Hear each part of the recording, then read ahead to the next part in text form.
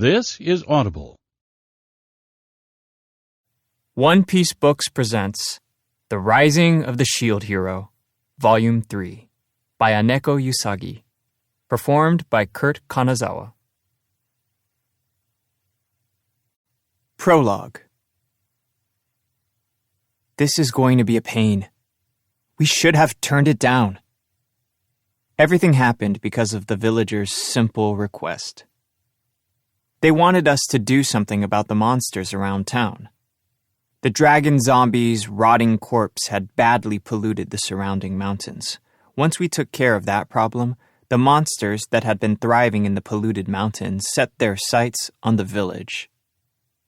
The idea was that once the monsters learned that the village was a dangerous place for them, they would just stay away. So the village hired us as temporary guards to keep the monsters aware of the threat the town posed. Honestly, I'd wanted to turn the job down, but they'd done so much for us that I ended up accepting it out of a sense of obligation. Considering all they were doing to help Raphtalia with her illness, we couldn't just leave them in the lurch, so we made our way back to the mountains. Oh well, let's get this over with.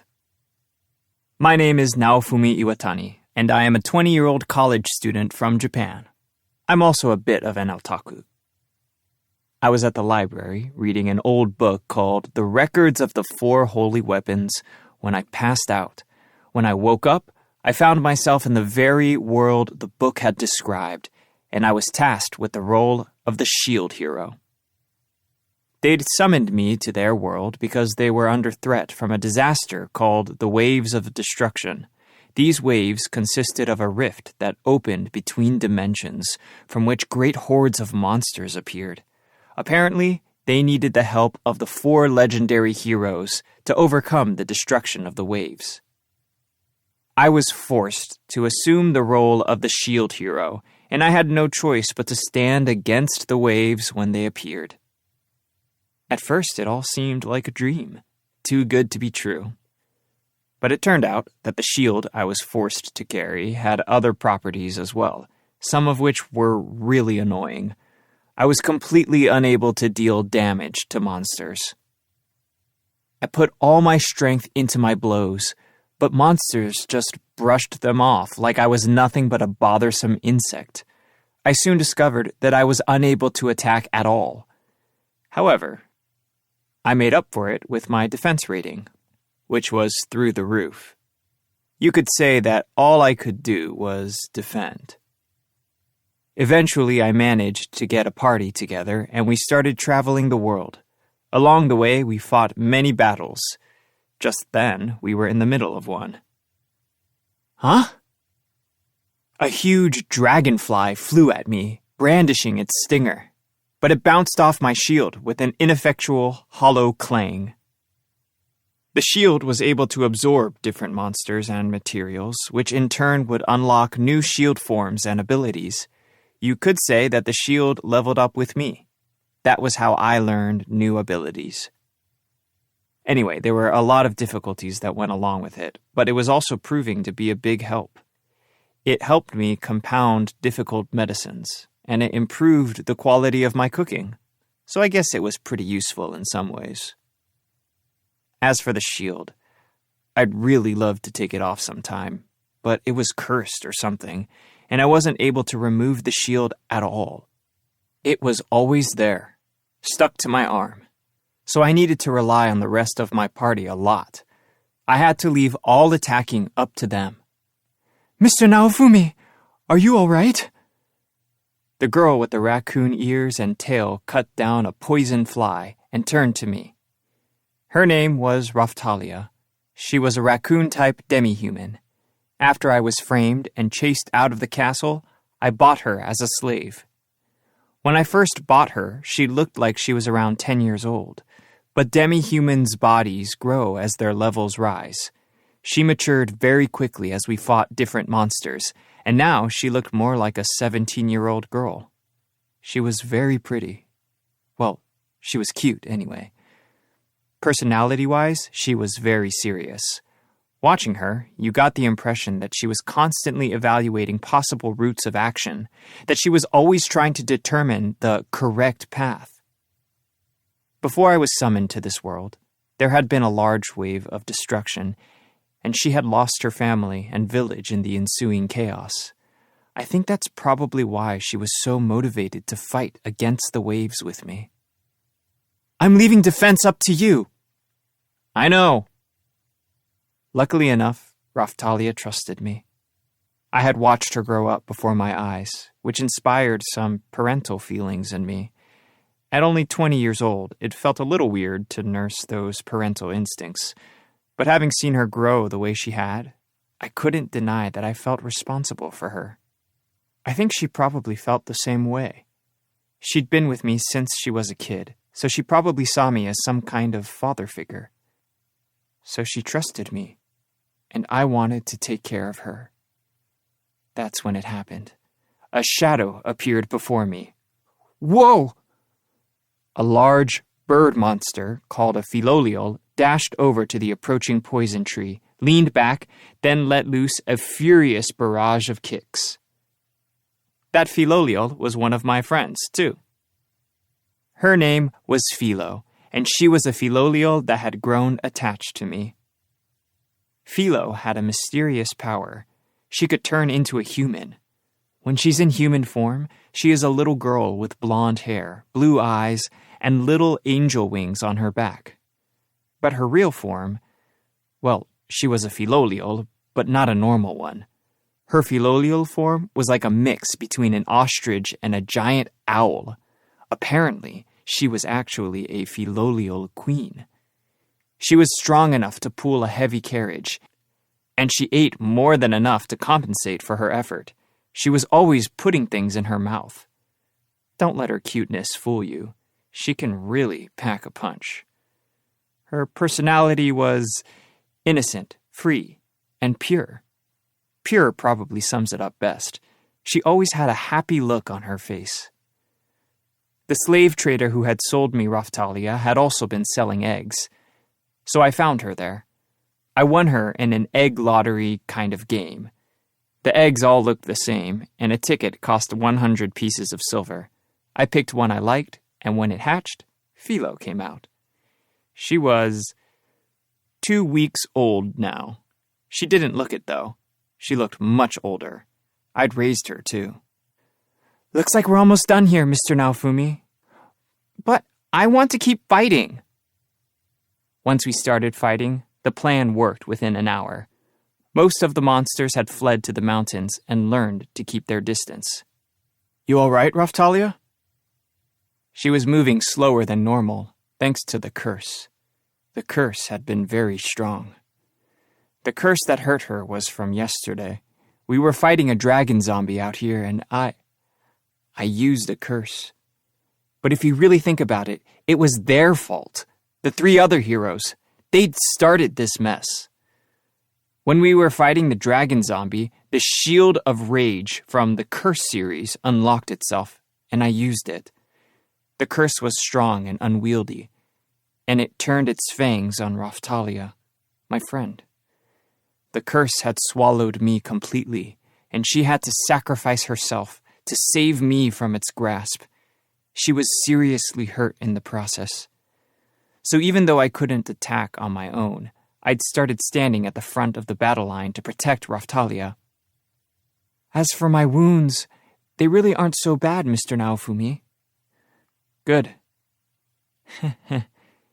"It's kind of nice to have you worrying about me. I'm really sorry. Promise you won't say that anymore." She smiled to show that she didn't care, but it only made me feel even guiltier. "Are you okay, big sister?" "Yes, I'm fine. Aren't I, Mr. Naofumi?" "Yeah, sure. But don't overdo it." "You don't have to. Anyway, thanks for caring." Apparently, she wasn't hurt too badly, which was good. Well, that's the end of our work for the day. Tomorrow we are heading back to the castle in Melromark so that Raphtalia can get some real treatment. We set off down the road back to town. When we left the mountains, there was a road that ran over rolling fields back to the village. Master, what's that? A wild Philolial A appeared. A wild Philolial B appeared. A wild Philolial C appeared. A blue-haired girl appeared by the Philolials. Damn it. What was a girl doing with wild Philolials? I cursed under my breath and watched closely. But she just looked like a normal little girl. Hey, you! Are you from the village? I thought I'd ask, just to be sure, but the Philolials responded before she did. Gah! The Philolials looked at Philo. They were astonished. Philolials A, B, and C took off running. Ah! The girl stretched her hand out after the fleeing Philolials. What was with that girl? Was she playing with the Philolials? Well, after spending all this time with Philo, I had a pretty good idea of how you could expect Philolials to behave. She was probably feeding them or something, since they liked to eat so much. At first glance, the girl seemed to be pretty well off. Maybe she was the daughter of a rich merchant. What was that? The Philolials ran off and left her alone. So I guess she didn't own them. I guess they were wild. If the monsters ran away the minute you approached, they might have been the kind of rare monster that leaves behind valuable items and lots of experience points. Still, taking down a random Philolial probably wouldn't yield a ton of experience. They probably ran because they caught sight of Philo, our Philolial queen. Boy, those birds sure look yummy. I think so every time I pass one of them on the road. Those are the same species as you. Philo was licking her beak in slobbery anticipation. I guess everything looked like food to her. So she'd go cannibal that quickly, huh? Creepy. If we chase them now, we can get them. Master! Leave them alone. She really knew how to take the tension out of a scene. As for experience, I guess I hadn't checked our levels after we fought the dragon zombie. Naofumi, level 38, star. Raphtalia, level 40, star. Philo, level 40, star.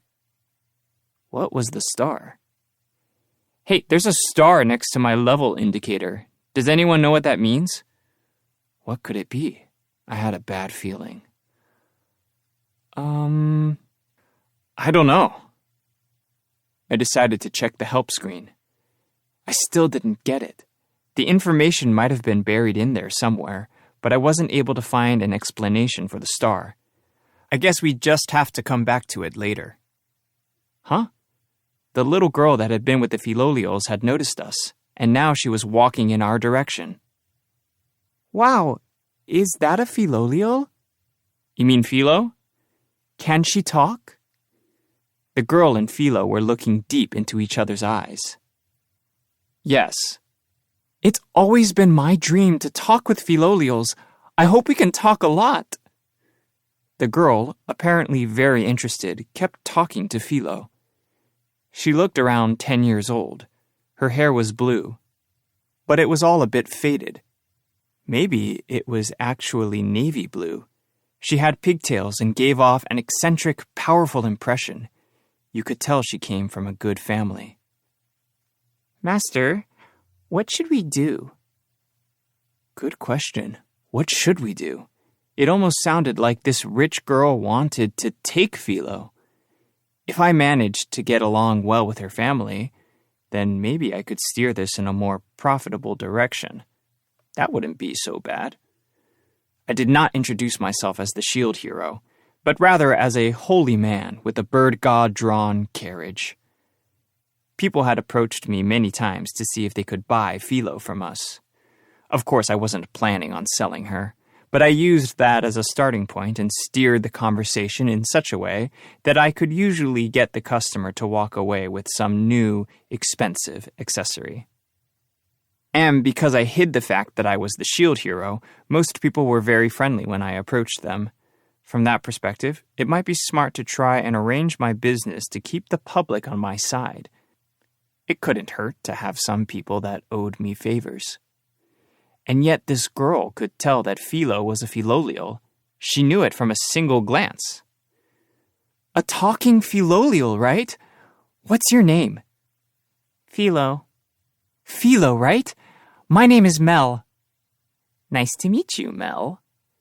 Yay! Hey, Philo, want to eat this?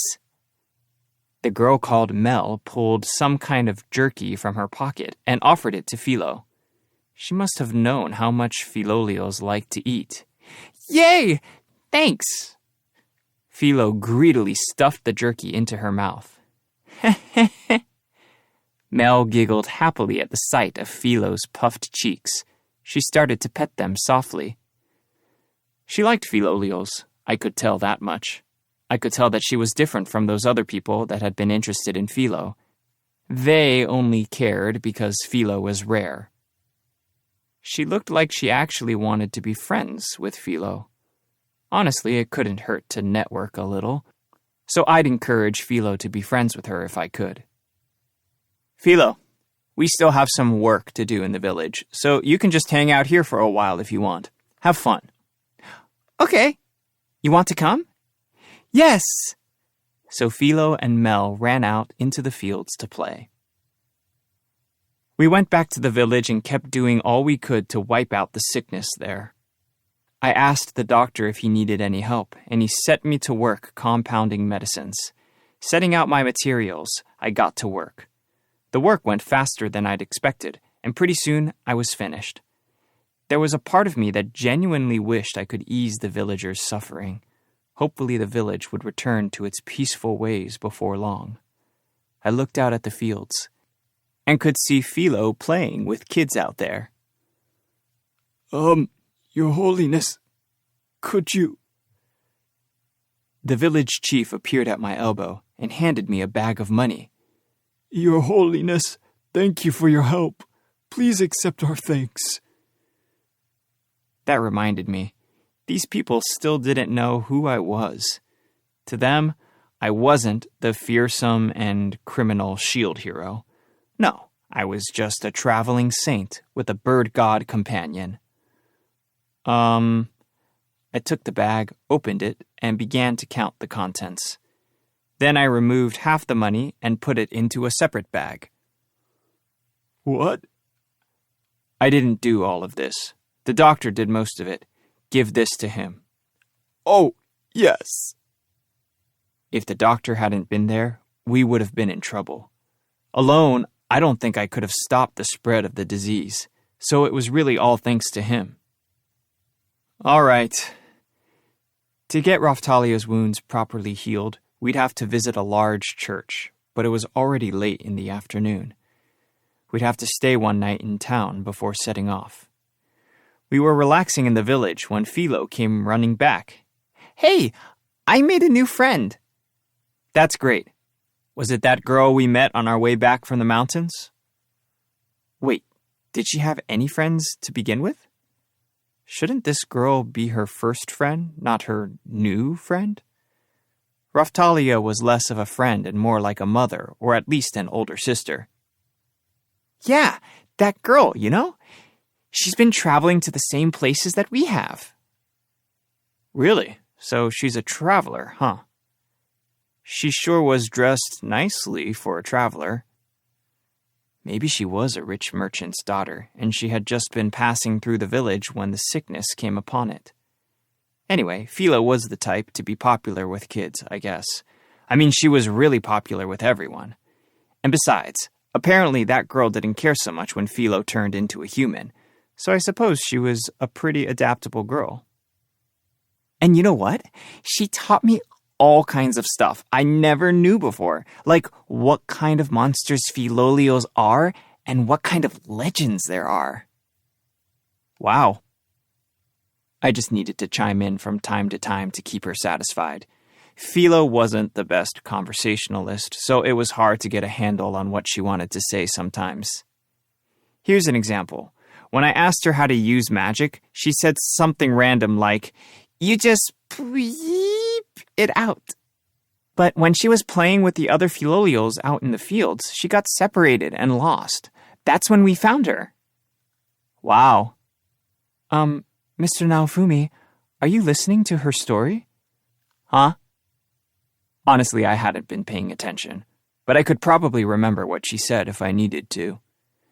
Philo became friends with that girl who'd introduced herself as Mel, and that girl had been separated from her companions. It sounded like a creepy story, and so I went to look at Philo, only to see that the girl was there too, standing right next to her. I'm sorry to trouble you at this hour. I was wondering if you wouldn't mind. I'd like to travel with you. Wait, just a second. I need to get all of this straight. You were Mel, right? Why did you come here with Philo?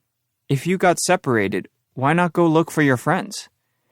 Yes, well, a Philolial brought me here, but I don't exactly know where I am. I know where I am trying to go, but I was separated from my protectors quite a while ago. Protectors? Are you nobility or something? Or a merchant's daughter?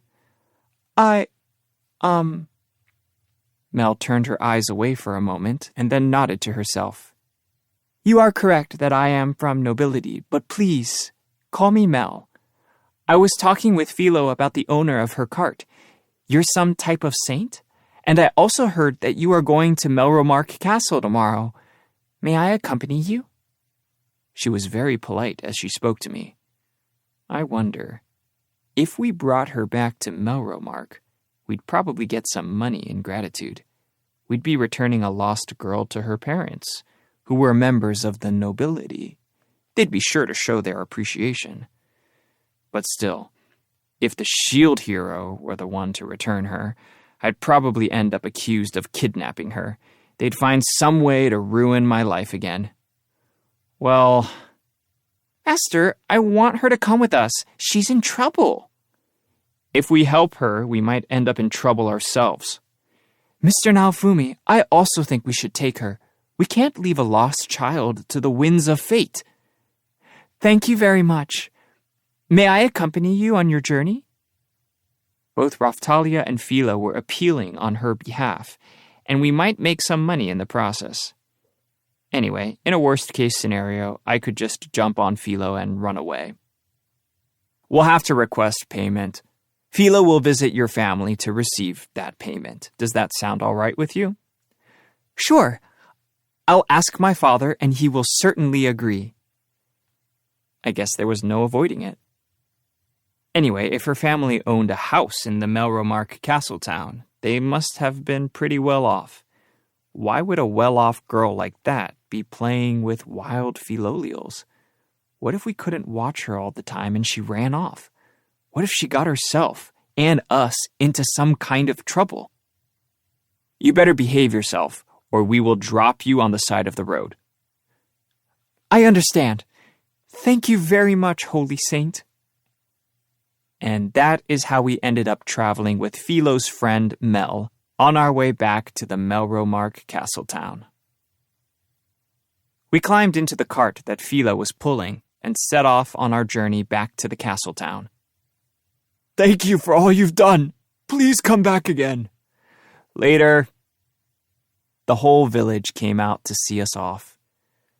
On my way out of town, I couldn't help but wonder, would they still treat us this way if they knew who I really was? Just thinking of it made me feel strange. Mel, I look forward to our travels together. My name is Raphtalia. It won't be a long trip, but I'm sure we'll have a good time. Yes, I'm sure we will, Ms. Raphtalia. I really wanted to make sure that Raphtalia was healthy, so I was in a hurry to get back to town and get her some of that healing holy water. Mel, keep in mind that healing Raphtalia is the highest priority for us. What happened to Ms. Raphtalia? Asked Mel. We were fighting some evil, vicious monsters up in those mountains, and she ended up cursed. So that's what happened, right? I was making money by compounding medicine and selling it, but I made up my mind to make Raphtalia my top priority. Honestly, I really wanted to make money so that we could buy good equipment for when the wave came. But if I weighed that against Raphtalia's wounds, Raphtalia was obviously more important. I mean, I was the one that cursed her. And if the wave was coming, then she needed to be in top condition for it. The equipment could be dealt with later, but Raphtalia had a sickness that needed to be cured now. We needed to get it treated as soon as possible. We need holy water from a big church. The curse is so strong that you are going to the church in the capital, right? Yeah. The doctor back in town had told us that we would need strong holy water from a church. That's why I made up my mind to head back to the capital. It was sure to have the biggest church. Philo, we're going to the capital. Quickly now. Roger, Captain. Woohoo! Philo took off at such a speed that Mel let out a little shout. I forgot to mention that Philo tends to shake the carriage a lot when she runs. Most people end up really motion sick. Would Mel be all right? Philo is so fast! I can go faster. Guess she'll be just fine. Don't go too crazy now. It's dangerous. Calm down. Raphtalia reprimanded the sprinting Philo, but Philo gave no indication that she'd been listening. She was actually running faster than normal. She was probably trying to impress Mel. But if she kept it up, Raphtalia might get sick. Mr. Naofumi, do you mind if I lie down for a bit? Nope. Were we making it worse? This is turning into a real nightmare. I should have turned her down. I muttered to myself. We ran into Mel because we'd agreed to chase monsters away from the town. I was starting to regret it, if only a little. Chapter 1. Philo's Friend. The fire was crackling. We'd set up camp for the night. We were on schedule to arrive at the Melromark Castletown the next day. Oh, Philo, you're so funny. Wait, I got you. You got me. Philo was in her human form, and even though we were out in the wilderness, she was so hyperactive she was running in circles. It was fun to have a sleepover with your good friends. I'd done that before, on summer vacation school trips to the seaside or during lock-ins in the science room. So I understood how fun it could be. But still, these two liked each other way too much. It only made sense. Philo hadn't ever really had a real friend that was in the same age range as her. But Mel was from nobility, so they weren't really on equal standing. Mel was more like Philo's owner. When you looked at them, they looked like close friends, so I guess Mel didn't really care that Philo was a monster. When we were riding in the carriage, Mel had made a few fiery speeches about Philolials, about which she seemed to know quite a lot. But she said that she had been on some long trips before, and so she'd probably ridden in Philolial carriages a lot. That was probably how she came to like them. Calm down. Okay. Mr. Naofumi, why not let them play? Isn't it good for Philo to have a friend? I guess. It was almost unbelievable how loud and obnoxious Philo could be with a friend in tow. Mel, I'm going to show you my treasure. Yay! Philo had a bag that she always kept hidden away in the carriage. She took it out and showed it to Mel. I wondered what it could be. I kind of wanted to know. What would Philo consider a treasure? I'm sure it was just trash. But if she was filching from my stash, I'd have to lay down the law. Master, you want to see too? Sure. Philo waved her hand to call me over, and I peeked inside the bag. It was filled with pieces of a broken sword and some junky-looking jewels from when I failed at an accessory-making attempt. Some glass beads. Connectors. It's so sparkly and pretty, isn't it? Yes, it's beautiful. Mel looked a little confused. In her defense, it was a bag of trash. She was probably drawn to shiny things because she was a bird. I think I'd heard somewhere that crows like to steal shiny things. Was Philo doing the same thing? What's this? There was something else mixed in with the trash. I reached in and took it out. A brown hairball? It was a large, soft ball, but when I pressed it, I could feel a number of smaller, hard objects moving inside. More than anything else, the object smelled terrible. I had a really bad feeling about this. That thing there came out of my mouth. It came from out of her mouth. Out of Philo's mouth. Had she been a cat, the object would have been a hairball. Had she been a human, it would be vomit. But Philo was a bird, and birds throw up pellets? In other words, the hard things were pieces of monster bones mixed in with Philo's own feathers and other indigestible materials. Gross! What was she thinking? And to think, I touched it. I threw the pellet ball away. Hey, that's my treasure! That's no treasure. That's excrement. If you put that in a bag again, I'll throw all your treasures away. But...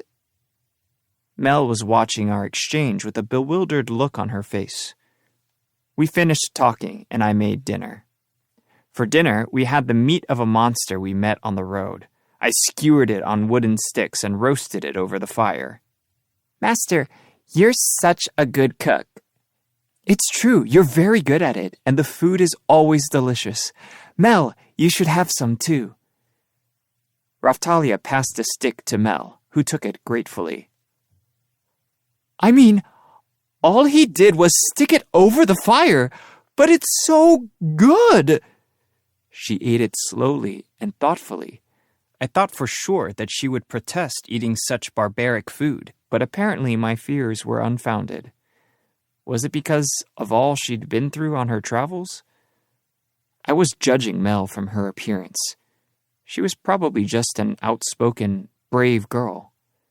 Anyway, we finished eating, and there was nothing left to do but sleep, but it was still a little early for that, so we were stuck with some free time. I was pretty used to staying in the wilderness by then, so I thought about taking out the magic book and sitting down to study some more. A little time went by, and Philo and Mel started to calm down. They probably wore themselves out and fell asleep. Raphtalia was taking a nap, so she'd be fresh for her watch. She still had to cover half the time. I just wasn't comfortable with the idea of leaving Philo and Mel in charge. Even if it was a book for beginners, it was still filled with many different kinds of magic. It covered things like First Guard and First Heal. I still couldn't really use them myself, but those spells seemed to be the powerful end of the beginner's level of magic. I was reading about spells to raise your attack power and agility. There were so many I wanted to learn, but the grammar was so difficult that following the descriptions proved nearly impossible. I occasionally threw new logs onto the fire, and time slowly went by. Raphtalia slowly blinked and looked sleepy. Did I wake you up? No. Shall I take over? If you want to. All right. I found a good place to pause my studies, and then took her up on her offer. Mr. Naofumi? What is it? Philo and Mel are... She pointed a shaky finger at the now silent figure of Philo, who was now a giant bird again. Philo was asleep, alone, and the clothes that Mel had been wearing were tossed about the ground around her. Where was Mel? I thought for sure I'd find her half naked, asleep on Philo's stomach, but when I looked, she wasn't there.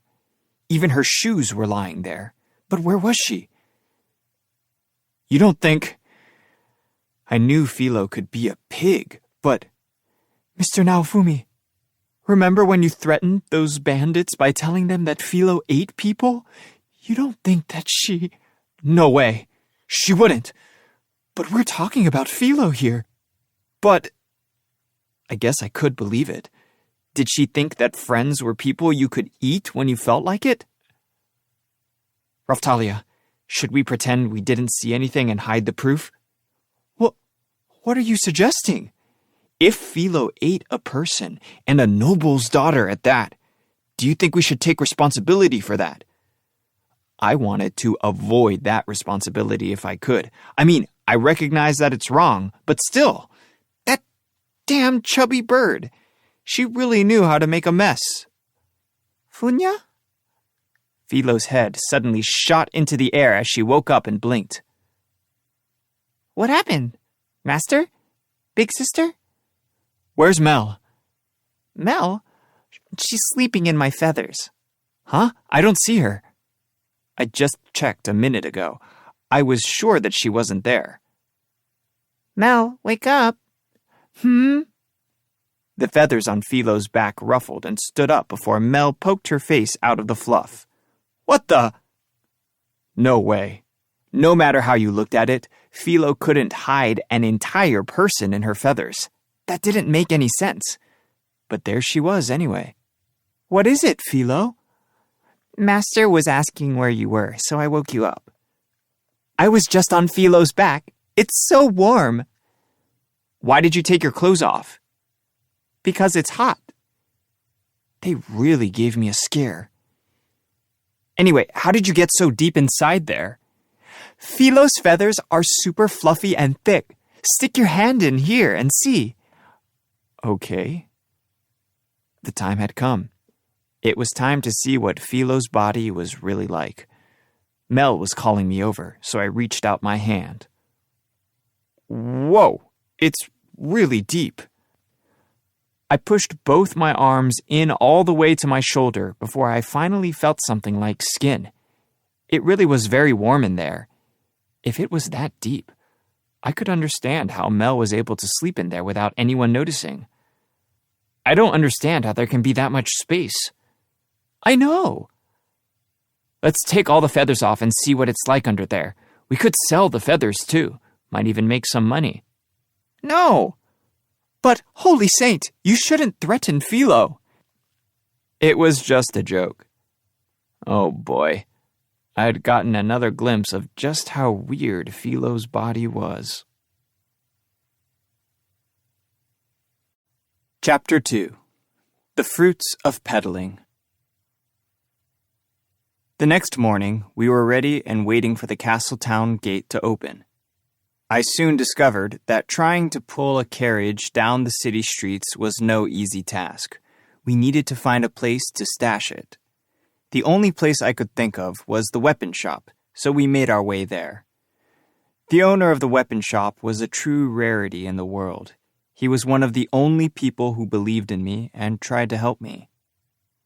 Even after I'd been framed for a terrible crime, he sold me weapons at a fair price.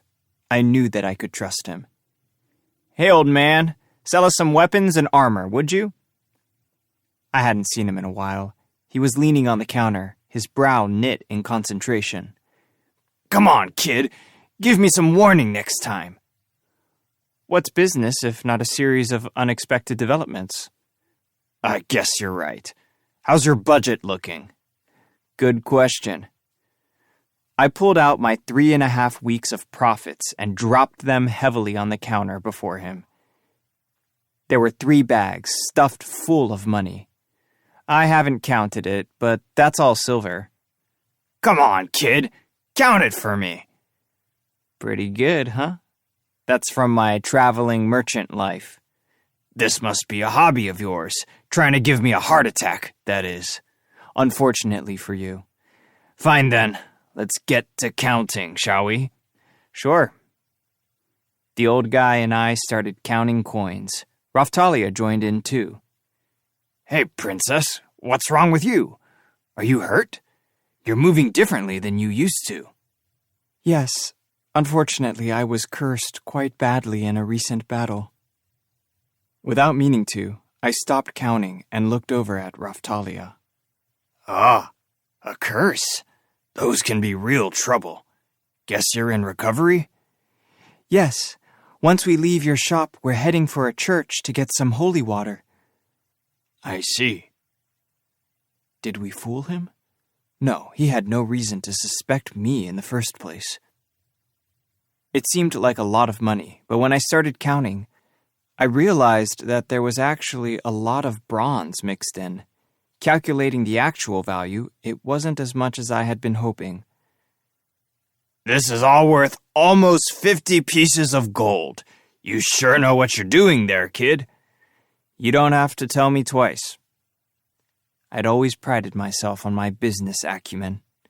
Still, I'd made all this money off the misery of others. It didn't put me in a great mood. We have some stuff to sell, too. Some equipment we lifted off of some bandits we met. Philo had been wandering around the shop, looking at products. I snapped at her, and she quickly ran out the door and pulled in different items from the cart outside. "Can I bring Mel back home?" asked Philo. "Sure, but get back here before noon, and make sure that her parents show their gratitude." "Okay. Holy Saint, thank you for all your help. I'll see to it that you get what you are owed. Thank you again for your assistance." Philo finished dragging in our loot, and then she left to bring Mel back to her family. That was fine. She had only come with us so that we would bring her home, and I couldn't see there being any further complications. We'd only spent a day together, but still, I felt like I'd started to get a handle on just what kind of girl Mel was. She had been very polite, and getting in her parents' good graces certainly couldn't hurt. When Philo was on her way out, I told her to run away at the first sign of any trouble. "All right, so you want to trade this stuff in?" I turned back to the weapon shop owner and returned to our negotiations. There was a pile of equipment between us. We had managed to steal it from some violent bandits we had encountered. "Kid, you've got your hands in all sorts of honeypots, don't you?" "With that, plus all the money, how's our budget looking?" "Let's see here. You're talking weapons and armor for her and then armor for yourself, right?" He crossed his arms and started mentally tabulating. "Don't get me wrong. I'm glad that you bring me all your business, but you can try some other shops too, you know." "What's that supposed to mean?" "Nothing in particular. The other heroes have stopped coming around, so it made me think that there must be some other shop out there. A better shop." It wasn't impossible. The other guys already knew all about the world from their games, so there was a good chance that they knew a different store, one with better prices and equipment. But his shop was supposed to be the best in the castle town, so if there were a better place, it would have to be in another country, right? You have any ideas? "Maybe if you went to our neighboring country, there might be a shop with better equipment than mine." "If I have to gamble on a hunch, I'd just as soon take my chances with you." "There you go, kid. I won't let you down." "Worst case scenario, I'll just have you make me whatever I need. Those look like skilled hands you've got." "Good eyes. When I was younger, I was the apprentice of a famous blacksmith to the east." "That's what I'm talking about. That's why I like working with you, for your skill and your efficiency." "I'm on it, kid. I won't let you down." The old guy jumped over the counter and started pacing his shop, considering all the products there. For the little lass, I think that a magic silver sword would serve her well. Of course, I'd include a blood-clean coating also." After some discussion, we agreed on a price of 10 pieces of gold. The blood-clean coating he referenced was a way of making swords so that blood and guts wouldn't stick to the blades and ruin them. If you don't get the guts off your sword quickly enough, the blade will rust and lose its edge. The coating was really important if you planned on using the blade for long. As for armor, I think magic silver armor that's been manufactured with magic defense properties. Yes, that should do it. Magic defense manufacturing? The wearer of the armor will absorb magic from the enemy. It increases the wearer's defense proportionately. Sounds great. If I wasn't able to perfectly protect her, that armor would help her escape battles unscathed. If I made a mistake, that is. It would be important going forward. The old guy was still thinking of equipment we could make for 10 pieces of gold. That was a pretty expensive piece of equipment. Hey, we have more money. If we went all out here, what could we get? Kid, you gotta think about the girl. It will cost money to get that curse lifted. Besides, what if the equipment doesn't work for you? You'll lose money trading it in and all that. Right. Also, that's about the best I can do with the materials I have on hand right now. Fair enough. If it was the best equipment he could make, then I guess it was good enough for me. If you want to push for something different, I'll have to make it custom. I can do that, but it will take a little time. Yeah, I guess you'd need time to make it. Right. I have a bunch of different materials now, but still not enough. Mostly, I'd need ore. I thought that maybe we could use the skin from that dead dragon. Put that aside for a second. What about you, kid? What about me? If we are talking about your armor, I could make a heavy armor with the air-wake processing. That way, it would be lighter. Or I could make something new from all the stuff you brought in. What would be better? It would probably be about the same. Hey, I remember you said that you could improve the barbarian armor if you added some bones. You're right. I was about to suggest that. Chimera and dragon bones are really great materials. Then we could cover it with dragon skin and fix the dragon's core into the center. That would be perfect. The dragon core he was referring to was a crystal-like core that had reanimated the dragon after it died. It was like the heart of an undead dragon. Philo had eaten most of it, but we still had what I'd set aside. I bet that items like that, rare items, would make great equipment. Awesome. Sounds good to me, old man. Let's do it. Thanks. I'll add the bones for free, which means that you just need to cover the manufacturing and material costs. He took 5 gold pieces and a pile of materials and took them all back behind the counter with him. Hey, kid, you better leave your barbarian armor with me when you leave. Sure. I went to a changing room and slipped out of the armor, and then I set it on the counter. All right, I should have this all done in 2 days or so come back then. I'll have good stuff for you. Thanks. Oh, hey, old dude. What? There's a star next to my level now. Any idea what that means? Oh, yeah? Guess you guys are about ready to change class. Class? What? You don't know? Class up. You are going to advance into the next class. Once you break through your class, you can reach even higher levels. Plus, you get a huge power boost for breaking into a new class. Say what? What now? So it was like a game where you could change jobs at a certain level? Normally, only knights, wizards, and adventurers with special permission from the crown are permitted to go through the class-up process. But you're a hero, aren't you, kid? You should be able to. Thinking back on it, it would explain why the bandits were so much weaker than I would have expected. They weren't able to break through level 40. So adventurers and villagers that weren't trusted were kept under a certain level. That's how they were able to keep the peace. They controlled everyone's power. That reminds me, when we'd been fighting the bandits, I think the bodyguard had said something similar. When you go through a class-up, you have to decide what direction you want to take your growth. It sure worried me when my time came. Once you get that star, your options really open up. It's a big deal. Where can I do it? Where can I class up? Haven't you already been there? The room with the dragon hourglass. So that's where it happened. Thinking back on it, it did seem important and well protected. The Dragon Hourglass was a giant hourglass that counted down to the arrival of the waves of destruction. A while back, I'd met up with the rest of the heroes there. Could it be that I'd met them there because they'd gone to class up? Just what level were they at, anyway?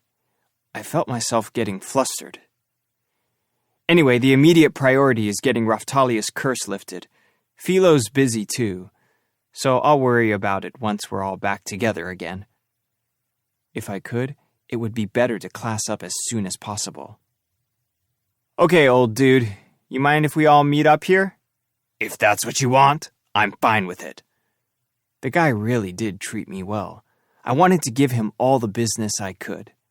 We finished up at the shop, and Raphtalia and I left for the church. There was a large church in the center of town, looming over everything and immediately visible. It was huge. There was a symbol over the door. It looked like a sword, spear, and bow combined. I didn't like the look of that. There was no shield. Shield hero? We walked into the building, and one of the sisters there shot me a cold glare. Putting aside what they thought of me, is that how they behaved in their church? Or were those accused of rape not even allowed to enter the church at all? Do not let it upset you. A man, some type of church patriarch by the look of him, admonished the sister. Something about it made me uncomfortable, but whatever it was, I let it go. Father, what brings you to our holy space today? My friend here has been hit with a powerful curse. We've come in search of a powerful holy water so that we might cure her. They hadn't done anything rude to me yet, so I saw no need to be combative right off the bat. We will require a financial offering. The wall was plastered with various items and their prices, but I decided to ask anyway. How much? Holy water is not very expensive, but it is available in different potencies, starting with 5 pieces of silver, 10 pieces of silver, 50 pieces of silver, and up to 1 gold piece. Well, at least they weren't out to get whatever they could. Had they tried to wring money from us, I'd been prepared to show them how I felt about it. Well, I certainly wouldn't want to start debating over money here in the house of God. We'd like the holy water for 1 piece of gold, please. We can't, Mr. Naofumi. I can't accept such an expensive item. It's fine. We already went over this. You're important to me. What's a piece of gold if it will save you? Thank you so much. You won't regret it. I took out a piece of gold and passed it to the priest. Thank you. He pointed to a sister who immediately came over with a bottle in her hand. I remembered my appraisal skill and used it on the holy water. Low-level holy water. Quality poor. I glared at the priest. He looked taken aback, then took the bottle from me. The color left his cheeks. Why did you bring this cheap holy water? But The Lord is merciful. If you have done this to appease your own sense of justice, then you must repent immediately. I'm so sorry. I beg your pardon. A member of our church has behaved rudely to you. If I get what I paid for, I'll have nothing to complain about. Thank you for your understanding. The priest left to retrieve the water himself, then returned with the bottle. I used my appraisal skill on it again. Curse-lifting holy water. Quality excellent. Looks good to me. I took the bottle of holy water from him. Please thank the Lord for his guidance. All is delivered through the mercy of the Lord. Religions sure did have an air of self-righteousness. He spoke as if it were to be assumed that I was evil and that I should be grateful for his forgiveness. Raphtalia and I left the church. I was ruminating about their behavior as we left the building behind. Chapter 3. Everyone Loves Angels. Ooh, shield hero! We were leaving the church when I heard a shout I couldn't ignore. I turned to see a young boy of 14 or 15, dressed like a soldier, running in our direction. He was nearly out of breath. We were in the castle town, so when I saw soldiers running in my direction, I was prepared for bad news. I didn't think. I turned and started running. Raphtalia was right behind me. There were too many ways for this to go bad. The king who had framed me, the guy I secretly called Trash, was a moody man. Who knows what he had decided to frame me for this time? Wait! Yeah, right. Why should I? I knew that nothing good was waiting for me. Who would wait for a soldier who was shouting for them to wait? Only a fool. So I took off running. But then I realized Philo wasn't with us. I couldn't let us get captured. But I also couldn't escape town with our carriage if Philo wasn't there with us. Wait!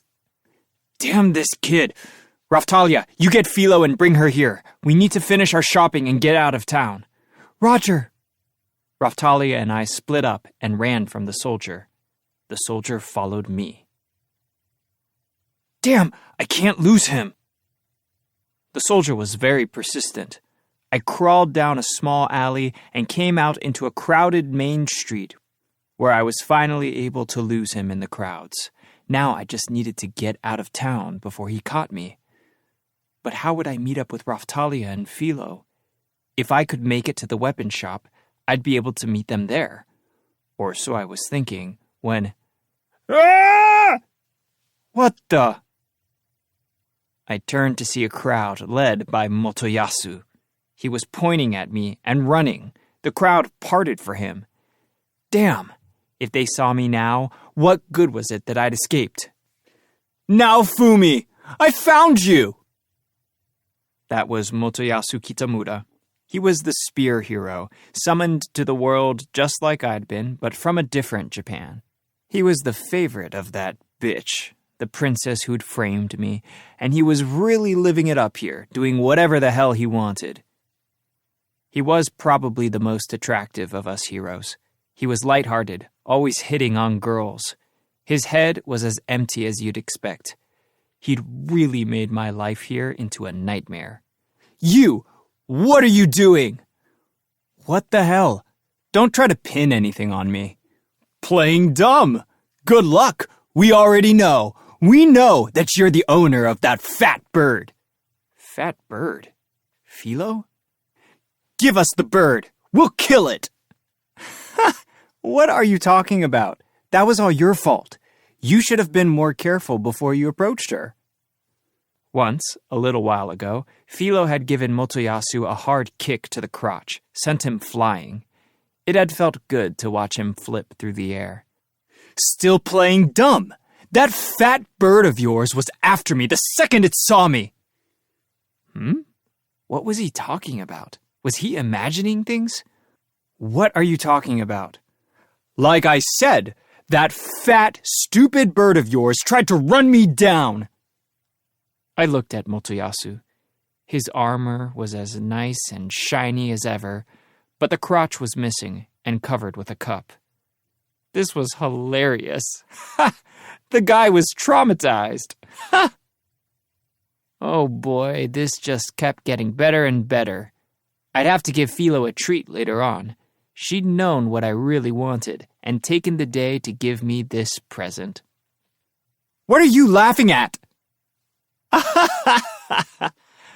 You bastard! Seriously, what was he so mad about? This was great. Motoyasu apparently realized that his current conversation tactics weren't getting through to me. He changed the subject.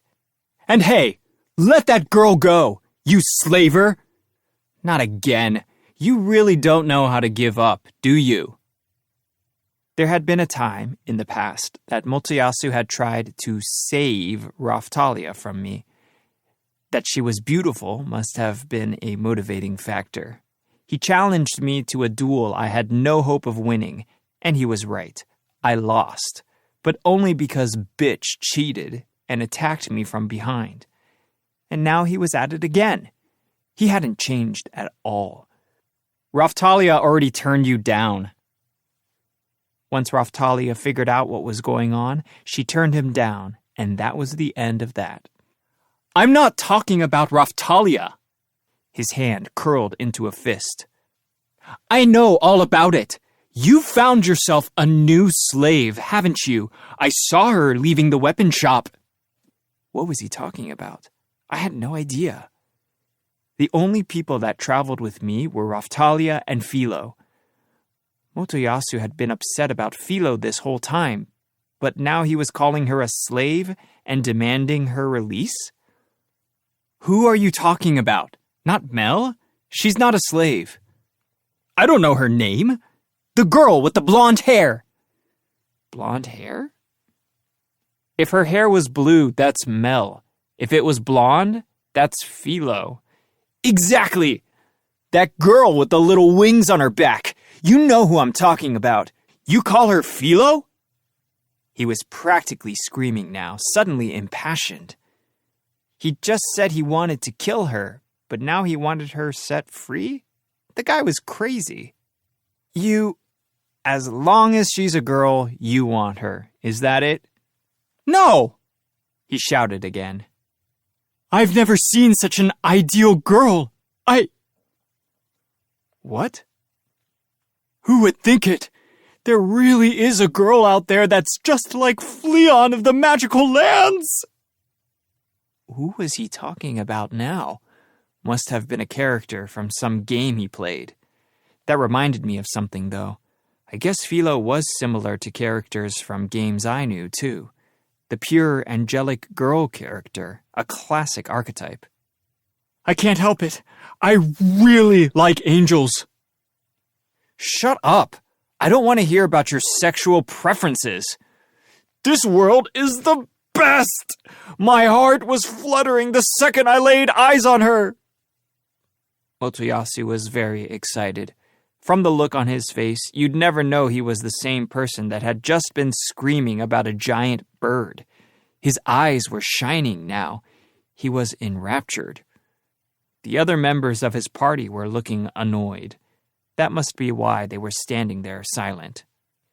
I know that you own that girl somehow. Let her go. God, you're annoying. Okay, so he was saying that I needed to hand Philo over just because she happened to be his type? I wished he'd keep his jokes to himself. You think I'm just going to go along with that request? If you won't, we'll fight until you agree. He readied his spear and pointed it at me. What? You want to fight here? Stop that. Think about your surroundings. Chaos Spear! Before I could finish my sentence, Motoyasu had already called a skill and sent an attack flying in my direction. I lightly lifted my shield to stop the barrage, but the flying spear tips that missed me flew on down the street before burying themselves in a storefront and bringing the wall down with a crash. There was a crowd of people in the street, and now they were all screaming because of Motoyasu's violent outburst. Hey! Airstrike Javelin! He pointed his spear again and sent it flying in my direction. Damn! I dodged it, but it could have hit the crowd of people. I might not have known much about this country and its people, but I knew the difference between a good place to fight and a bad place to fight. Could Motoyasu think about anything but himself? Let her go! Who would? He wants me to let that ravenous bird loose? Was he crazy? I almost considered it, just so he'd understand what a bad idea it was to let that crazy bird loose. So you won't listen? The surrounding townsfolk were on the verge of panic. Come on, control yourself! I don't care if you are heroes. Don't fight here! Shouts of protest from the townsfolk grew more and more frequent. This was not good. No matter how much damage Motoyasu caused, I was sure to take the fall for all of it. Motoyasu, calm down! It was time. Should I switch to the Shield of Rage, like I did with the zombie dragon, and counter his attack? No. that would burn everything around us, and that was how Raphtalia got hurt. I shouldn't use it when there are people around. Even still, it wasn't like I could just run away. "Hey, you guys stop too!" I yelled to Motoyasu's little posse of bitch and her friends. They needed to know that they were pissing off a hero. They only looked over at me and laughed. I was getting a bad feeling about this. She never missed an opportunity to piss me off. She'd do anything. "Everyone, please calm down. This is a duel between the spear hero and the shield hero. It is a legitimate duel, recognized by the crown, whom I represent here today." Bitch was pretending to go by the name Mine, but even though she pretended to be someone else, she still felt entitled to issue commands as the crown. She flashed a certificate that supposedly empowered her to speak for the royal family. "Give me a break!" The first person to express their discontent was the owner of a shop behind me. Soon, others in the street joined in his shouts of protest. I didn't find anything about it surprising in the least. Anyone watching would have seen Motoyasu start the fight all on his own. And now she called it a duel. Give me a break. "You would speak against the command of the crown? You scoundrel!" "Scoundrel? Look who's talking, bitch princess." A glance at the gathering crowd, and it was clear that supporters were mixed in with the pedestrians who wanted the duel stopped. The confusion was growing, and the whole scene looked ready to collapse into a riot. Damn. This was not looking good. The worst part was that I had just finished escaping my pursuers. They were probably still around here, and if a big duel started, they were sure to find me. "Second javelin!" Motoyasu produced 2 glowing spears and sent them flying in my direction. I stopped one with my shield, protecting a shop behind me in the process, but the second one grazed my arm and left me scratched. "First heal!" I could heal myself with magic, but I couldn't hope to win a duel by only defending. What should I do? Without Raphtalia or Philo, I didn't stand a chance of winning. And Motoyasu knew that I couldn't attack. He was doing this on purpose, to humiliate me. Did he only start duels that he knew he would win? The jerk.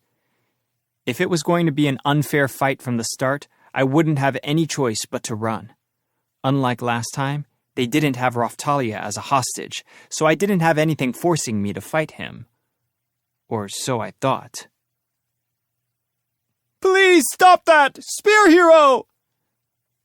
The soldiers I'd been running from appeared from the crowd and positioned themselves between Motoyasu and me. "This area is heavily trafficked by our citizens. We cannot permit you to duel here." "Yes, we can!" Bitch immediately snapped at the soldiers. She flashed the certificate and continued. "Your assistance is not necessary here. This is a duel between heroes, and the interference of a mere soldier will not be tolerated." That bitch, she was rotten to the core. The soldier's eyes swam with confusion.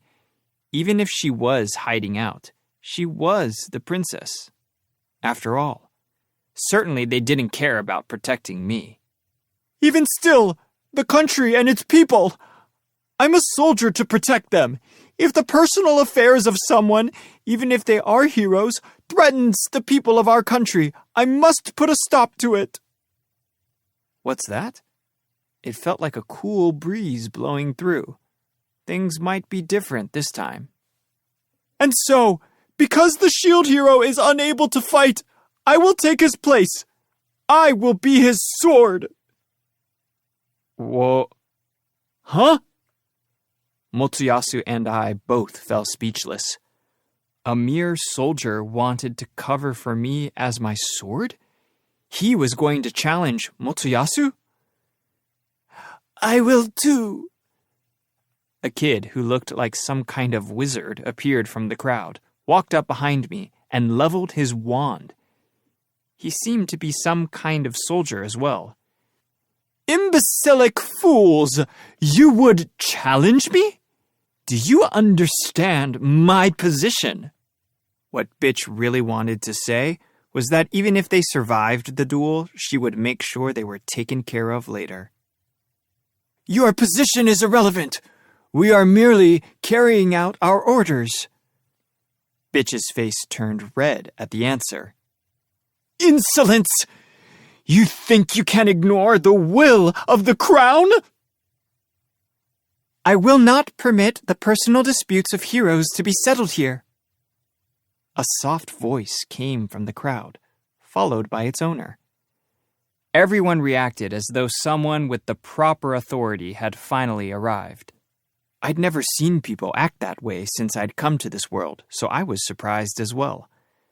All the authority figures I'd met since I came here were scoundrels. Rather than stopping a duel, they were more likely to instigate and enjoy it, like mine, who was second in command. Who would speak out against her? I turned to see. It looked like a mere child. Wait, no. It was Mel. She was flanked on both sides by Raphtalia and Philo, who both looked unsettled. They were walking in my direction. What are you doing here? It's been forever, sister. Sister? Mel reached into her pocket and pulled out a certificate. That's... Everyone was speechless when they saw the paper, and they let their heads droop. What was it? Who had more authority than Bitch? Spear Hero, please try to understand. I would appreciate it if you can put your disagreements to rest today. But... Please look around you. You would fight in a crowded town square? Are those the actions of a hero? Ugh. Motoyasu sighed and slowly calmed down. He seemed to understand the situation. Mr. Naofumi! Raphtalia came running to my side. Are you all right? Yeah, but what's up with Mel? She's that thing's sister? Holy saint! But that's not who you are, is it? Allow me to reintroduce myself. My name is Melty. Thank you for bringing me back to the castle town. It was a very enjoyable trip we had together. Mel gave a curtsy. Shield Hero, what happened here? I don't know. Motoyasu once again challenged me to a duel. He wants to steal my party members away. Again? Raphtalia knit her eyebrows in disbelief and shot Motoyasu an annoyed look. Motoyasu ignored her and looked over at Philo. What's your name, miss? Philo. Don't tell him the truth. I had to jump in to save her. This guy is making you pull heavy carriages around, isn't he? Let me save you. Well, that's true. She is pulling a heavy carriage for me pretty much every day. I couldn't lie about that. I mean, that is the kind of monster she was. If I don't let her pull it, she throws a fit. She cries like a baby. You bastard! You treat this poor little girl like she was one of your fat birds? He sure did have a big mouth. What I did with Philo was my business. Let Philo go! Shut up already! Why did he think everyone in town was trying to calm him down? But he was angry again. He pointed his spear at me. I believe I just said that you were not to duel here. Mel once again had to order him to stop, but he completely ignored her. Was he just going to ignore her? He was the kind of guy to lose all of his senses when a woman was around. Ladies, you must escape. I'm telling you, this guy is very dangerous. Motoyasu turned to Philo and tried really hard to look like the good guy. Didn't he know that he was fighting so hard to save the fat bird that he was screaming about wanting to kill just a little while ago? Or I guess she was in human form right now. She just looked like your standard pretty little girl. What a Motoyasu kind of mistake to make. Huh? Why? Master isn't dangerous. Master? You bastard! Airstrike javelin! Motoyasu ignored Mel's order and performed a skill. I immediately blocked it. What are you doing to Master? It's okay, Philo. I'm going to save you. Why didn't he listen? We weren't allowed to fight here. I suppose there is no getting around it. Mel closed her eyes and raised her hands. Philo, I have a request of you. Please stop the spear hero. Okay, I will protect Master. Philo stood before Motoyasu. Philo, please move! I can't take care of him with you right there! But Philo didn't move. She stayed where she was and opened her arms. Philo, he called you a fat bird. Naofumi! You bastard! How could you say that to a little girl? I didn't. You did. You just said it like 5 minutes ago. You said you wanted to kill her. Yeah, and the last time I met you, you laughed at me. I hate you, spear guy. Laugh? When did I ever laugh at you? With a puff of smoke, Philo returned to her bird form. Yes, the Philolial queen form. Huh? What? Motoyasu looked shocked at Philo's transformation. He was leaning over a little, as if to protect his crotch. Philo watched him, watched the confused look spread over his face, then charged up her powerful leg and delivered a quick kick to his crotch. I saw it happen. His face froze in shock, and his body snapped into a tailspin, flying 10 meters through the air. The cup he was wearing shattered into dust and came raining down from above on our heads. Ugh! Philo wins! Philo threw one of her wings in the air and struck a victorious pose for the crowd. Was that enough to keep him down? Nah, he was probably just fine. He'd been wearing a cup. Raphtalia was pale and whispering to herself, but I'm sure she was fine. For whatever reason, his party didn't run to help him either. I suppose there wasn't much anyone could do. The crowd erupted in applause. It was immediately clear who they'd hoped would win. My bad mood was feeling better already. Please take the spear hero to get some medical care. The soldiers that had challenged him now picked him up and carried him off. All right, sister? I have to say that it seems you've really behaved poorly here. May I ask what the problem is? I might have to report to Mother on this.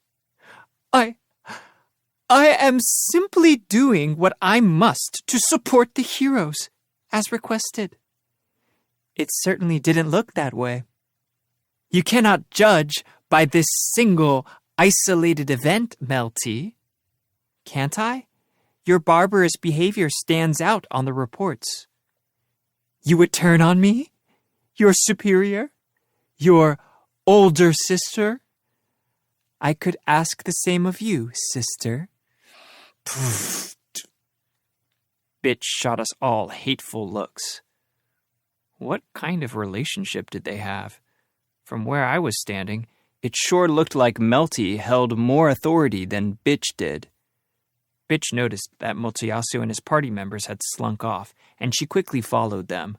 A good excuse as any to run away. Master, didn't I do good? Philo came running over to me, expecting some kind of praise. There was no getting around it. I reached over and rubbed her head. There. That's the second good kick you've given Motoyasu now. Good work. That was one of the best moments of my life. Yeah, I kick him every time I see him. Yes, you do. You're great. Why are you congratulating her? Raftalia was angry. But I wouldn't backpedal on this. Philo really had done a good job, after all. I swear, these heroes... Melty held a hand against her forehead and sighed. I sure wish they'd stop causing a fuss, at least here in the middle of the castle town. Oh, I suppose I should thank you. Sure, but not here. Let's find a quieter place to chat. I looked around for a good spot, and sure enough, the crowd was watching us closely. That only made sense. We shouldn't talk where everyone and anyone could overhear us. Okay. Shield hero! The soldier that had stood up to cover me was now giving me a pleading look. Yeah, you guys are coming too, aren't you? Not that I know what you are up to. We were never trying to capture you, Shield Hero. I hope you will believe me. Considering the way they'd chased me and their obedience to orders, I wasn't really sure if I could trust them. But I suppose it couldn't hurt to hear them out. Chapter 4. The Volunteer. So yeah, this weapon shop is one of my favorite places in town. I give the guy all my business. You remember it, right? Yes. Hey, kid, think I could trouble you for an explanation? A bunch of stuff happened, and I'd like to borrow your shop for a meeting. I don't really care what happened, but this is my place, not yours. Do me a favor and find another place for your meeting. The weapon shop was the only place I could think of where we could speak undisturbed, so after all the drama in town, I marched everyone straight there. There aren't really any other places. Like what else? The monster trainer tent? Come on, kid, the monster trainer is really... The old guy knew. He knew what really went on in that tent. If you're going to take a bunch of kids to a place like that, then I guess I have no choice but to let you hang out here. And so there we have it, the owner's permission. Now then, who are you? Your name was Melty, right? Yes, I am the first heir to the throne of Melromark, the second daughter of the royal family, Melty Melromark. Huh? Let's see. Bitch is the oldest child, right? So why would the second daughter be the heir to the throne? My older sister has had personality issues for many years now. After she caused problem after problem, it was decided that I would be the heir to the kingdom. Normally that would sound crazy, but when I thought about just how awful Bitch really was, it started to make sense. Even still, something seemed off. Could Melty really share blood with that crazy bitch? How did the Trash King produce a daughter like her? It was hard to believe. Philo? What? You can't hang out with this girl anymore. Mr. Naofumi, why are you acting like her father yet saying such awful things? Come on, she's Bitch's sister. If she'd managed to become the heiress before her sister, she must have been good at manipulating people. At that young age, she might be even more manipulative than her bitch sister. Was she after Philo? Or even worse, was she working for Motoyasu? Had she coordinated this whole run-in just so that she could swoop in and earn my trust? She could have. She might have had her eyes on us since that eastern village with the epidemic. She earned our trust and infiltrated our group, and she'd been planning on capturing us when we delivered her to the castle. If Raftalia hadn't caught up, who knows what might have happened. And... Sorry, but I think that's enough talking for now. I simply cannot trust you. Or I should say that I can't trust you anymore, now that I know who you really are. Please listen to what I have to say. Have you heard the things your own father and sister have said? I'm sorry, but there is no way we can talk. I can't trust you. Even if I told her the truth, there was no guarantee that she'd believe me. Just think about it. She was the Trash King's daughter. I couldn't just tell her to believe me. I'll accept the help you just provided us in the street as payment for bringing you back to the castle town. Now get out. But you... Before the second princess could get angry, a knight opened the door to the shop and poked his head in. Ms. Melty, the king has summoned you. Please come with us. All right. I thought she'd throw a tantrum, as children do, but the younger princess instead gripped the frills of her dress, took a deep breath, composed herself, and followed the knight out the door. Bye then, Philo. Okay. Later. There would be no later, though. I wasn't going to give Philo away to some princess or to Motsuyasu. I swear, everyone in this whole damn kingdom drove me nuts. Mr. Naofumi, shouldn't you have at least heard what she had to say? Yeah, kid, she's right. Sorry, but I just can't trust the royal family. Shield Hero! What? Oh, you guys are still here? I thought they'd left with the young princess, but I turned to see that the soldiers who'd chased me through the streets were still there. Just how many tricks would I have to put up with? These soldiers were in on it too, no doubt. I waved them away, but they didn't budge. Get out of here. We don't have anything to talk about. I'm not moving until you hear what I have to say. Oh, come on. All they were going to say was, "Give Philo to the princess," or something like that. Fine, spit it out. If I didn't let them talk, they'd never leave. When the waves come, when the wave is here, I'd like to fight with you. What? What was he saying? I stuttered in disbelief and stared at the young soldier. Myself and many other lower-ranking soldiers were very impressed by the way you conducted yourself during the last wave. Also, I come from Ryute, and I feel the need to repay all that you've done for my family and friends there. Is that so? Yes, and, well, a number of us were impressed with your actions that day. We came to realize that if anyone fought to protect others, it was you, the Shield Hero. We formed a group. We want to fight with you. With me? I don't think your commanding officers will be too excited about that. The knights and leaders of the kingdom had never shown any desire to cooperate with me on anything. Once, during the first wave, I'd been fighting off a horde of monsters when they decided to rain fire down on me from afar. You're right. They won't be happy about it. But you protected us when we needed it. We want to follow your example and help others. And so you came looking for me?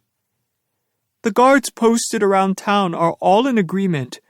We've all talked it out, and we agreed that whoever found you first needed to stop you and tell you how we all feel. You don't say. We aren't supposed to fight against the wave directly. That's not our role in the battle. Even still, we believe our number one priority should be protecting our citizens from harm.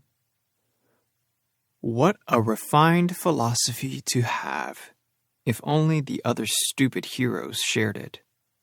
So please, Shield Hero, when the next wave comes, let us fight with you. If you just want to fight against waves, I don't see why you need to fight with me. There had to be some other reason they were offering me their services. There was probably some system of advancement within their military so that soldiers that proved themselves in battle would earn promotions quicker than their compatriots. If that was true, then battling side by side with a hero against the wave was sure to improve their standing. And even if we were heroes, no one could hope to face down a wave by themselves. They knew that I needed whatever help I could get. In the status magic bar, there was a category under party members called battle formations. It probably referred to something we could use during the wave. It would make sense if we used it when battling the wave. It seemed like the proper way to go about it. It was probably something similar to online MMORPGs, where guilds and clans could fight one another. In this situation, the enemy wouldn't be another guild, but it seemed like they were talking about a similar setup. If not, how were one person and their immediate party supposed to face down a whole wave of enemies? That would be about as reckless as a person could be. Sure, when we got to the boss monster, the high-level ace players, in this case that would be us heroes, would have to step up and defeat that monster. But what about the rest of the other weaker monsters? You'd think that plenty of normal people and soldiers could take care of them easily enough. The last wave pretty much proved my theory. The last wave occurred near a village named Ryute, and the knights and soldiers were able to arrive quickly. That settled it easily enough. But the country was big. If the wave occurred somewhere far away, the damage would be incalculable. If that happened, there would only be a few of us there to protect people. Whatever. Setting aside the actual battle formations and strategy for a second, I wanted to know why these young soldiers wanted to fight by my side. Was it because I was the weakest of the heroes? If there was a lot of competition to get in with a hero during battle, it only made sense for them to come to me first. Either that, or it was all a big lie. Maybe they just wanted to arrest me when the wave arrived and I was transported to the area it was occurring. Or they'd make me count on their participation and then leave me there when the time came just to spite me. That could have been it. We simply want to fight with you to protect our citizens. Of course, he could say whatever he wanted. That didn't make it true. Are you trying to get a promotion or something? Not at all. He shook his head in response so quickly, it was clear he expected the question. Then he turned and waved to someone standing behind me. It was a young boy in robes, like a wizard. I say like a wizard, but his robes were nothing like the purple robes I'd seen at the magic shop. They seemed cheaper, shoddier. They were yellow. The two young soldiers lined up before me and bowed deeply. I am from Ryute. You saved my family, so I want to help you if I can. Ah, I get it now. So he felt obligated to me because I'd saved his family. If he really was from Ryute, I could probably trust him. I'm sure you're right. That there are plenty of people that would use you to secure a promotion. But I just want to help you. Huh. I guess there are some curious people in your group. Shield Hero? The young boy dressed like a wizard raised his face. Looking closely, I saw that the boy was a demi-human. Melromark was very obvious about its preference for humans over demi-humans, so how could this young demi-human survive, much less become a soldier for the crown? His robes were much shabbier than those of wizards I'd seen during the last wave battle. Could it be that there was a reason for that, besides his age and rank? This little guy is a real fan of the Shield Hero. Long ago, in a different country, there were legends of other heroes appearing. This one, as always, looked up to the Shield Hero. Huh? It seemed like there really was a small group of people that believed in me and wanted to help. This kid hadn't mentioned it directly, but it seemed like all the while I'd been peddling my wares and saving villages, there were people gathering to support me. I could give it a try. There was a bag in the back of my carriage that was filled with accessories I'd yet to sell. I pulled it out. 150 pieces of silver. If you can pay for that, I'll think about your offer. Huh? What's wrong? If you guys buy this off me, I'll trust you. Mr. Naofumi. Raphtalia sighed and looked a little worn out. I suppose it did sound like I was demanding money when all they wanted was to help. Normally it would be the opposite. It was just my nature. If they were after promotions or money, then they'd turn their noses up at this. My real concern was that they might be connected with the younger princess, in which case I couldn't trust them. Very well. We will go meet with everyone and collect the money you require. Please wait for us. The young soldier I'd been talking with made the declaration and ran off. Kid, I tell you, you're awful. If something sounds too good to be true, it is. I have to make sure they aren't lying. The young, wizard-looking boy was still there, just standing around. You disappointed in me? The young wizard boy shook his head. I believe in you. Curious little kid. I was mulling it over when the soldier came running back. He was out of breath. Hoof! Hoof! Everyone chipped in. Here you go.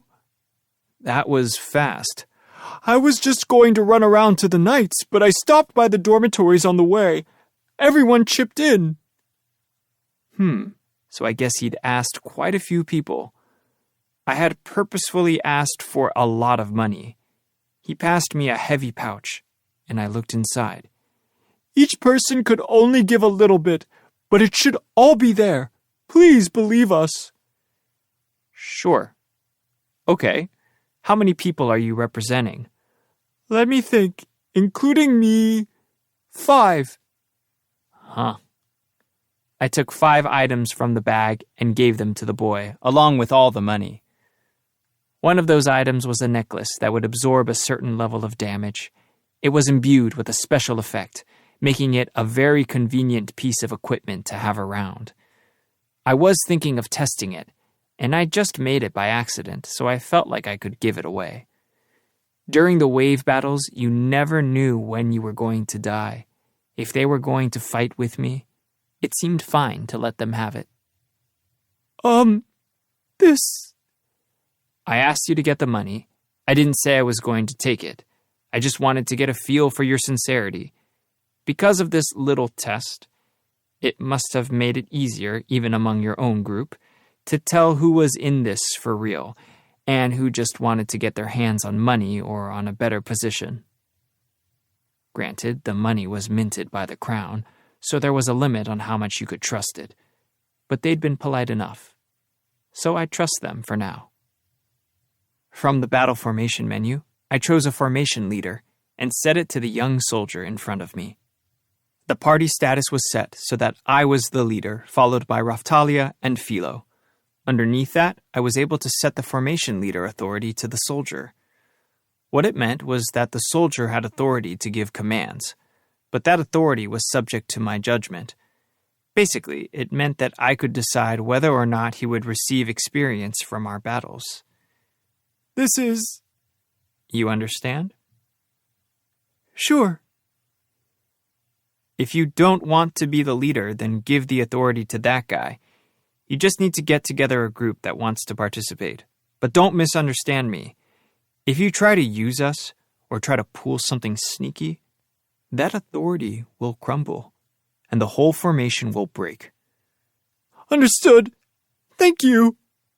The two of them lined up and bowed deeply before leaving the room. There were plenty of holes I could poke in this situation, but it seemed like, just maybe, people around here were actually starting to believe in me. Except that, just like I'd warned them, if they crossed me, I'd show no mercy. All right then, let's go do the class-up thing. Hey kid, you don't have the nicest methods, but you are starting to act like a real hero. So you really were just trying to see if they were lying or not? It's like I said, they could have been in it for profit. I had to see that they were willing to sacrifice. We left the weapon shop and went on our way. We might have run into some trouble, but now I could return to my immediate goal, class up. Chapter 5. A Royal Order. To class up, we had to make our way to the Dragon Hourglass. That reminds me, I heard that classing up will open up a bunch of new opportunities. What do you want to do, Raphtalia? I want to do whatever you ask of me. Stop that. Raphtalia, you should decide on what you want for yourself. I'd played a game once that let you choose the path of light or the path of darkness after a certain class change. The whole point of that mechanic was that the player would pick whatever they wanted for themselves. When the waves are over and I go back to my own world, you'll still be here without me. I need you to become strong enough to survive without me. What? Are you going to leave me, Mr. Naofumi? Yeah. I didn't feel any particular connection to this world. I'd helped some people and gotten a party of friends. But did that really make it worth it to save the world? If I didn't like it there, I couldn't think of any reason to stay. You wouldn't take me with you? Where? What was she saying? If a girl like Raphtalia came to my world, people would stare at her. Philo could take me there. Where are we going? I don't think Philo could take you there. Really? Let's change the subject. Philo, what do you want to do when you class up? I want to learn to spit poison. Now there's a phrase for the history books. What did this stupid bird want now? Was it because we'd fought a lot of poison-type monsters lately? Did that make Philo think that it was cool or something? Like the bioplant and the dragon zombie? You're already spitting poison. I just meant that she had a sharp tongue. She just babbled whatever she wanted without thinking about her surroundings. Really? She narrowed her mouth to a slit and exhaled sharply. Did I do it? That's not what I meant. Anyway, let's get going. We thought about the impending class-up and made our way to the Dragon Hourglass, our hearts leaping in our chests. The Dragon Hourglass was situated very prominently in the center of Melromark's castle town. There was a great view from the grounds. It was a very sunny spot, too, and there was usually a crowd of people lounging around in the afternoon sun. I was thinking over the location on our way there, and soon enough we arrived at the Dragon Hourglass. Just like always, it stood silent in the building, a heavy and important atmosphere floating over the hush. You must be the shield hero. Just like the last time, I was greeted by a grumbling sister of the faith. Yeah. And to what do we owe the pleasure? We'd like to class up. In that case, we will need 15 pieces of gold from each of you. 15 pieces of gold? Was she crazy? What could possibly justify a price that high? The sister remained calm and unmoved, though her eyes seemed to be laughing at us. Was she waiting for us to say that we couldn't afford it so that she could laugh in our faces? You said 15 pieces of gold each? With both Raphtalia and Philo, we wouldn't have enough money to cover it. But there was still time until the next wave came, so I guess we would just have to focus on making money with the time we had left. Raphtalia, you class up first. What? Just Big Sister? We don't have enough money, so there isn't much we can do about that. You can class up the next time we come here, so just relax. I'll get you a treat on the way home. She sighed in exaggerated discontent. I'd been meaning to treat her to something anyway, ever since she delivered that good kick to Motoyasu, so it was good timing. I took a bag filled with 15 pieces of gold, Raphtalia's portion, and showed it to the sister. The sister's face suddenly flushed, and she ran to retrieve some documents from the desk at the front of the room. The shield hero is prohibited from classing up. What? What's that supposed to mean? It is a royal order. The shield hero and his party are prohibited from classing up. That trash king. He sure did know how to piss me off. First, They set an illegal price, and then when I show that I can still afford it, they say that I'm prohibited from even trying. Give me a break. If I couldn't class up, what could I do? Why would I have to fight on without a job change? Was this some kind of new game plus, playing strategy for hardcore gamers? Give me a break. It is the rule. And besides, the shield hero has, right from the very start. Oh, never mind. From the very start, what? When I jumped to my feet, some knights that had been milling about the back wall all snapped to attention. Jeez! Fine. I put all my strength into my legs and pounded my feet loudly as we walked out of the room. I should have spent longer with the younger princess. What if she had really wanted to help me?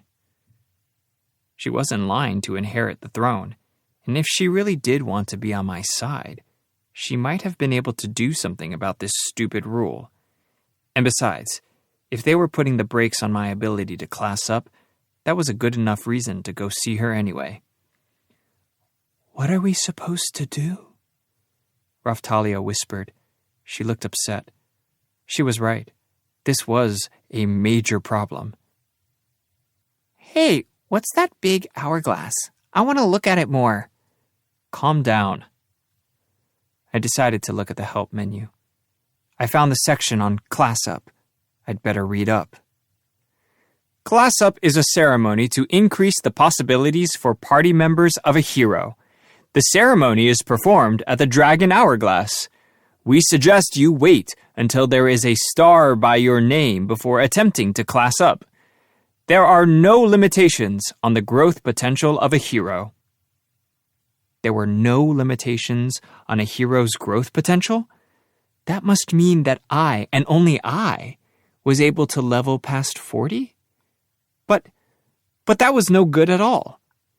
If there was no way to class up Raphtalia and Philo, then they'd be in a tough spot when it came time to battle, and that would leave us without any way to attack. There's nothing we can do. Let's come back to this later. It would be fine.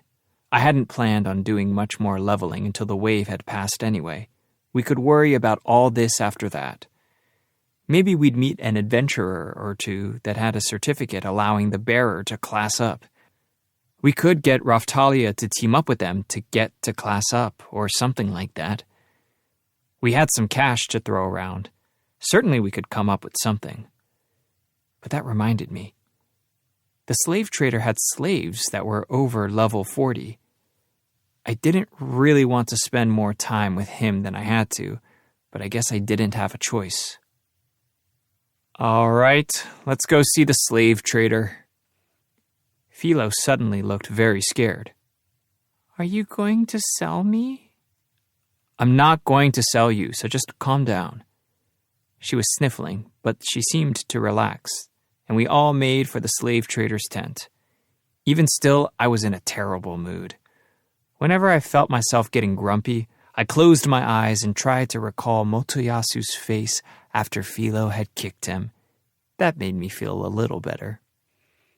Mr. Naofumi, that's quite a smile you've got there. Raphtalia never knew when to shut up. What was wrong with laughing a little to myself? Chapter 6. Welcome. We went to see the slave trader. Ah, if it isn't the hero, what can I do for you today? Before we get into that, I couldn't help but focus on what he was wearing. He seemed suddenly very rich.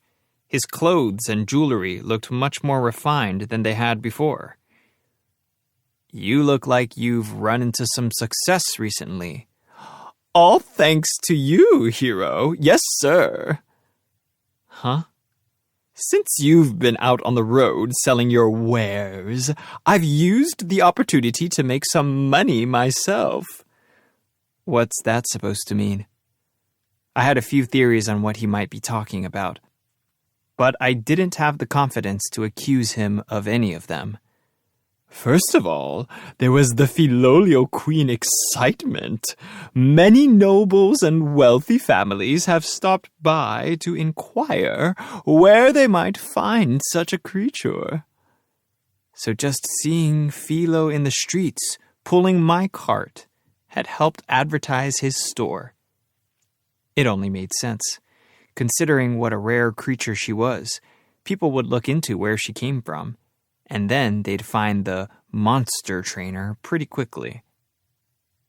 I'd met plenty of wealthy people who'd tried to buy her off of me directly. Come to think of it, that was probably why the younger princess had tried to get close to us in the first place. Not only was she a big help in battle, but she was a useful business tool also. Too bad for them. I wasn't planning on selling her.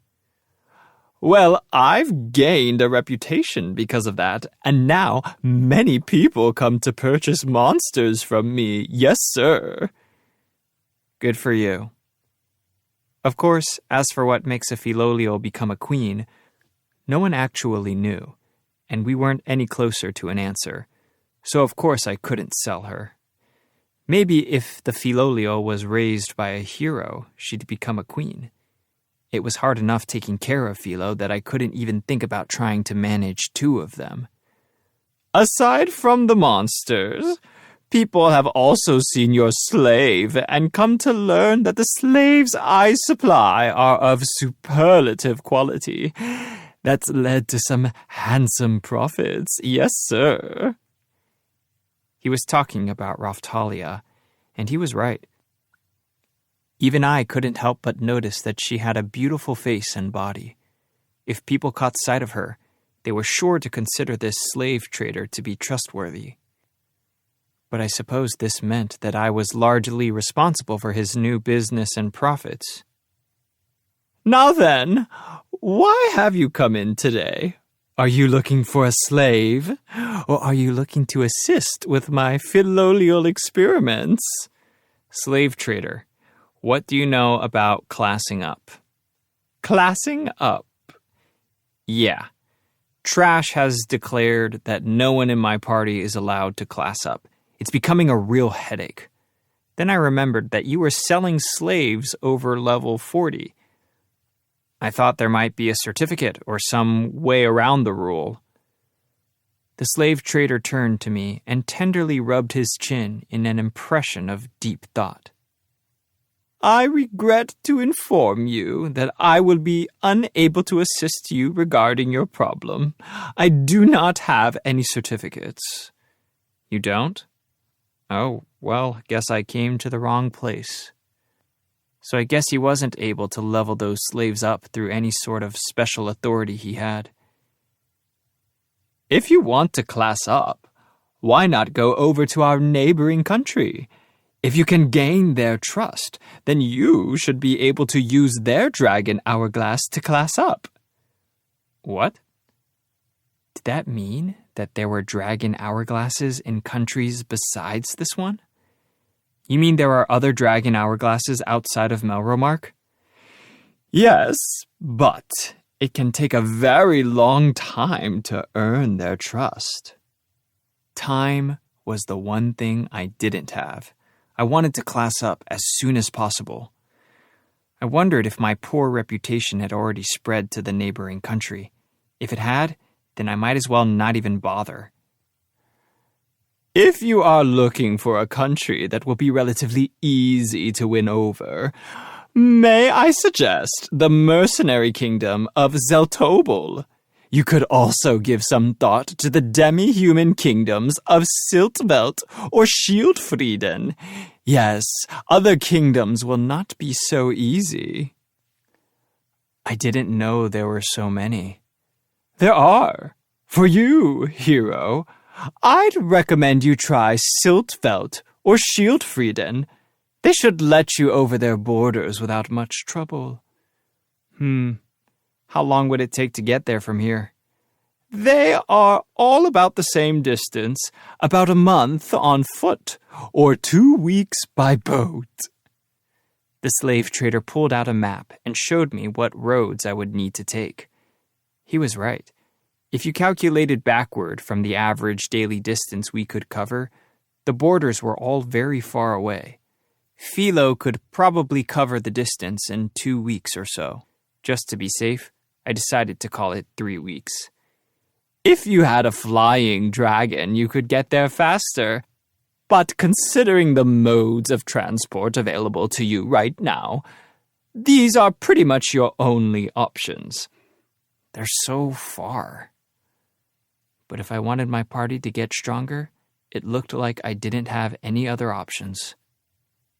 I'd just have to make up for lost time later. If I couldn't get Raphtalia and Philo's levels up any higher, then there was no point. It was pretty much inevitable. We'd have to make for the nearest demi-human country. It was our only real option. Once the next wave passes, let's go. I swear, Trash would do anything to drive me crazy. It was his singular passion in life. Hero, was that the only reason for your visit today? The slave trader was wringing his hands. It was starting to look like he wasn't going to let me leave so easily. Have you given any consideration to getting some weapons for your Philolial queen there? A weapon for Philo? A weapon? I guess I really hadn't purchased anything for her but those clothes. She really did already have a pretty great attack power, but with the wave coming, it might not be a bad idea to try and get her some equipment. If I did, I talked to the weapon shop guy first. He made the best stuff. Some claws for her made from dragon bone or something would be good. Just so you know, monster equipment is only dealt with by monster trainers, so a normal weapon shop won't carry the things you are looking for. A normal shop might be able to do a custom order for you, but the cost would be through the roof. Damn, he knew exactly what I'd been thinking. Can you do it? I'd promised Philo some kind of treat. This could be it. Just thinking of her kicking Multayasi with some claws equipped put a smile on my face. The slave trader's eyes moved over Philo. Philo, in her human form, had been humming a song to herself. But when she noticed him looking at her, she quickly ducked behind me to hide. She really didn't like him. A weapon for her would be either a horn for her head or some kind of spiked horseshoe for her feet. If you are looking for armor, they make some for Philolials. Thinking about Philo's body shape, though, I doubted there was any armor made that would fit her. We could get a piece of armor custom made for her unique body type, but Philo transformed into human form a lot, and if the armor couldn't change shape with her, then changing in and out of it would be a real pain. What do you have in mind when you say horn? It's a type of helmet that fits over the head and is spiked. It turns a headbutt into a deadly attack. The horseshoes he mentioned must have been some kind of hard shoe. Finally, there are claws. Well. Philo, what do you think? Philo still looked nervous. Was she so afraid of the slave trader that she had stopped listening to the conversation? There's a helmet for your head or shoes for your feet. Then there is armor. But I like to transform, and I don't want the armor to pinch me, so no thanks. I wonder if that thread the tailor had given her in the past was still working for her. We had a tailor make Philo some clothes for her when she was in her human form. They were made from magical fabric that turned into a simple ribbon when she was in her Philolial queen form. The helmet would work fine when she was a bird, but it would be way too big and heavy for her human form. The horseshoes would hurt her feet, and the armor would never fit. What else was left? We could go back to the tailor and see if there was some kind of metal version of the clothes we made, but that was sure to cost a small fortune, and the defense rating would probably be a joke. If you're looking for something that can easily be taken on and off, may I suggest the claws? Yes, sir. Sure. What do you think, Philo? Okay. I'll just get your measurements then. Can you transform into your monster form for me? Hear that, Philo? Okay. There was a puff of smoke, and Philo was back in her monster form. She held out her foot so that the slave trader could measure it. But the slave trader did not move. A subordinate of his emerged from the shadows and measured Philo's foot. She's much larger than an average Philolial. How long will it take? Luckily enough, I think we have this size in stock. Will iron claws work for you? I didn't know how to answer that because I didn't know what sort of attack power I could expect from different materials. Is it more important for them to be hard, or is it better that they are sharp? I have a little spare cash, so give me the best you have. Right away, sir. The best I can do at the moment is magic iron. And how much will that cost me? Well, you are a loyal customer, so I think we can offer you a special price. How does 5 gold pieces sound? It's half the market price. Can I haggle you down? Your parsimony never fails to impress me, hero. Very well, I will accept 4 pieces. That'll do it. Throw in some reins, too. Absolutely. The slave trader was looking very excited. He was easy enough to manipulate, but I was getting the feeling that I was being used, too. In that sense, he was very skilled at business. I'd have to be on my guard. He brought out a pair of large claws from the back. They were made of metal and were just large enough to fit Philo's feet. I can't believe you keep claws that big in stock. They are actually designed for flying dragons. It's the largest size we carry. So they weren't for Philolials. They go on my feet? Yeah, those are your weapons. The claws were lined up on the floor. Philo stepped into them. They look like a perfect fit. They really did. All you had to do was tie the strings over her feet to keep them on. Philo raised one of her feet into the air and wiggled it to get a feel for the claws. They feel so weird. Get used to it. With those on, your attack power will be way higher than it used to be. Her legs were already really strong. If her attack power went up even higher. I found myself mentally replaying the scene of Philo kicking Motoyasu. It was such a funny thing to see, but if she kicked him with these on, she'd probably rip him in half. It was funny to think about, but if it really happened, he'd be in real danger. Philo, from now on, when you see that guy with the spear, you can only kick him if you are not wearing those claws, okay? But why? Because he wouldn't get out of it with just a pair of smashed balls. Sure, he was a jerk, but he was still a hero. Who knew what would happen if we killed him? Maybe it was even too late to try and restrain Philo.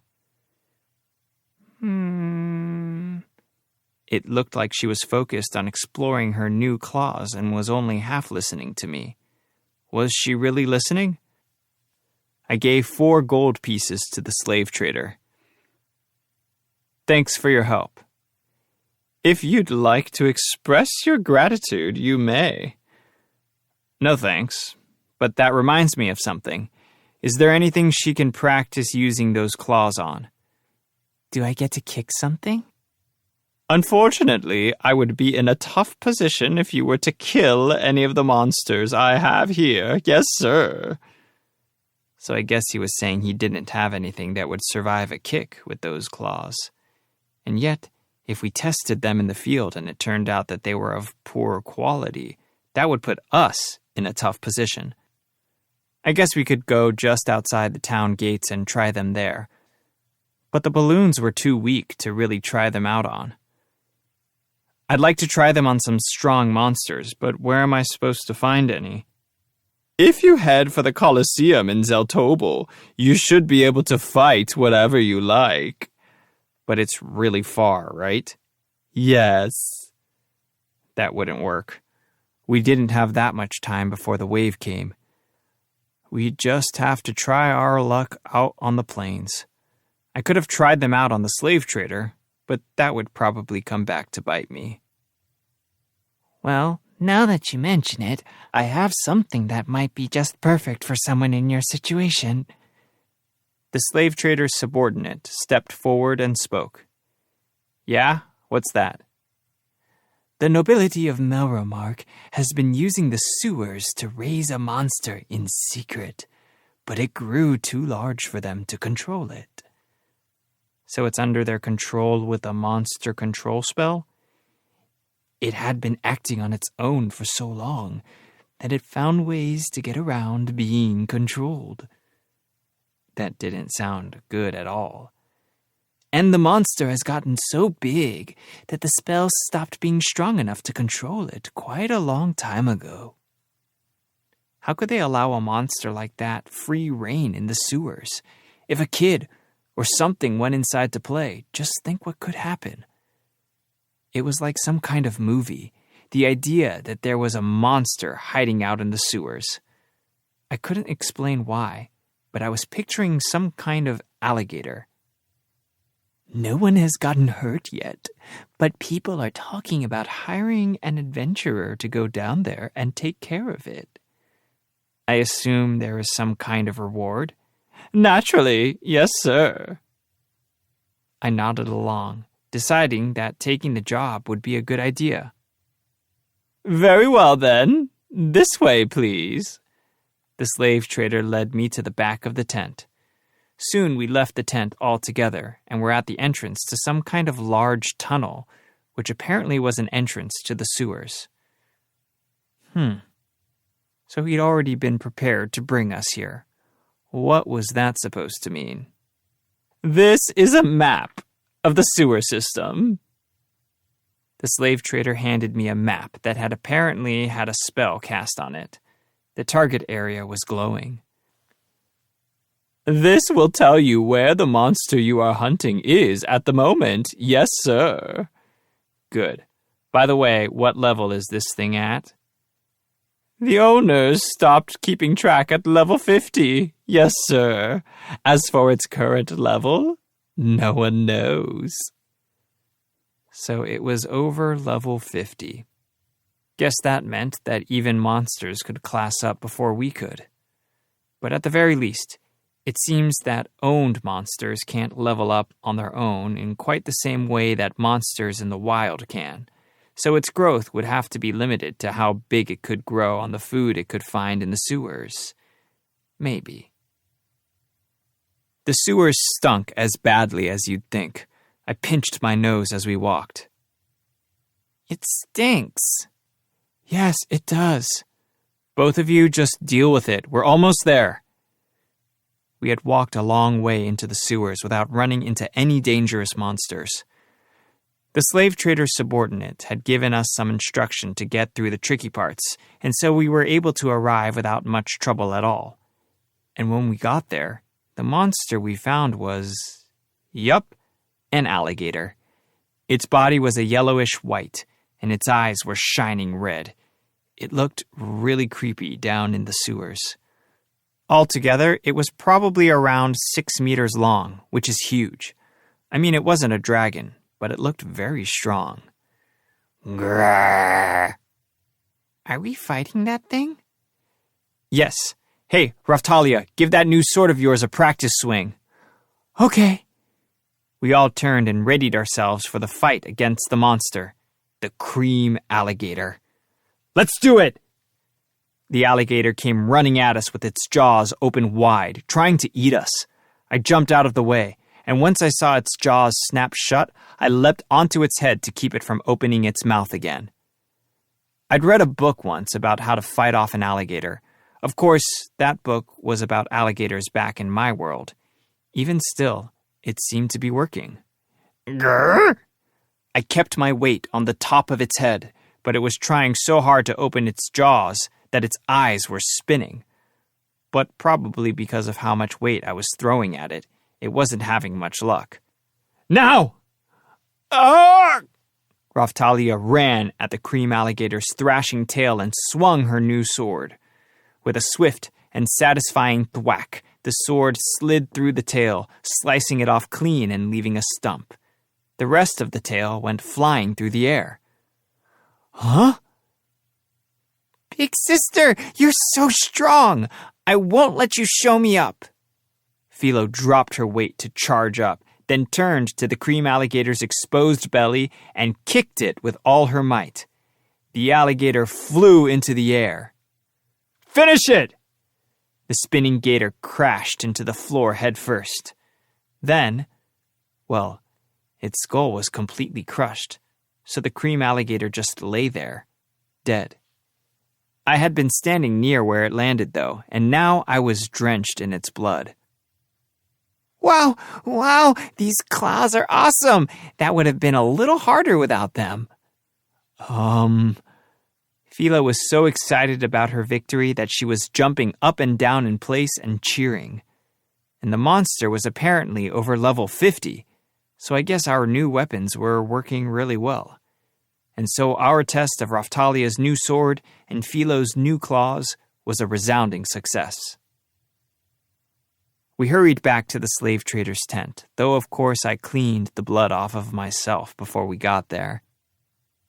By the way, I did go ahead and let the shield absorb the cream alligator's body, but it only unlocked a shield that wasn't as strong as the Chimera Viper shield. As for equip effects, there was only one. It was an ability that raised your fighting ability at night, apparently by improving your vision in the dark. Well, I must say I'm very impressed that you were able to defeat the monster in such a short amount of time. Very impressed indeed. Yes, sir. The slave trader was obviously excited by what had just happened. His eyes flashed when he gave me the reward money. That money more than covered the price of the claws. I was ready to leave, thinking we had nothing else we needed to do there. But then I remembered something. Back when we'd fought those bandits in the woods, I thought about selling some of them into slavery, but it would have been a pain, so I never did. In this country, humans are not allowed as slaves. If you looked really hard, though, I'm sure you could find a buyer. They'll want high-quality specimens, though, and it will be risky.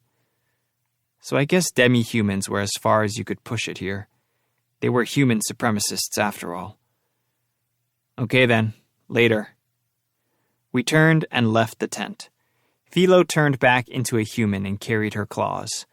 Our shopping was finished for the time being, so we went back to the weapon shop. Hey kid, that carriage isn't looking so good these days. It has gotten a lot of use. Philo loved the carriage so much that we hadn't even parted with it long enough to make repairs. I'd done what I could on my own, but I wasn't a professional. Want me to make you a new one? Really? Philo's eyes were flashing in anticipation. Come on, Philo. I just bought you those claws. But it had been rattling more than normal lately, so I'd thought about getting it fixed. As for buying a new one, I wasn't so sure about that. I'd make it as cheaply as I could. He was right. If we wanted to keep traveling, I needed to consider the durability of my carriage. I didn't want to spoil Philo, but at the same time, if we were going to have to keep making repairs to our rickety wood cart, it would be better, in the long run, to just have a higher quality one built. I'd like a durable one that can fit a lot of materials in it. My budget is around 10 pieces of gold. With 10 pieces of gold, you can make a really nice carriage. You don't care about how it's decorated, do you? Of course not. Focus on the practical details. Philo doesn't mind if it's heavy. Sometimes Philo even pulled the carriage with one hand. We could make it much heavier and she wouldn't complain. Gotcha, kid. Leave it to me. The bird girl is fine with it, right? Yeah. I want a big one. Like a house. That'd be pretty big, lass. That would have put us over budget. I was about to mention it when the owner gave me a sign that he knew what I was thinking. Thanks. Now, lass, it's good to have dreams and ambitions. But why not wait until you are bigger and stronger before you make one that big? But wouldn't you be embarrassed if I made one that big and you couldn't pull it? yeah. Excellent. Well, I don't know how much you can pull, so I'll just make something that looks good to me, okay? Yeah, and it would be custom anyway. It would be different from the sorts of carriages that the nobility used, so it was a new project altogether. That made it important to set priorities. Fine. I'd like a new carriage, then. Good thinking, kid. Okay, then. We still had some time before the wave came. It would be a little while before the weapons and carriage were ready, so I decided to get back to our traveling merchant work. Chapter 7. General Commander. I was thinking that we could probably move our stock faster, so we went to a village in the southwest and purchased cheaper materials. You see, I'd heard that there was a famine in the north, which meant I could sell my stock for more money and make a good profit. The village in the southwest was the very same village we'd already visited, where the bioplant monster had caused a big ruckus. We cleaned up their mess for them the last time we were there, but before we left, we gave them the improved bioplant seed. That's why I figured they'd be willing to sell us some food at a cheap price. And just like I'd expected, the villagers were happy to see us. They sold us food at a huge discount. From the look of things, the improved bioplant seed I'd given them had been planted. The fields of that southwestern village were covered in vines that hung with plump, red tomato-like fruit. We loaded up the carriage and headed north. Then something happened in a little town on the way there. Huh? Some kind of traveling merchant certificate? We were stopped on our way into town by a guard on duty who demanded a tariff and taxes for his governor. So I showed him the certificate from Ryute, but... That means nothing here. Pay your dues. But... The guard ignored Raftalia's protest and continued to demand money. I stepped forward to start negotiating with him, but he wouldn't back down. You brute! For them to get so angry, something must have been going on. Since I started this whole traveling merchant gig, I'd learned a thing or two about how to get your way. The first of which was threats. If you had power, you could use it to force people to agree to things they normally wouldn't. You had to identify their weakness and use it to sell things at a higher price. This strategy worked the best on haughty customers. But looking at the way this guard was acting, he was taking us seriously.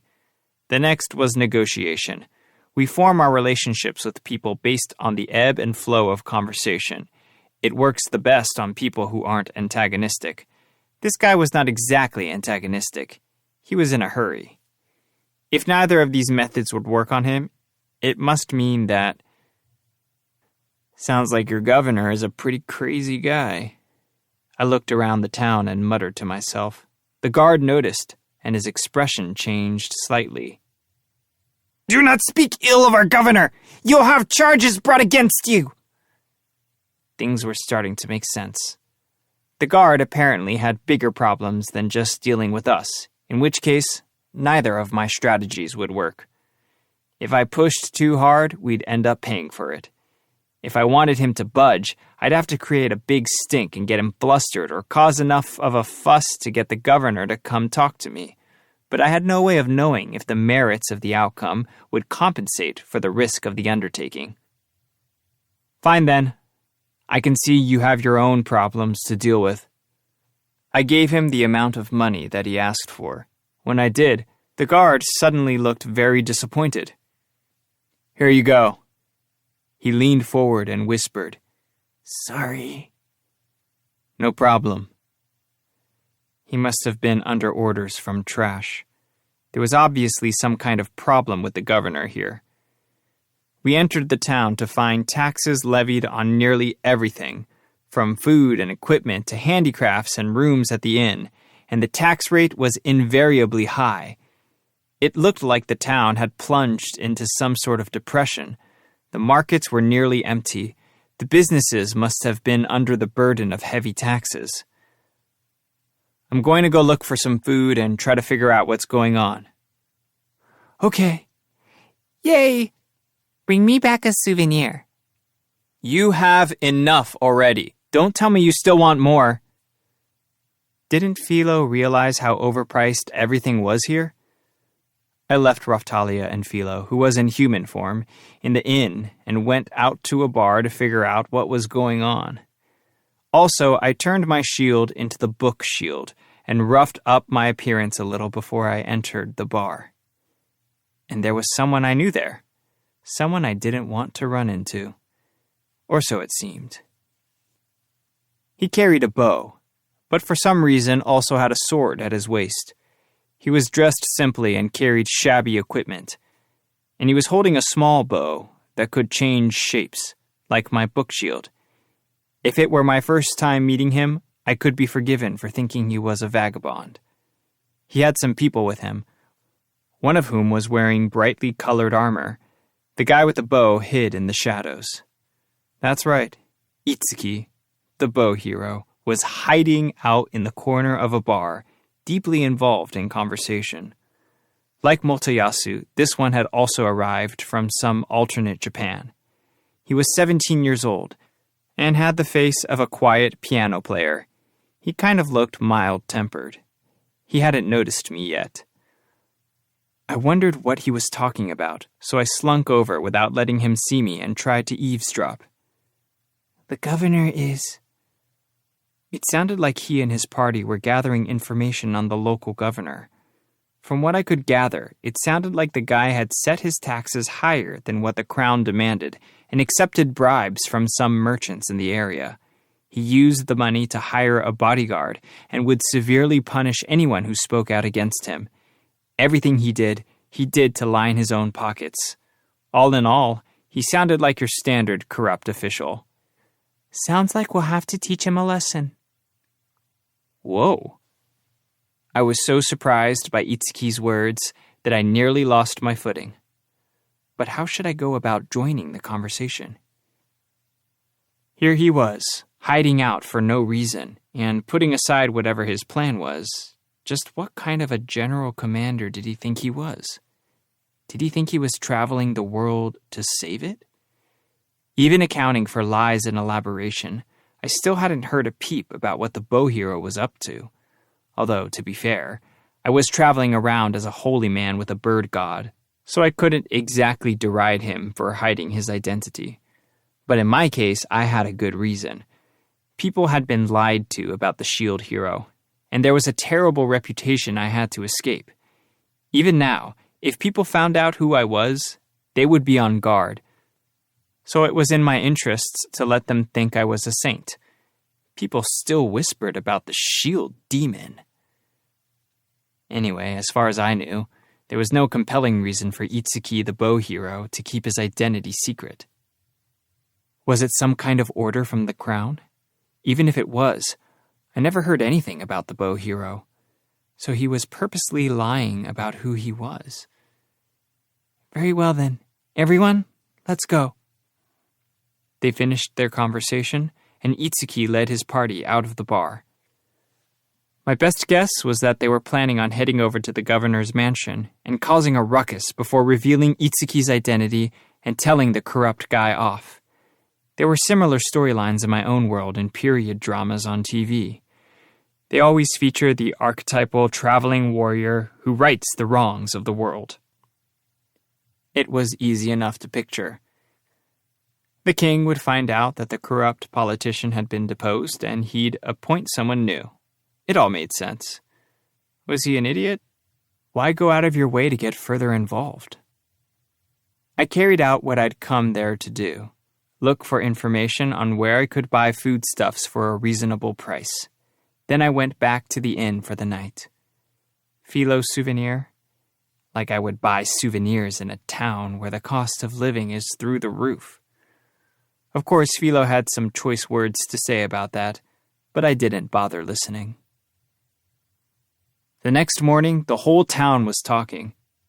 Adventurers had infiltrated the town in the night and had removed the governor from office.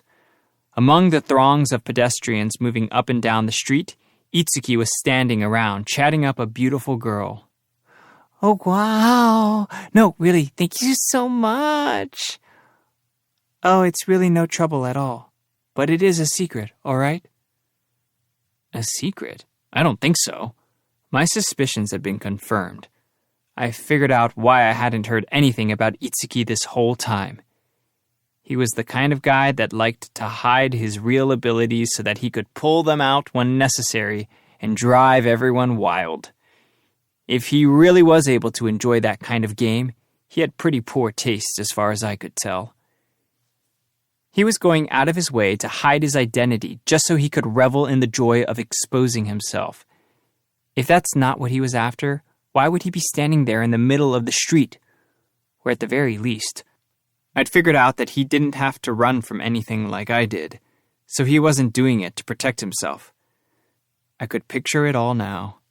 The evil governor demanded taxes they couldn't pay, so he took this girl away from her poor geriatric father as payment.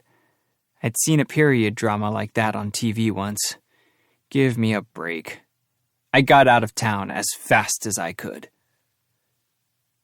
We traveled for half a day or so before we came to a town near the border with a neighboring country.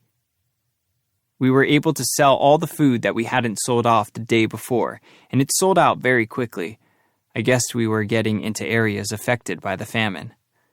But there were a lot of people around that didn't seem to be locals. Maybe it was the way they dressed. I don't know. I can't put my finger on it exactly, but I could tell they were from somewhere far away. "Hey, you guys." I'd heard rumors of a nearby country ruled by a despot. But the tyrant had recently been ousted from power. I felt like I was probably getting close. Were these people citizens of that country, here for business? Some of them walked by, and a passing glance into my carriage excited them so much that they immediately ran over and started talking business with me. But they didn't want to use money. They wanted to barter with me. I could use medicinal herbs and stuff, sure, but I didn't have much use for lumber or wooden handicrafts. I climbed down from the carriage and started talking with them. I'd really prefer money. If they foisted their bundles of straw and twine and stacks of charcoal on me, I'd have no way to get rid of it. On the other hand, I could take a lot of medicinal herbs and process it all into medicine. "I'm sorry, but we don't have money." The person speaking was all skin and bones. He looked like he might keel over at any moment. "I'll get some food for you all. Eat it and be on your way." There was no getting around it, so I borrowed a large pot from some villagers. It looked like the villagers were also on the verge of starvation, so they were more than willing to help. "Thank you so much." Everyone gathered around the giant pot and ravenously scarfed the food down. While everyone was eating, I took the opportunity to ask just what was going on in these parts. They said that everything was fine until the despot was ousted. The tax burden was eased, and everyone's lives started getting better. But soon enough, things went back to how they had been. The worst part was the leaders of the resistance had started raising taxes again as soon as they were in power. But why? After all they went through to oust the bad king? Well, they needed funds to manage the country, and to secure enough money for the military, they had to raise taxes. I was starting to understand. It wasn't just that the king was a bad guy. It was that he needed to raise funds to secure their military strength in order to protect the country. If your country lost its citizens, then you wouldn't have a country. So you would lose your country if you didn't protect its citizens. In the midst of all that, if you only listened to the negative rumors about the king, well, of course you'd want to oust him from power. I didn't know anything about that king, but I couldn't help feeling an affinity for him, to be hated and ousted by your own people. Certainly, there were times in life when you had to do things because you had no choice, whether or not your actions would be viewed in a positive light or not. But that doesn't apply to the trash king. That guy was an evil idiot from day one. Even if the leadership changes, we still can't support ourselves, so we've brought all our valuables across the border, here to Melromark, to see if we won't have better luck in this more prosperous land. The poor king! He really was thinking of his citizens first. Whose fault is it that I'm this hungry? Shut up! You would doubt me? Yeah. Philo knew just what to say to piss him off, so I had to control her. She'd started to learn a little bit about how the world works, and she'd developed a dirty mouth in the process. I thought he looked... Raphtalia was whispering to herself and looking over at us with a strange look on her face. Maybe... Mr. Naofumi? Huh? Oh, it's nothing. Philo was running her mouth off, but if I had to make a guess from the rumors I'd heard, it sounded like Itsuki had been assisting the resistance. Maybe his heart wasn't as pure as he wanted everyone to think it was. As for these refugees, were they sneaking across the border to buy stuff on the black market? By the way, it looked like market prices in the area were soaring. That was good for me. Itsuki, the little general that he thought he was, traveling around, righting the world's wrongs. You'd think he would stick around to give some support. He was only using these people to satisfy his own little sense of personal justice. With how things are now, our country is at great risk of invasion. Anyone could rush in and take over, but we can't even afford to eat. Really? Maybe it was due to the waves, but it seemed like famines were breaking out everywhere. Oh, well. I found the leader of the ragged group and gave him one of my improved bioplant seeds. What's this? If you plant it, it grows food very quickly. It actually caused a big problem down in the south, but I was able to fix it with a special technique of mine. It should be fine now, but you should still keep a close eye on it. If you don't manage it well, it could turn into a real headache. Oh, wow! I'll come back through here in a while. I'll accept your gratitude then. The next time I came through the area, I was sure to get a warm greeting. They all obviously knew who I really was. Later, I heard that the citizens of that small country, suffering from famine, finally had some food to fill their bellies. Chapter 8. Before the Storm. The sun was setting, so we went back to the inn for that day and focused on treating Raphtalia's wounds. I poured the holy water into a different bottle so I could use it to soak bandages, and then I wrapped those around her body. There was a soft hiss, and black smoke slowly snaked from the bandages. Her skin was looking much better, but apparently the root of the curse was still in there somewhere. If we kept up with her treatment, the wounds were sure to heal, though. Are you okay? Oh, yes, it's like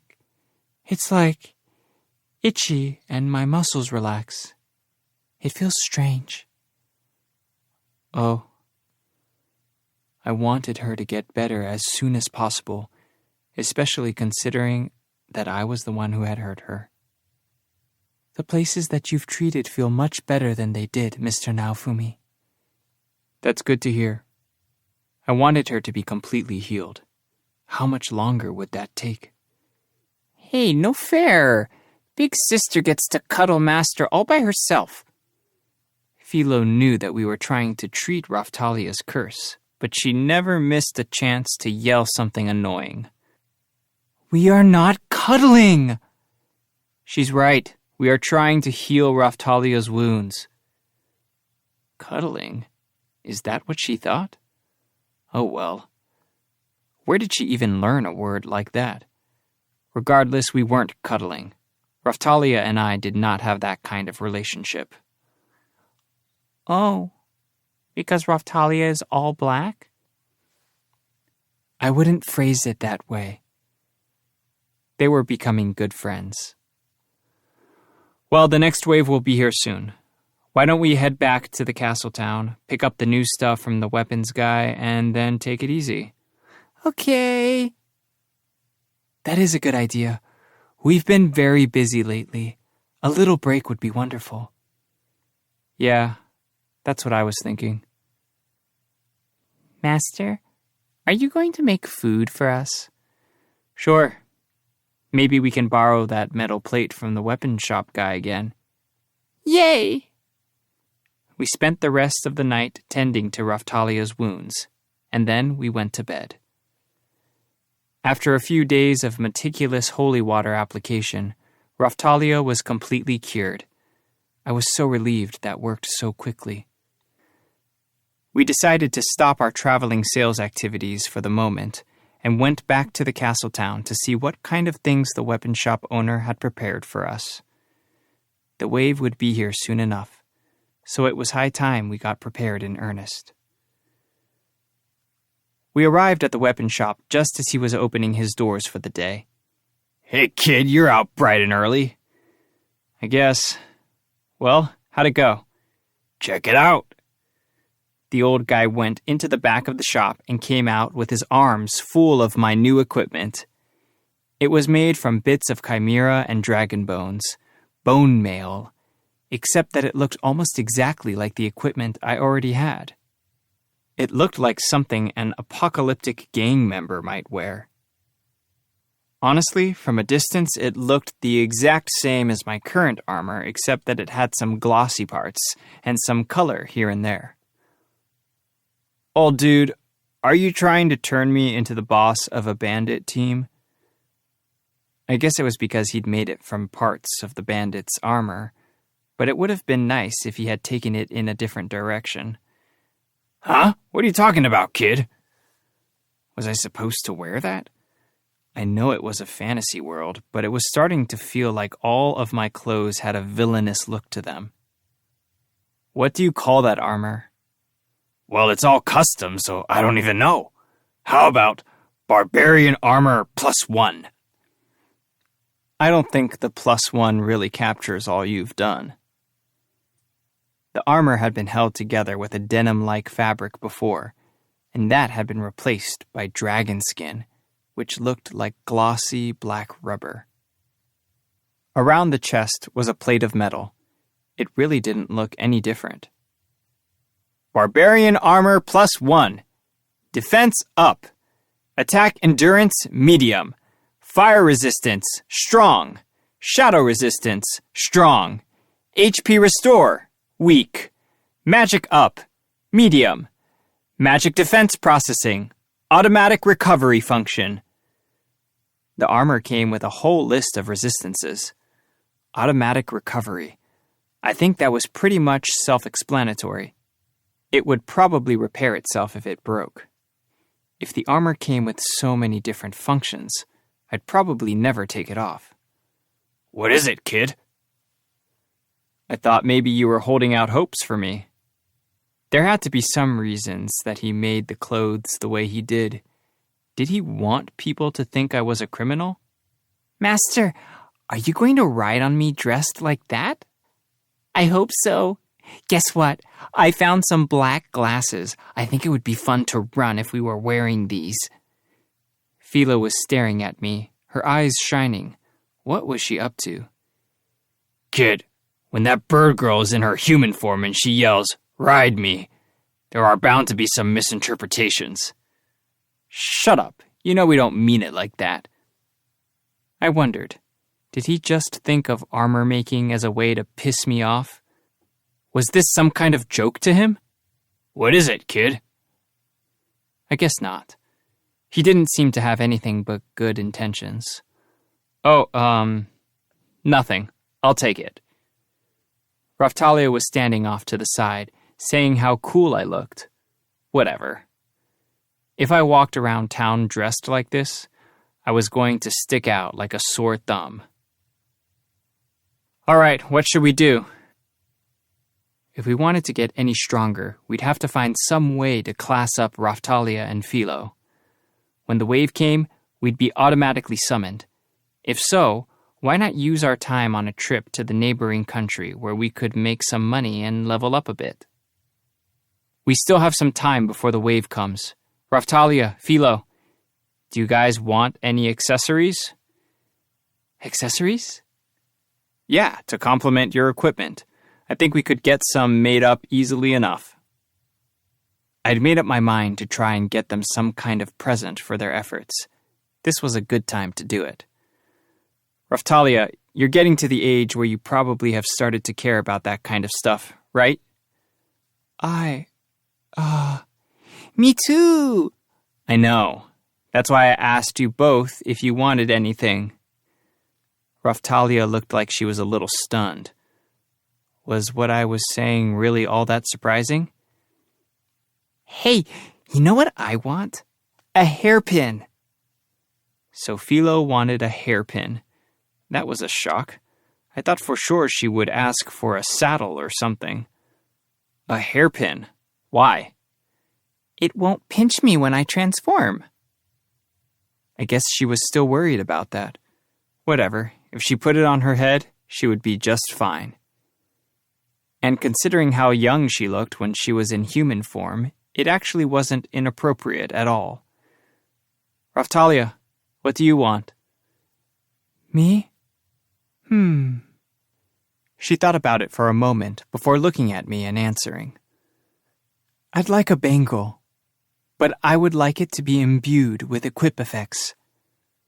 What? I would like something that will contribute to my abilities, Mr. Naofumi.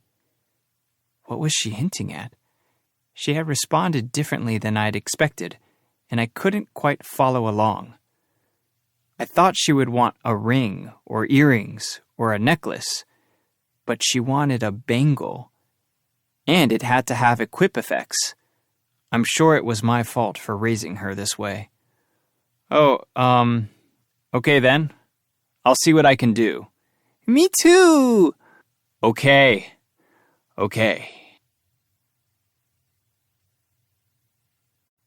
Chapter 9. Framed again? Oh, there he is! We left the weapon shop to find, for whatever reason, Itsuki, Ren, and their parties all running in our direction. Ren was like me.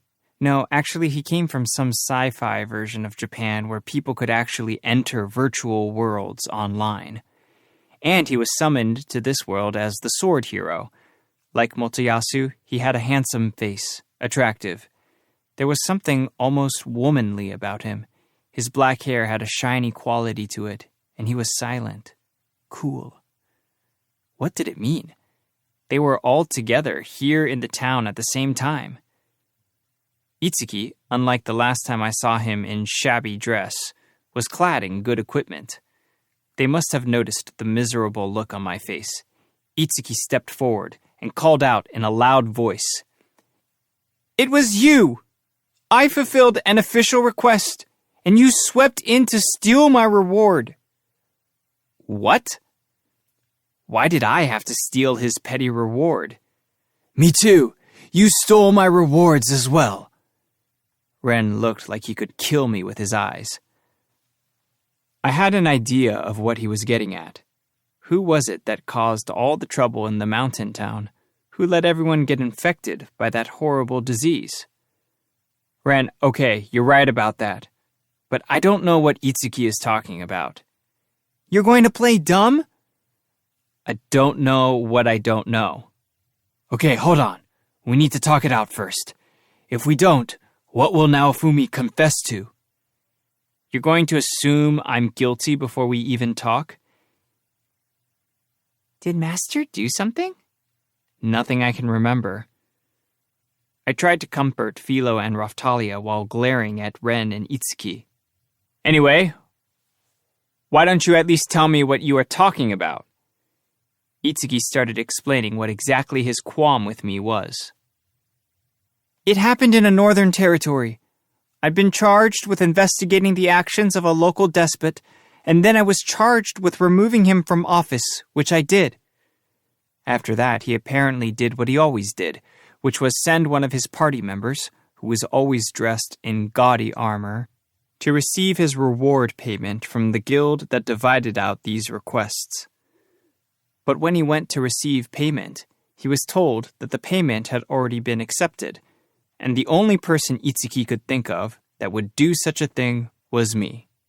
Excuse me for speaking out of turn, General Commander, but have you ever considered that if a hero goes out of his way to hide his real identity, he might not get recognition for his actions?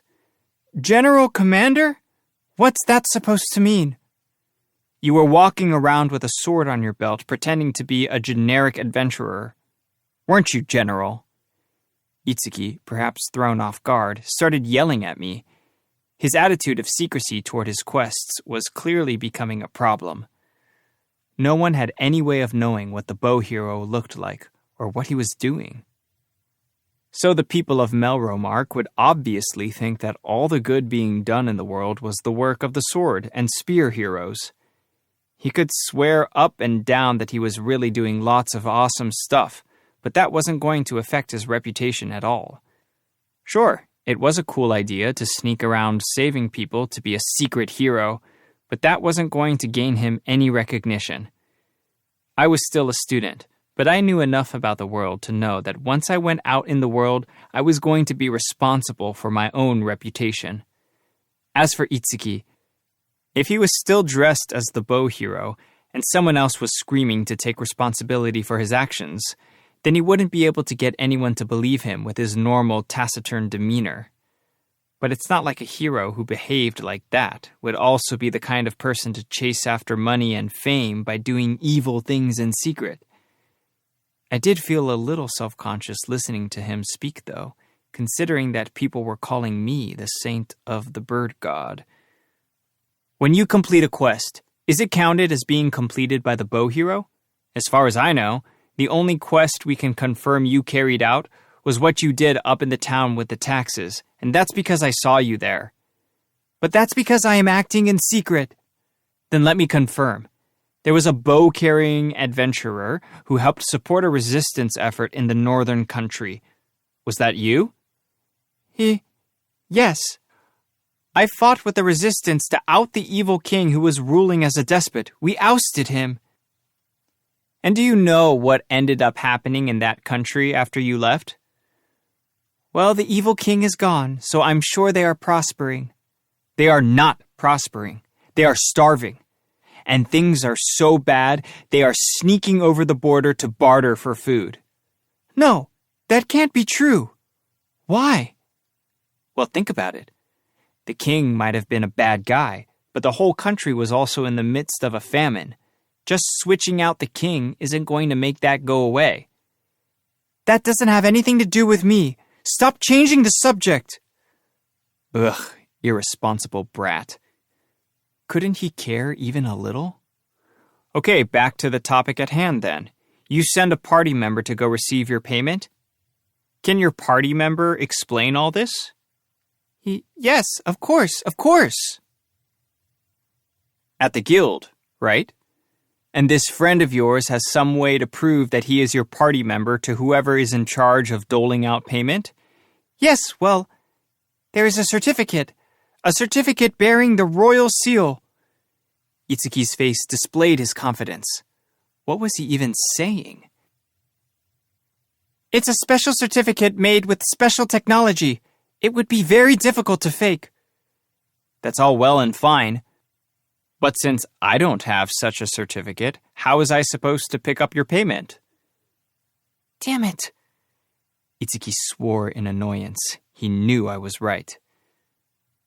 Then, what about this weapon? Now he was really reaching for excuses. I guess he was desperate to make this my fault somehow. You can change the shape of your shield, so you could have made it look like my legendary bow and taken my payment without the certificate. You think? Look around you. There must be plenty of people that could pull off a scheme like that. Can you prove that? Philo. What? Turn back into your real form. Okay. Philo turned back into her real form. When she did, her clothes disappeared and reformed as a ribbon that wrapped around her neck. I pointed to the ribbon. What? Get it? Transforming equipment exists in this world. There might be tons of different kinds of equipment that can change to look like a bow. And besides, when it comes to heroes, I'm not the only one with a transforming weapon. I'm sure you see where I am going with this.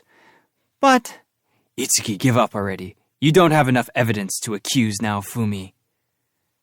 Itsuki was desperate to pin his troubles on me, but Ren stepped forward and told him to back off.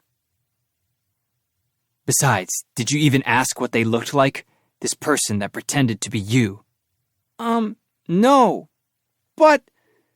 Ren's questions were pointed enough that Itsuki was losing his confidence. You just have to give up. If you want recognition for your actions, you're going to have to be more open about them. Okay, I'm next. I assume you're talking about the Eastern Territory epidemic? At least we are on the same page. You stole my reward. Only because I was there. Don't you know? You killed a dragon, but its corpse started to rot and it spread disease over the whole area. What? Ren was suddenly speechless. He stood in temporary silence. What was he thinking? I thought he was crueler than this. A lot of people ended up dying. They had to start a new graveyard out behind their main hall. If I hadn't been passing by, they'd all be dead by now. That can't be true. He looked unsteady on his feet and tottered off vaguely to the east. Wait, you don't have enough time to get there. What about the wave? But if it's my fault, I took care of the dragon corpse. The sick people are all getting treatment from a local doctor. If you want to call that stealing your reward, then go ahead. All the color had left Ren's face. Are you going to believe him? Itsuki turned and shouted at Ren. He doesn't have a reason to lie. The quest was completed, and so the reward was cancelled. That's not incorrect. When the dragon corpse reanimated and became a zombie dragon, I have to say, I was pretty surprised. Raphtalia here ended up cursed after that fight. We were able to get her healed, but it was a hard time going. I wasn't lying, but I didn't mention that the curse was my fault. So that's what happened. I'm sorry. Ren turned to Raphtalia and bowed his head to her. I couldn't believe my eyes. I thought that Ren was cold and heartless.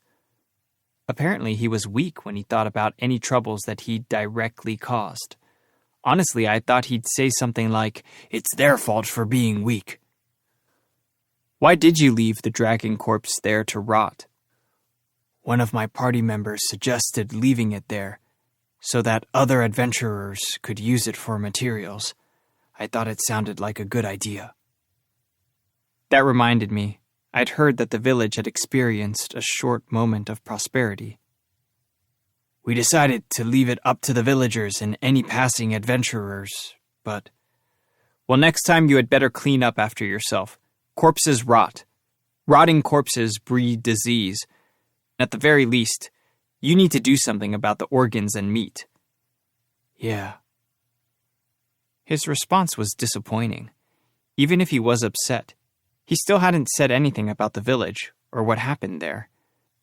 I guess they didn't want to admit that there was a darker underbelly to their activities. Well, you reap what you sow, I guess. Well, I still don't believe you. Itsuki was more persistent than Ren. I'll find a way to prove that you did it. Go right ahead, I'll be waiting. But don't you dare fake it. If you find out who did it, don't ask them if the shield hero had forced their hand. With my reputation, anyone would pin their crimes on me. What's that supposed to mean? We were attacked by a group of bandits, but we beat them off. Apparently, they were planning on going to town and telling everyone that they were attacked by the shield hero. But that's exactly what you are doing, General Commander. You should work on that. Learn to see through the lies. I don't know if Itsuki suddenly discovered stores of sympathy for me over my ruined reputation, but he was looking at me with an oddly sympathetic gaze. It drove me nuts. Why did I have to be the victim of his sympathy? I'll put the case on hold for the time being. I didn't do it. I swear, how many crimes did I have to have pinned on me? Was I supposed to be the fall guy for the entire world? But I'll get you, and I'll prove it too. Full of haughty arrogance, Itsuki turned and left. Ren, a little on edge, followed him. Let's go. I should have known that nothing good was waiting for me in this town, considering how it was stuck under the nose of trash. We decided to go back to the inn for the night. Good evening, Shield Hero! I was relaxing in my room when 5 of the soldiers from before stopped by to say hello. The 2 I had spoken to directly were representing their group and spoke on its behalf. What is it? We thought it would be a good idea to have a meeting concerning the impending arrival of the next wave. They sure were a serious group. Whatever, I guess that was good for me. Raftalia has experience with the waves. Philo, you join in on this too. Everyone keep in mind that I'm not exactly an expert on any of this stuff, but I don't really have a choice. So when the wave comes, you'll be transported to the site with me. So I'll try to explain how I plan on fighting and what you can do to assist, all right? Yes, in order to protect the innocent people of the world, we want to work with you. I had my doubts about whether or not to take what they said at face value, but I decided to go along with it for now. Let's go over what happened in the last battle. The last time a wave came, the monsters pouring from the rift all went to attack a nearby village, so I had to stand at the front of the line to protect the people there. Yes, it had been an intense battle. There was a giant rift through the sky, and hordes of monsters poured from it. Monsters with names that almost invariably began with interdimensional. There were some giant monsters mixed in with the hordes, and they all set their sights on Ryute. Everyone was confused and panicking. There were groups of people under immediate threat from the monsters, but I was able to save them with my airstrike shield and my shield prison skills. Raftalia helped me evacuate the villagers, and then we turned our sights on a nearby giant. We defeated it. Honestly, it was similar to a player versus monster war. The highest priority is the safety of bystanders. Do all that you can to ensure their safe evacuation from the area. Yes, sir! While considering all the things they have to be repentant about, I'm sure that the other heroes will enlist some knights to help out. There must have been soldiers besides those who I was directly speaking with who placed some value on the lives of the country's innocent civilians. About that... What? We thought that other soldiers would come forward and ask to join your ranks, but that hasn't happened yet. What was that supposed to mean? The only idea I had was that maybe these soldiers were low level, and there was a cutoff point set for participating in the wave battles.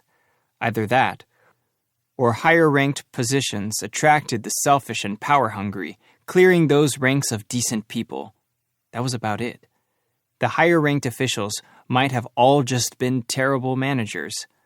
I wonder if the other heroes cared about this kind of thing. What should I do? We will be evacuating people, so whenever a monster gets close to us, you should take them out. Raftalia, you help with the evacuations and help these soldiers. Okay. Understood. Honestly, unlike the other heroes, I don't know very much about the waves, so I'm honestly a little worried about all this. I'll need your help. Yes, sir. Everyone nodded. I guess I could count on them. Chapter 10. The Third Wave. I finished making Raphtalia and Philo's new accessories just in time. Check it out, the accessories you asked for. Raphtalia, you go first. I had made a jade bracelet for Raphtalia. I gave it to her. Thank you. The equip effect is Magic Up Medium. Your armor uses a little magic power to up your magic defense. This should balance that out. Thanks to you, I was able to make something nice. A little while back, Raphtalia and Philo were able to save up a bunch of money at that hot spring town we'd passed through. Because of that, I was able to buy good materials that would have previously been out of my reach. That was what enabled me to make these good accessories. I'll treasure it. Are you sure that's what you really want? I could make one a little more fashionable. What are you saying? Do you think we are powerful enough to focus on fashion? Well, well, if that's what she said, then I had no choice but to believe her. Okay, Philo, you're next. I gave her an amber hairpin. I had focused on the details when I made it so that it would look good on her even when she was in her bird form. When it was clipped to her down feathers, they would fan out and look like a feathered hair ornament. The equip effect is Agility Up Medium. Thank you, Master. That's the best I could do with the materials we had on hand. I might be able to make better ones later, but that's the best I can do for now. It's no problem at all. I only hope that I can put this accessory to its best use. Yeah, I'll try hard too. I know you will. Both of you. We'd finished our planning meeting with the support soldiers too, so I guess we were as prepared as we were going to get. Philo had shown some hesitation at first, having no idea what to expect, and no idea what the wave even was. But I convinced her that all we could do was tackle problems when they presented themselves, and she understood. We had plenty of medicine. As for the carriage, our new one wasn't ready yet, so Philo was pulling a luggage cart instead. That was fine. Unlike the other heroes, I would be spending most of my time in nearby villages, protecting the people there. I'm not sure my participation was even necessary, but I could only imagine what people would say about me if I tried to sit this battle out. 0005. There were 5 minutes left. Once we were transported to the wave, I'd have to figure out where I was and find some way to tell the soldiers. I changed my shield to the Chimera Viper shield. 0000. The time had come. The whole world filled with an echoing sound, like glass shattering. In the next second, our surroundings completely changed. We calmly surveyed our new surroundings. Where are we? Yup, we were near that village where the old lady had been sick. It would take 1.5 days, at the very least, to get here from the castle town. I looked up at the sky, and just like last time, it was wine red and covered in cracks like a tortoise shell. Shield hero! The soldiers had been transported along with us, and they were running in our direction. Then I saw the other 3 heroes and... Philo, see those guys running toward the cracks? Kick the spear and knock the other ones over. Don't overdo it. Okay. Just as I'd ask, Philo removed her claws and ran for the heroes. She quickly caught up with sword, bow, and spear. What the? Spear turned around to see, and just as he did, Philo kicked him and he flew into the others, knocking them down. Ah! They all fell like bowling pins, giving us time to catch up with them. Having seen Bitch fly through the air, I was in a good mood. Philo really had held back, like I'd asked, and no one had suffered any serious damage from her kick. What are you doing? Spear was in a fluster, shouting at us all. I ignored him and shot a cold glare at sword and bow. That's what I want to ask you, you idiots! What do you want? Yeah, we have to destroy the monsters that are surging from the rift. I was beyond being angry with these foolish heroes. I was just annoyed. First, you need to listen. We can take out the enemies later. I ordered my support soldiers to head for the nearby village. They nodded and followed my orders, running for the village. You are getting in the way of our mission! No, I'm not! Itsuki jumped back when I barked at him, shocked. He blinked. Everyone calm down. Let's think this through. I didn't receive any funding, so I'm not fighting against the wave directly. The best I can do is protect the neighboring village, so that's my job. Do you all understand this? Yeah. Sort of disqualifies you as a hero. The group of heroes was glaring at me, but I ignored them and kept talking. Okay, Ren, Itsuki, Motoyasu, your job is to take out the monsters that are coming from the rift. You can either take out the major enemies to do it, or you might have to attack the rift directly. I haven't done it, so I don't know. The rift is linked with the boss. Linked. That was gamer talk. Itsuki wasn't taking this as seriously as he should, but whatever. But you understand that my job is really important too, right? What? Ren didn't seem to understand. But hey, this world was basically the exact same as some game that he knew, right? He should understand everything about it. And hey, where are the knights? The three heroes all shut their eyes when I shouted. They'll come later. Maybe it was to help them find us, but there was a magic beacon of some sort glowing over us in the sky. They'd probably set their sights on that. We're a day and a half from the castle town. They'll never make it in time, you idiots! Then what do you want us to do about it? You're asking me? I thought you knew everything. I pointed to the soldiers that had come with me, who were now running for the village. Speaking of which, how did you get those soldiers to teleport here with you? Are you really asking me that? Don't you know about battle formation functions? You mean party members? How did you trick all of them into joining you? That's not it. You can appoint someone as a leader and then make your party with that person subject to your leadership. If you do, they all get transported with you. Could it be? Were there things they didn't know about the waves?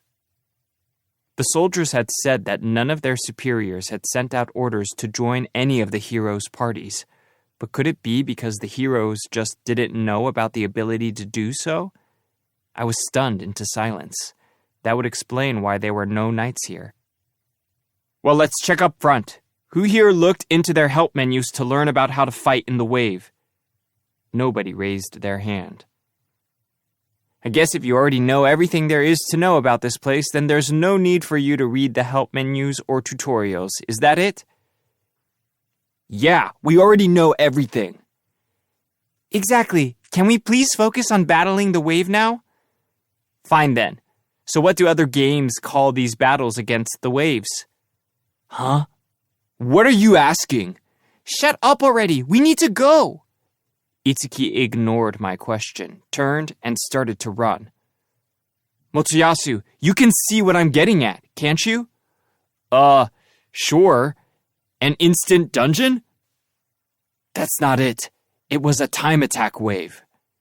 Ren, that's not it either. I said other games, didn't I? The game that he knew all about was called Brave Star Online, wasn't it? Guild Wars, team battles, either that or large-scale battles. In the game that I used to play, there were major events every week or so when the players fought against each other. If you were to use the support troop system, then the game would make sure there were more enemies appearing than you could manage on your own. So during the last wave, had the knights not made it in time, I'm not sure we would have been able to keep the damage down to the level we did. Look, even if you all have experience with the game system, you don't have any experience managing a large guild, do you? In large-scale battles, you had to prioritize cooperation, though, of course, the ace players, the heroes, would lead the charge. But in order to keep the destruction to a minimum, we were going to need the cooperation of the locals. If they couldn't understand something that simple, then they were idiots. I've managed a team before. Motoyasu spoke up, but kept his eyes on Philo in her bird form. He probably didn't want to get kicked. Then why don't you understand this? There's no need to. What? It'll work itself out. Jeez, and I thought this guy couldn't get any more obnoxious, any more irresponsible. Bitch, that's your job. That stupid, rotten princess, as if she was intelligent enough to deal with responsibility like that. I never had any interest in that kind of stuff. Ren, the jerk. But I knew his type well enough. There were always one or two of them before a guild war, and I never enjoyed trying to talk to them. If someone like that was supposed to have been a guild master, I actually can't think of any way that would be possible. How would the guild even function? Anyway, we can only work with what we've got this time, but next time make sure that you link up with the knights. I brushed them away with my hands, motioning for them to scurry off toward the wave. Ren and Motoyasu made no effort to hide their annoyance with me when they ran off. All right, guys, let's head for the village. Raphtalia, Philo, you're with us. Okay. Understood. We jumped in the cart and headed for the village as fast as we could. The soldiers with us had their own cart, and they managed to keep up with us. By the time we made it to the village, it was already overrun with monsters from the wave. There were black, condor-like monsters, black wolves, goblins, and lizard men. But the lizard man didn't look like a demi-human. Not quite. It looked more sinister. When I got closer, I was able to see their names. Dark Condor, Black Shadow Wolf, Goblin Assault Shadow, Lizard Man Shadow. Next to all their names, unmistakably, were the words interdimensional. Like demi-humans, these shadow monsters disappeared like ghosts when you defeated them. They were a creepy lot of thugs, and the monsters were completely different than they were in the last wave. Weren't there rules governing this sort of thing? Whatever, just leave it up to the heroes. They'll take care of everything. And yet... There! Hiya! The battle cry that had been splitting through the scene was coming from the old lady I'd given medicine to back when I was traveling through here. She was swinging a hoe with one hand and fighting with all her strength. The soldiers were all stunned. Ah, Holy Saint! You were a big help!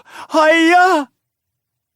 She yelled a phrase of thanks to me just as a group of monsters surged from the wave. She swung her hoe at them. She was pretty strong, actually, and her surroundings were littered with monster bodies. Hey, you thank him too! The lady's son quickly bowed to me, like he had to do it all the time. More and more monsters are coming out of the waves. You had better evacuate. The soldiers with me were helping evacuate the villagers. Among the chaos, we were fighting and killing monsters, but they kept on coming. It was going to be a hard fight, and we were going to have to focus on killing monsters. Hiya! The old lady was taking out enemies left and right. It was hard to believe that, only a month ago, she was sick in bed, on the verge of death. I've got my old strength back, thanks to you, Holy Saint. Hiya! I looked for her son and spotted him across the street, fighting monsters with all his might. But he wasn't as strong as his mother. Some soldiers joined him, and together they were able to hold off the enemy. He wasn't anywhere near as strong as his mother. I might look old, but back in the day, I was pretty famous as an adventurer. My level and my age are almost the same. Hiya! Don't overdo it, lady. I wouldn't go so far as to call her an unmatched warrior or anything, but she was definitely one of the strongest fighters I'd seen. I held off the enemy's attacks while Philo reeled back to kick them. they went down fast. It looked like I could count on the lady in battle, but I was afraid she'd keel over once the battle was done. What medicine did I give you anyway? Who knows? Raftalia was staring at the old lady, her mouth agape. We'd have to get the full story from her son later. Regardless, we needed to focus on getting treatment to the wounded. Get all the injured people over by the cart. Keep them safe and away from the line. I would call out commands and treat people whenever I had a spare second. Hiya! Holy Saint! There are some weird ones showing up. I looked in the direction she was pointing. There was a huge crowd of interdimensional lizard man shadows, but I could just make out something else among them. Something large. It looked to be at least double the size of anyone else. I'm going! The leader of my soldier supporters ran in the direction of the large monster. You idiot! Hold back! The giant interdimensional lizard man shadow turned to the running soldier and tried to crush him with his giant sword. He dodged and tried to fix the defensive line, but there was no time. But then, without warning, the soldier's necklace started glowing, activating some sort of instant effect before shattering. Then, the interdimensional lizard man shadow's sword rattled back in shock from the strike. What? What are you doing? Retreat! Oh, okay. Damn, the burden on the volunteer troops was too much. One attack shattered his defense necklace. The giant must have had an enormous attack rating. I would have to use my shield to stop its sword and rely on support to take the monster out. Raftalia, Philo, come with me. We're taking that thing down. Okay. The three of us ran toward the giant monster. The interdimensional lizard man shadow swung its large black sword at us. I ran ahead of the girls and readied my shield. There was a loud clang, and sparks rained down around me. Poison Snake Fang Medium activated and poisoned the enemy, but it wasn't very effective. I suppose it only made sense that poison would be weak against these reptile-like monsters, but it was never my plan to poison the thing. Hiya! Raftalia thrust her sword into the belly of the interdimensional lizard man shadow and stopped him in his tracks.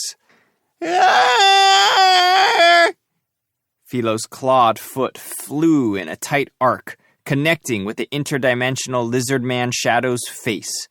A portion of his head went spinning through the air. The giant fell forward and hit the ground with a deafening crash. Whoa, the soldiers whispered in amazement. Thank you! If you hadn't given us those items, Shield Hero, we would already be dead. Well, you made it out alive. If I'd managed to save a life, then all that time I spent learning to craft items hadn't been a waste. I felt enlivened. All right, you all run to the next town and do whatever you can to protect it. We should be able to protect the village we were in now with 6 soldiers, that old lady, and the adventurers that had happened to be in town when the wave hit. But there was another village close by. If we didn't hurry over there, who knew what would happen to it?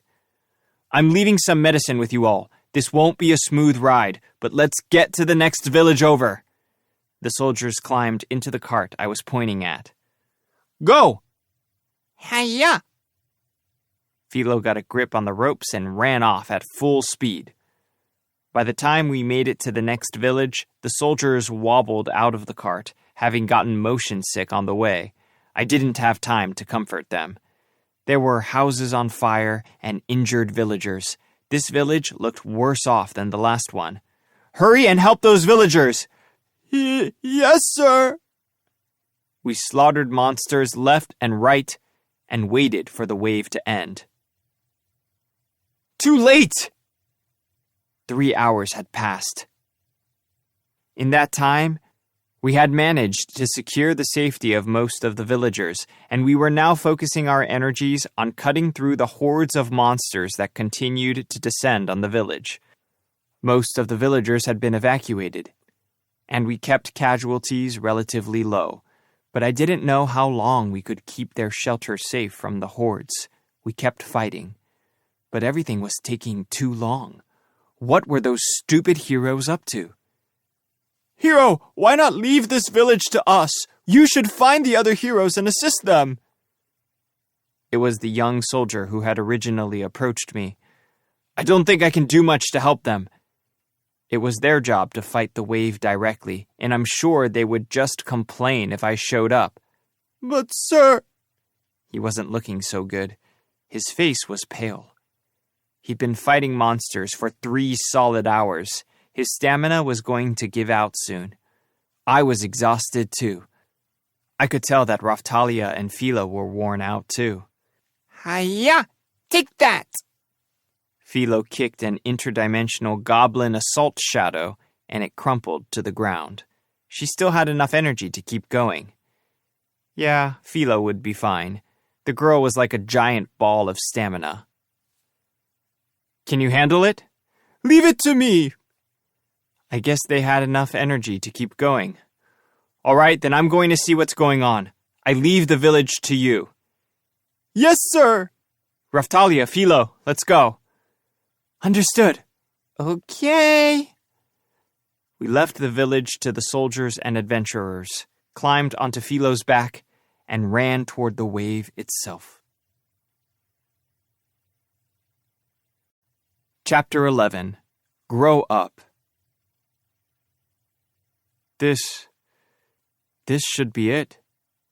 I think so too. Yup. The wave was made up of giant rifts in the sky, and they extended to the ground. The ground was splitting open too. Huh? What? There, among the cracks in the sky, hung a giant ship. Ghost-like, it floated in the air. Monsters were pouring from it. The ragged masts were hung with tattered sails. Veins of lightning lit the sky around it. The ship seemed to be made of wood and was littered with holes. I had no idea how the thing managed to stay afloat in the air, but this was another world, and I figured that anything could happen during the wave.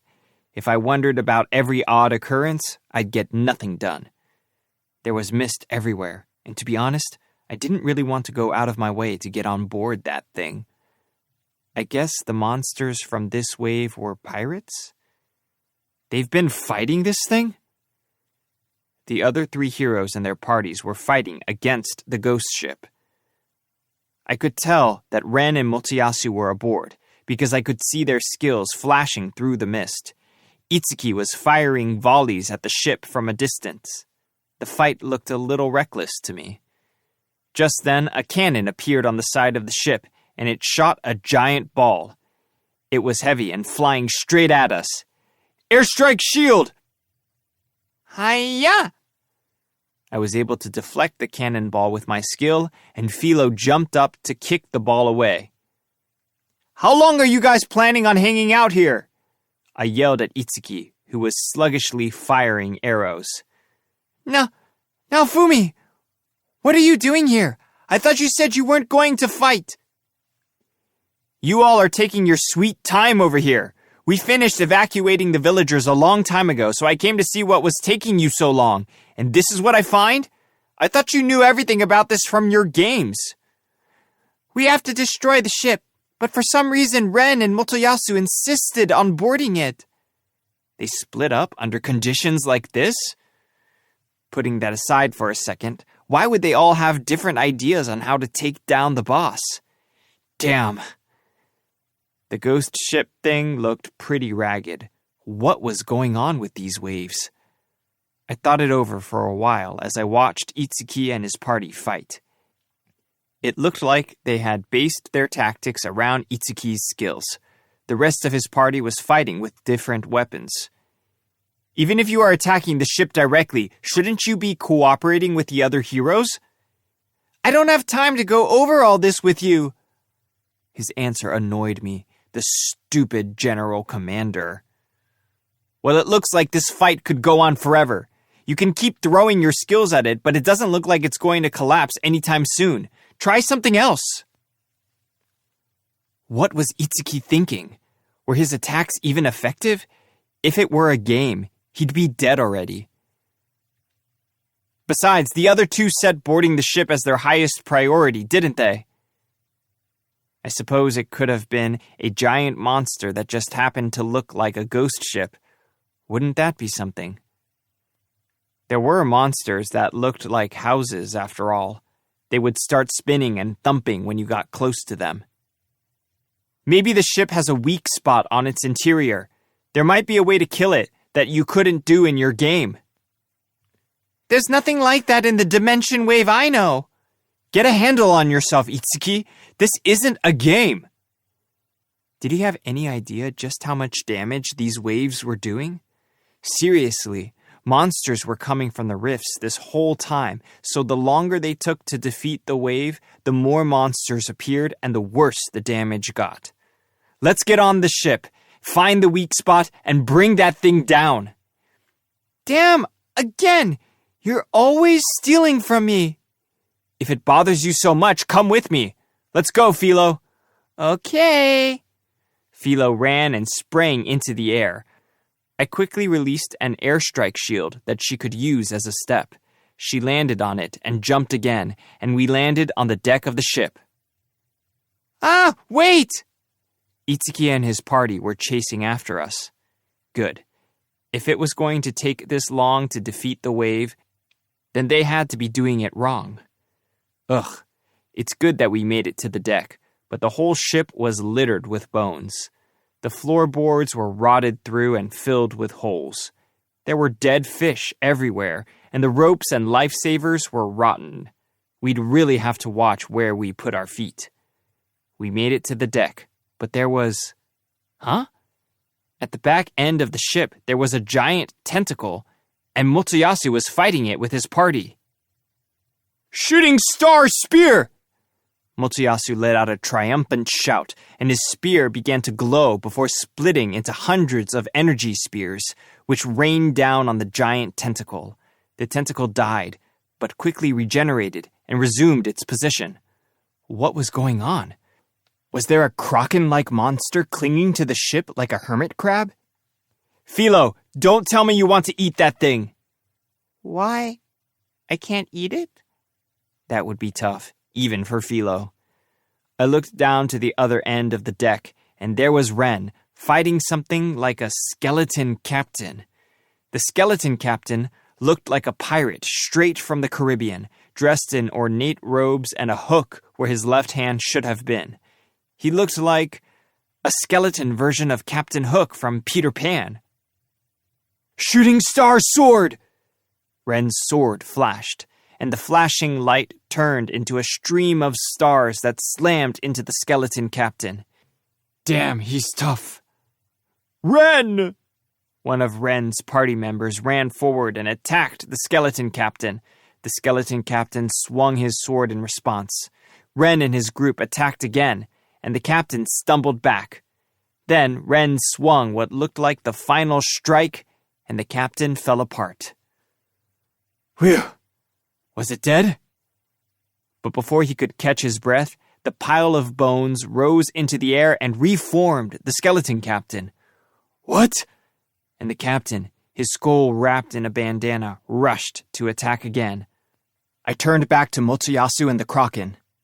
Philo, can you get us to the back of the ship? Sure. Raftalia, hold on tight. All right. She wrapped her arms around me to keep from falling, and Philo dashed across the ship. From the stern to the bow, the deck was covered in tentacles, but Philo kicked them off, and we moved on. We made it to the stern and discovered the source of the monstrous tentacles. Huh? I was right. The Kraken was holding on to the ship like some kind of hermit crab. Did it have one head? More than that? It was hard to tell. Over where Motoyasu was fighting, there was a head, but the eyes were rotten, clouded. It didn't seem to be breathing. Philo had no problem eating rotting things, but could she not eat this because it was already completely rotten? Itsuki had been attacking the ship directly, but it hadn't fallen. Motoyasu was trying to kill the Kraken. Ren was fighting with the skeleton captain. They were split up. They were all over the place. Sure, they could have said that they didn't have a chance, but still, this was reckless. And it didn't seem like they were making any progress at all. What did all these enemies have in common? The only thing I could think of was that the real enemy was somewhere else. Why couldn't the other heroes, with their supposedly perfect knowledge of the game, figure out something that simple? Thinking back on all they'd said up until now, it seemed like they were operating under the assumption that what had made them successful in their games was going to work here, but they were all fighting differently. Ren! What? No, Naofumi! What are you doing here? You're taking too long, so I came to find out what the problem was. Why do you keep on fighting that thing? If I can defeat this, the real boss, the Soul Eater, will appear. And? You have to defeat him a few times, and then the boss will show up. Huh. Apparently, he actually was thinking about his strategy, but why was it taking so long? Motoyasu! What are you doing here, Naofumi? He saw that I was sitting on Philo and covered his crotch when he turned toward us. He must have thought that he would be kicked again. Ha! If Philo kicked him with her claws on, he'd be dead in an instant. Mr. Motoyasu, don't listen to him! Bitch looked at me like I was garbage, and she warned Motoyasu to ignore us. You need to shut up. Do you have any idea who you're talking to? You can't speak to me that way. I don't care. Motoyasu, what are you going to do after you kill the Kraken? The Soul Eater will show up, and then I'll take him out. So that's what Motoyasu thought too. Itsuki must have been thinking the same thing. But it didn't look like their attacks were doing any good. If this were a game, it would mean that the Soul Eater was hiding out somewhere, waiting for his chance to appear. Ren was attacking the skeleton captain, Motoyasu the Kraken, and Itsuki the ship itself. Yeah, that would take a while. Finally, I caught up with you, Naofumi. Itsuki climbed up onto the deck. That meant all the heroes were now aboard. And yet, Soul Eater. I had never seen one, so I didn't know what kind of monster it was. But based on everything else, it was probably a safe bet to assume it was some kind of ghost. So it was hiding somewhere, and it could control the undead. That was why we'd have to destroy whatever medium was carrying it, I guess. Can't we use light magic to get the thing to show its face? Want to try it? Raphtalia spoke up. Oh yeah, I'd almost forgotten that Raphtalia had the power to use light and shadow magic. Then we might as well give it a try. Can you? Leave it to me. Raphtalia took a deep breath and focused on her magic spell.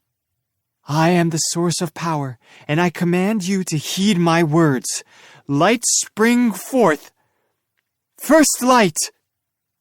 When she finished speaking the spell, a ball of light appeared in the air over us. The ball was filled with a shining, intense light, and the whole deck was illuminated by it. Huh? The skeleton captain that Ren was locked in battle with looked different. His shadow had changed somehow. That strange shadow was... There were more of them, all around the ship. They certainly weren't normal shadows, and they seemed to be grinning. There! I got it! Shooting star sword! Ren turned and directed his attack at the captain's shadow. Yeah! Something emerged from the shadow. It was like a ghostly fish draped in white cloth. It had a dark, evil-looking face with red eyes and long fangs. It must have been the Soul Eater. Once everyone realized what was happening, Motoyasu and Itsuki all began to direct their attacks toward the shadows, and Soul Eaters started appearing left and right. So that's where they were! Logically, our attacks shouldn't affect them. They were like ghosts. So I don't think our physical attacks were going to be able to hurt them. We were going to have to rely on magic. What? The Soul Eaters all gathered in one place and merged to form a single giant Soul Eater. Similar things were known to happen back in my world. Fish did that. They would swim in schools to look like a larger, more dangerous fish. Yeah, anchovies did that. The Soul Eaters seemed to be the souls of fish or something, so that might explain their behavior. And yet, they really had formed one giant monster, and it was much larger than the individual Soul Eaters had been. Interdimensional Soul Eater. Mr. Naofumi, it's coming our way! The interdimensional Soul Eater had set its sights on Raphtalia because she had performed the light magic. But Raphtalia was sitting with me on Philo, and the Soul Eater was charging straight at us. Airstrike shield! There was a loud clang, and we were able to deflect the Soul Eater's charge, but it kept on charging in a new direction, straight at Ren and his party. Look, we found it! Now you have to kill it! Motsuyasu, Itsuki, and Ren all shot me looks of displeasure before they turned to the Soul Eater and let loose a rain of battle skills. Their party members were all working to support them, but their physical attacks weren't going to work on this boss. We weren't prepared to fight something like this, but Raphtalia could support them with her light magic. Philo, use your magic! Okay. Philo cast First Tornado and was able to deal some damage to the interdimensional Soul Eater, but I wasn't able to use Hate Control, so I wasn't going to be any use to anyone. It happened the second I let myself think about it. The interdimensional Soul Eater started preparing for some kind of major attack. The beast opened its large slit of a mouth, and a black ball of magic appeared there, slowly growing larger and rising into the air. The magic ball acted like a small black hole, sucking all the light from its surroundings and warping the air around it like a lens. Crimson Sword! Ren leaped into the air and sliced at the Soul Eater with his sword. Huh? There was an explosion of sparks. It's harder than I thought it would be. Hey, these damn game experts. I found the monster for them and they still couldn't take it down? If it got away and hit again, we'd be in a tough spot. Wind Arrow! Itsuki performed a skill. Lightning Spear! Motsuyasu's skill wasn't going to be enough to kill the monster. Did it have to do with the monster's weaknesses? Sometimes it took forever to figure out what worked against ghost-type monsters. It looked like light magic should be effective on it, though. The ball of black magic the Soul Eater had released looked like it was nearly charged and ready to release its attack. Hurry! That evil skill is almost ready! Oh! Ren shouted, and Motsuyasu turned, ready to attack. Yup! With a reverberating thwack, the Soul Eater spit the large black ball of magic. It flew like a cannonball and slammed into the deck. There was a large black explosion. The entire ship shook violently. This wasn't good at all. The enemy was powerful enough that all the fighting up until that point was starting to look like little more than a warm-up. Had we finally lured the snake from the grass? It didn't matter. If we wanted to end the wave, this was the only way. I jumped down from Philo, ran in front of everyone, and readied my shield. Ah! Ren, Motsuyasu, Itsuki, and their parties were all caught up in the blast. I felt the force of the explosion through my shield. Ugh! It actually really hurt. The thing was strong enough to break through my defense and over a really wide area. Ren and the others hadn't been killed by the blast, but they were tottering, unsteady on their feet. The interdimensional Soul Eater had apparently noticed how effective its attack had been, as it was already producing another ball of black magic. That powerful attack again? Give us some time before you fire off another one. It was annoying, but I suppose that was the only way to fight. You had to do what your enemy didn't want you to do. In games, the makers knew what would anger players, so they made it so monsters wouldn't behave that way. But that was the difference between games and reality. Philo! Yeah, I know! She was already running, full speed at the Soul Eater. She leapt through the air and kicked it hard. I heard the kick connect, but the interdimensional Soul Eater just laughed it off. Haikuiku!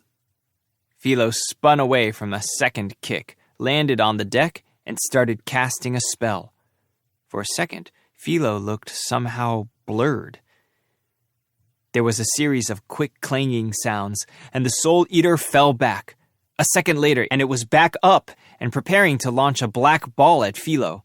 Apparently, she'd found a way to bother it. You can't hit me! Philo shouted a taunt at the thing and ran behind me. That's it, Philo. That's how we'll fight it. I readied my shield and cast a healing spell just as the black ball exploded before us. I blocked it with my shield, and Philo dashed to fit in another attack. Raphtalia was casting light magic spells the whole time. If she didn't, the Soul Eater would be able to hide from us again. Hi-ya! Philo was dashing here and there, fitting in attacks when she could, and slowly dealing more and more damage. This thing was tough. That's why it was the boss, right? If this were a game, a monster like this would only appear at the end of a large group battle. As far as the internet games I was familiar with, a boss like this was about as strong as they got. It was the kind that required a bunch of strong players to team up and take down within an hour. What options did we have? We could keep making small attacks and hope that they wore the monster down enough for us to win. But would they? The longer we spent fighting the boss, the more damage the surrounding villages would incur. Even now, monsters continued to pour from the rift. We didn't have the time to spend chipping away at it. If only there was some kind of powerful skill we could... There was a way. Only one way.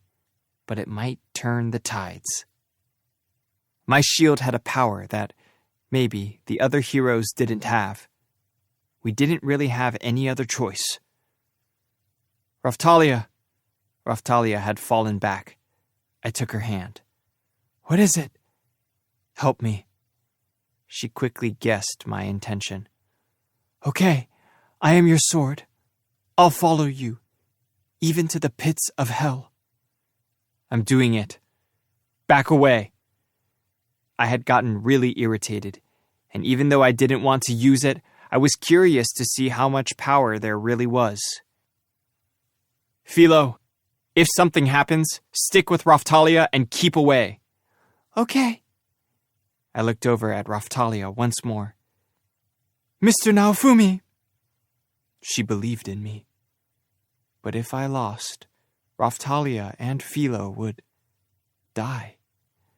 More than anything, I couldn't let that happen. I wanted to protect them. I really did. I wouldn't let myself be swallowed by anger. I couldn't. I swear. I readied my shield. Shield of Rage! The Dragon Core Stone has caused you to grow up. Curse Series. Shield of Rage abilities increased. Shield of Rage 2. Ability locked. Equip bonus. Skill. Chain Shield Attack. And Iron Maiden. Special effect. Self-Curse Burning. Strength Up. Dragon's Rage. Roar. Kindred Ruckus. What?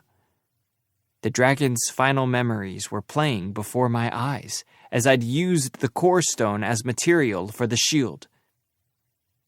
A hero with a sword had stabbed it deep in the chest and forehead, and the dragon had lost consciousness then. The anger it had felt was like something I'd never imagined. It was the anger at having lost to a human. I was able to understand how wretched, how terrible that was for a dragon. Grow up? What did that mean? My shield melted and reformed. It looked like it was made of glowing embers with a giant blood-red dragon in the center. My barbarian armor +1 also changed form to match the shield. Was all of this because of the dragon core? The armor looked different now, and it was covered in a dark black dragon pattern. The anger was so strong, my vision was turning black. Everything was filled with hatred, anger, and the desire for destruction. This anger, this hate, it wasn't all coming from me. I could see all the rage there before me, glowing red, erasing everything but itself. It took all of me. No, not here, not now. I had to fight for the people that believed in me. Not now. Chapter 12. Iron Maiden. Red Dragon Flame. The Shield of Rage, too, had grown into something else altogether. I turned it on the black shadow. Ah! When I screamed, the air around us seemed to crawl and tear, like it was screaming with me. Yeah! The interdimensional Soul Eater took its eyes from Philo and turned them on me. This wasn't good. Compared to the last time I used the Shield of Rage, the emotion was much stronger. I felt like I was losing myself. Was it because of the shield's growth? This grow-up that had been mentioned? Ugh, my vision was wavering. Mr. Naofumi! Suddenly, a kind touch. It must have been Raphtalia. I couldn't lose her here. There were people out there, people depending on us to stop the wave. I couldn't let myself be swallowed by rage and hate. I couldn't let them down. I threw off the dark shadow and shook my head to steady my vision. The enemy was there before me. I stared at it and readied myself. Ugh! Ugh! Ugh! I turned, and for whatever reason, Philo was engulfed in dark flames. Her eyes were sharp like a bird of prey. She ran at the enemy and kicked it hard.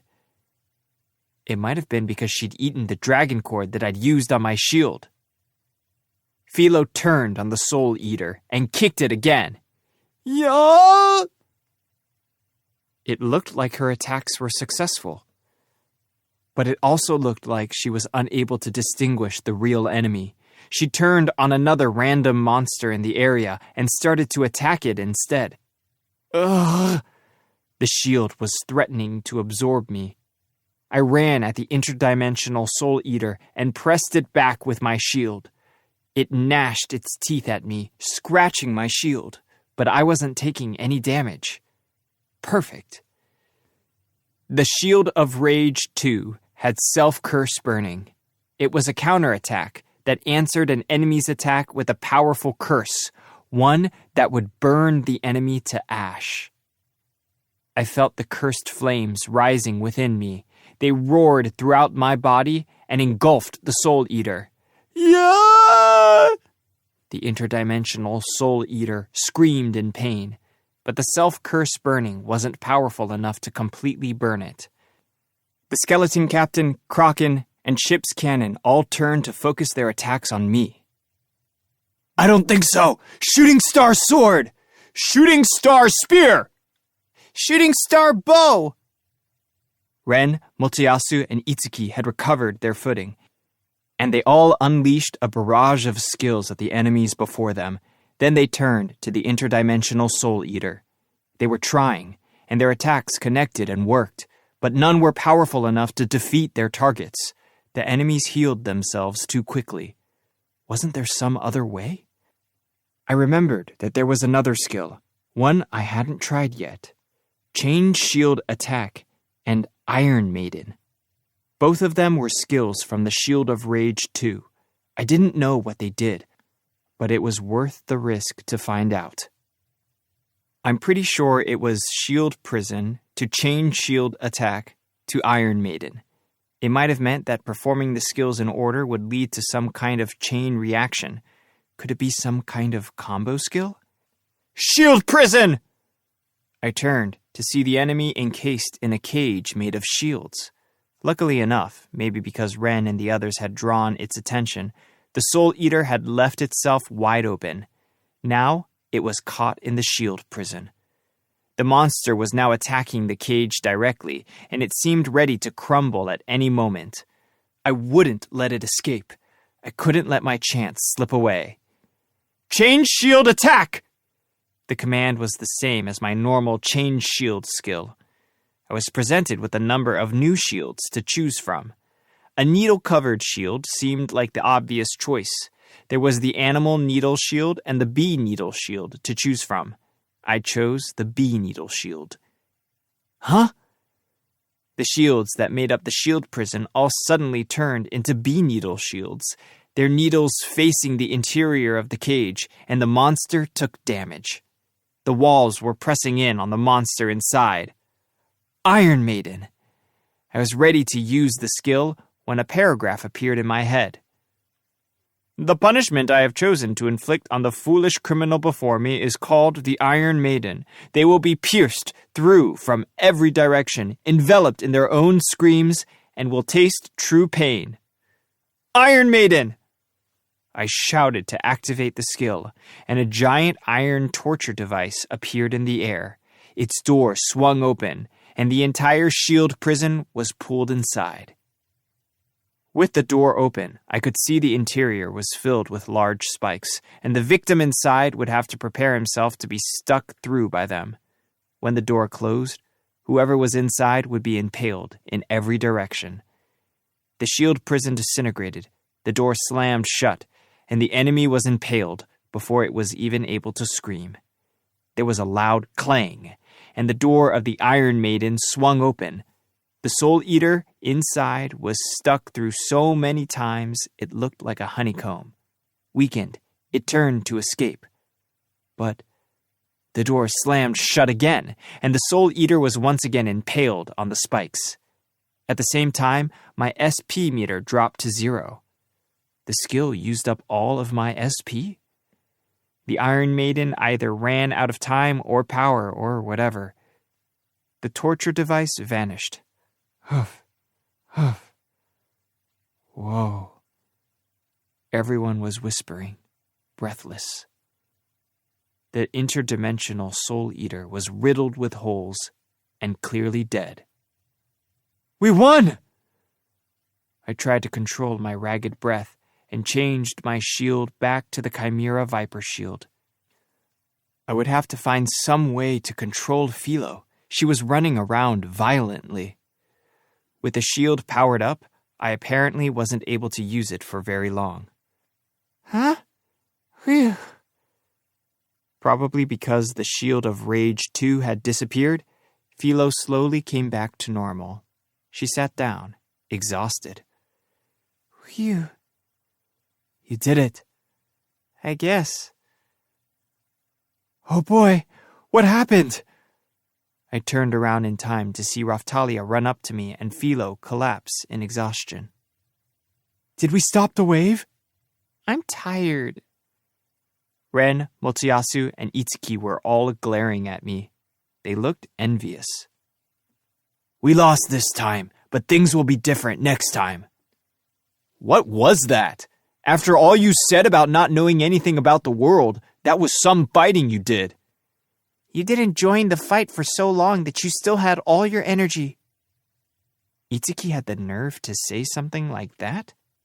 He traveled the world and tried to not stand out, doing all his adventures in secret, and he had the nerve to call me lazy? Regardless, now we've... What the hell? I suddenly had the worst feeling. Every muscle in my body was tense. It looked like Ren, Motoyasu, and Itsuki felt it too. They were feverishly looking around the ship. One of Itsuki's party members was overcome by fear. He fell to the ground. There was an overpowering sense of dread. It was so powerful that the Soul Eater we defeated was nothing in comparison. What was going on? There was a shuffle, and a person's shadow fell over us all. Was it another enemy? This was getting ridiculous. I didn't have any energy left. Are you all so threatened by these little monsters? It seems there is but one true hero among you. She was wearing a deep black kimono that was embroidered with silver.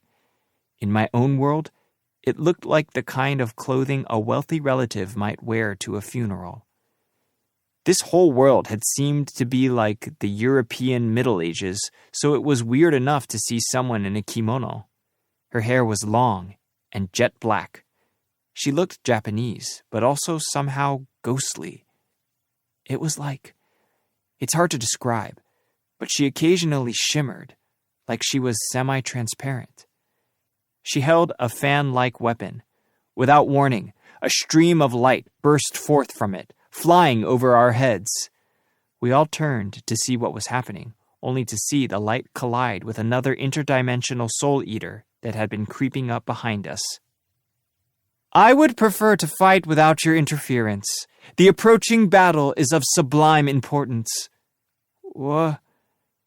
The Soul Eater fell to the deck, dead, from her single attack. It couldn't be true.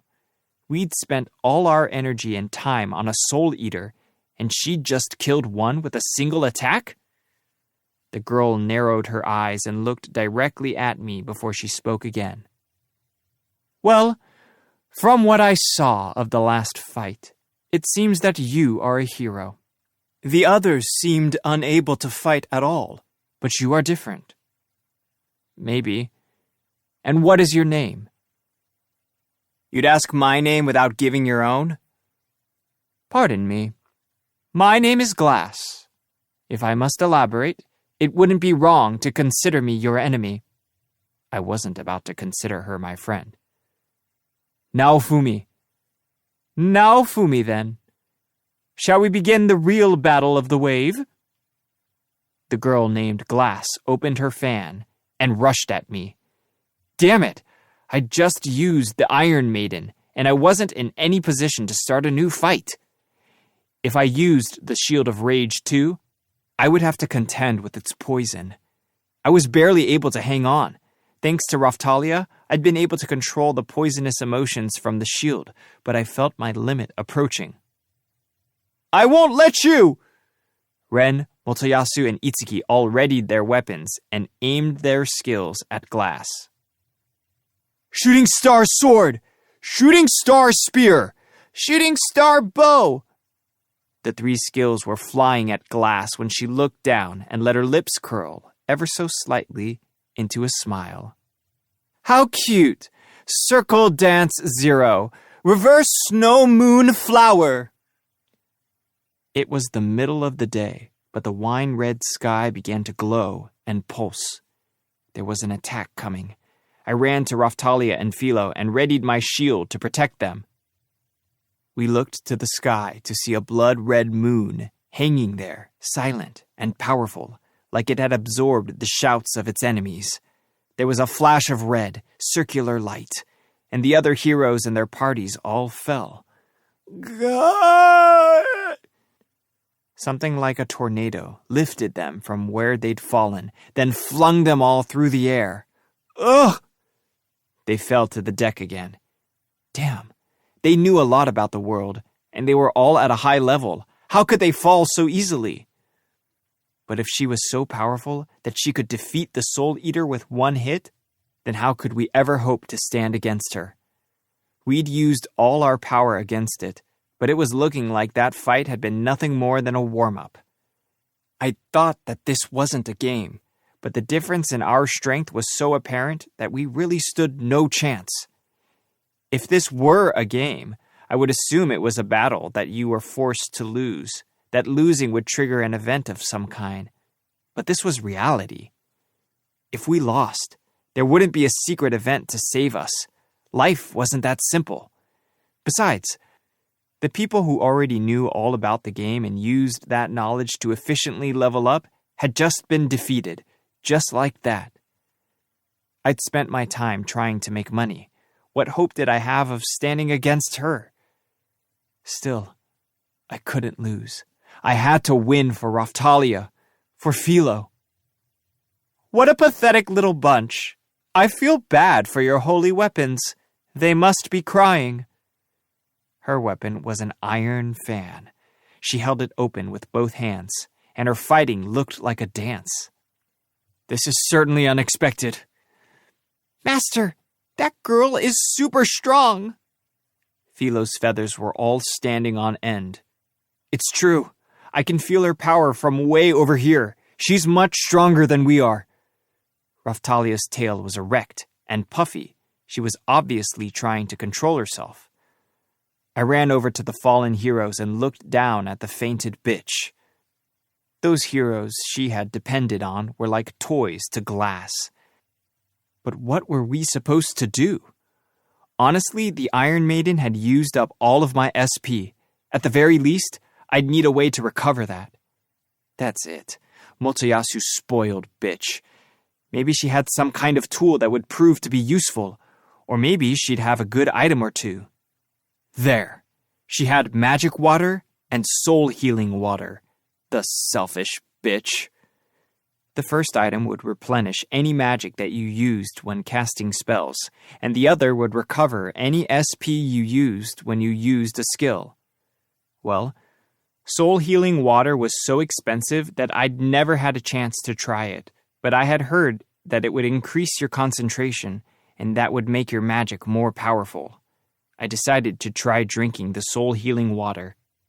It tasted a little like the nutritional drinks I'd made, but as I drank it, I could see my SP meter being replenished. Yes, so it really did restore SP. Thinking back on it, Ran and the others had been using one skill after the other, so they must have had a way of replenishing their own SP. Mr. Naofumi! Raphtalia saw me rummaging through bitch's pockets and yelled at me. But seriously, they weren't fighting, and I didn't really have any other option. How cheap! And you call yourself a hero? I'm fine with cheap. This woman has done much worse than cheap. I'm not very fond of her. Master, you look like a bad guy. Shut up. The enemy speaks truthfully. I don't know what to say. Raphtalia sighed to herself. The enemy seemed to be growing annoyed with us. She is not on our side, but she is not incorrect. Whatever. I stepped ahead of the other heroes, and Glass readied herself for a fight. They weren't capable of fighting for themselves, so there wasn't anything I could do to further involve them in the battle. Glass seemed to understand that, too. She had a samurai-like stoic character to her, too. She probably only wanted to fight those who would challenge her. Very well, then. I think our chat has gone on long enough. She opened her fan and rushed at me. She was fast. I immediately raised my shield, just in time. I caught her attack with the shield, and it reverberated with a dull clang. Damn, it was so heavy. She'd only attacked once, but the shock had shaken my shield arm until it went numb. Her attack was stronger, much stronger, than even the zombie dragon's attack had been. If she could manage such a powerful attack with her fan, then Raphtalia and Philo were in real trouble. Raphtalia, Philo, watch out! This one is strong. Understood. Okay. I am the source of power. Hear my words and heed them. Protect them! First guard! I cast supportive magic on both of them, and the battle began in earnest. If we fight here, the fallen heroes will be in the way. My aesthetics do not tolerate unnecessary interventions in our noble struggle. Let us go somewhere else. As if she had understood my real intentions, she leapt from the ship. We followed her. This seems like a place where we may battle undisturbed. Here I come! If the fan's attack hit anywhere I couldn't manage to cover with my shield, it was strong enough to overcome my defenses, causing pain and leaving a wound. If I had the chance, I would cast First Heal to cover the damage I was receiving, but there was very little time. Her attacks came quickly and powerfully. More than anything else, she was intelligent. It was nothing like fighting a monster.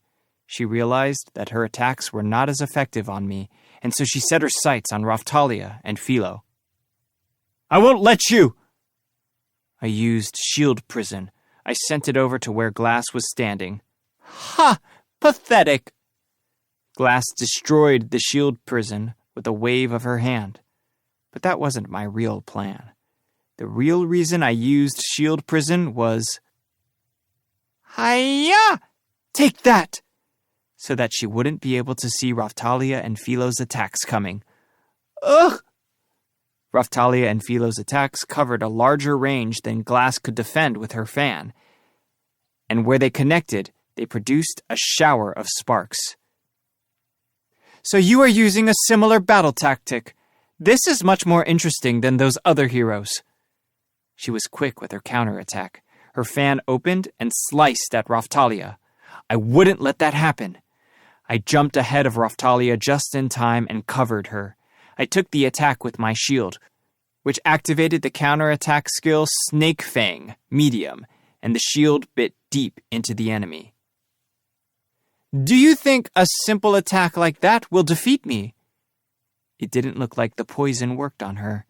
After taking the Snake Fang attack, she didn't appear fazed. Of course, I knew her defense from when I saw her parrying Raphtalia and Philo's attacks with her iron fan. Regardless, she was too powerful. Her attacks were so strong. The fact that she had defeated the other heroes so quickly proved how powerful she really was. Honestly, I couldn't picture a version of this fight that ended in victory for us. Even if I could keep us healed, I didn't see a way to defeat Glass. We just weren't powerful enough. Master, watch my magic! Philo entwined her hands and ran straight for Glass. Haiku-iku! She had used that back when she was fighting the interdimensional Soul Eater. It was a powerful technique that made her move faster. For a second, just a second, Philo was nothing but a blur. When she hit the enemy, the attack was so strong it sent the air vibrating, and I felt the shock through my shield. Ugh, that person is so hard. She took my attack and didn't go flying. Yes, you were able to kick me 8 times in that second. Unfortunately, you simply aren't powerful enough. What? Did she mean that she was able to follow Philo's attacks? Glass turned quickly, like a pirouette, and opened her fan, slicing at Philo. She was our enemy, but I couldn't help but admire her graceful movement. She took the brunt of Philo's attacks without even batting an eye. Philo, one more time! I can't! I don't have any more magic, and I need time before I can attack again. So that was her secret, her ultimate attack. I guess she hadn't been able to use it in quick succession during the last fight either. It wasn't looking good. We were running out of options. While Philo kept Glass occupied, Raphtalia had maneuvered behind her and sprung a surprise attack. She appeared out of nowhere, so she must have used magic to hide herself. Now, Philo! She'd waited for the perfect moment, for Glass to expose a weakness. Glass would surely take heavy damage if she were attacked from the rear. And yet... What are you doing? No. Raphtalia had snuck behind Glass and aimed an attack straight at her back, but Glass had stopped it without even turning. There's no point. Glass looked a little disappointed. She sighed, and then flicked her fan, parrying Raphtalia's sword. She seemed to move as lightly as a breeze, but the clang of her fan against the sword spoke to the strength she concealed. Clang! What? Raphtalia's sword broke. How strong was this girl? Sure, iron fans had long been known to be capable of breaking a sword, but to think that she could do it so easily? I'd cast First Guard on myself and switched to my hardest shield, but even at that, I could barely stop her attacks. Now only Philo had a chance of defeating her, but she wasn't strong enough. Ugh! Raftalia jumped back to put some distance between herself and the enemy. Then she pulled out another small sword she'd had stashed away. Did she stand a chance? Is this really your true ability? To be honest, I'd expected more of a fight from you. That's what you get for assuming. We've been giving this our all the whole time. What a shame. Glass's whole body started to emit a light. No, that was the attack that had defeated the other heroes. Raftalia! Philo! Glass began to spin, as if she were dancing. There was only a second. We could barely move in time. Raftalia and Philo leapt behind me. Shield prison! I set myself as the target, and we are immediately enveloped in a magical cage of shields. This was the other way to use shield prison. It wasn't only for stopping the enemy. I could use it to protect us, too. The wall of shields would protect us while we were inside. Among all my skills, the shield prison had the highest defense rating. Dancing Circle 0! Reverse Snow Moon Flower! There was a powerful wind, and a barrage of clattering iron fans destroyed the shield prison. Ugh! The attack was incredibly strong. If it destroyed the shield prison and injured us, then it only seemed natural that it had decimated the other heroes. Are you two all right? Yes, it hurts. I turned to find both of them suffering from the attack. I quickly applied healing ointment to my own wounds. They were within the effective range of the skill, so the ointment worked on them too, healing their wounds. Impressive! That you might stand after my attack speaks to your defensive capabilities. The tornado vanished, and the enemy walked in our direction. So glad we've won your approval. We were tattered and tired, but we hadn't lost yet. What's next? Aren't you going to use that shield of flame from before? Did she think I was holding back? Or not quite. It's like she was waiting for me to use the Shield of Rage too. What should I do? Keep fighting a losing battle? Send Philo running away and use the Shield of Rage too, knowing that it would consume me? If we were going to lose anyway, should I accept the regret of using it? Fine, but you don't know what you're getting into. I switched to the Shield of Rage too. Gah! Philo ran at Glass again and unleashed a fury of kicks. Your attacks are stronger than they were, but unfortunately... Glass didn't even change her footing. All of Philo's kicks were connecting, but Glass was completely unfazed. What's the point? She used her fan to lightly brush Philo away. Gah! She'd barely touched her, but Philo flew 5 meters through the air. Ugh! How strong was this girl? If this were a game, I'd have expected the inevitable losing event to have started by now. Ugh! But I was still standing. I'd be okay.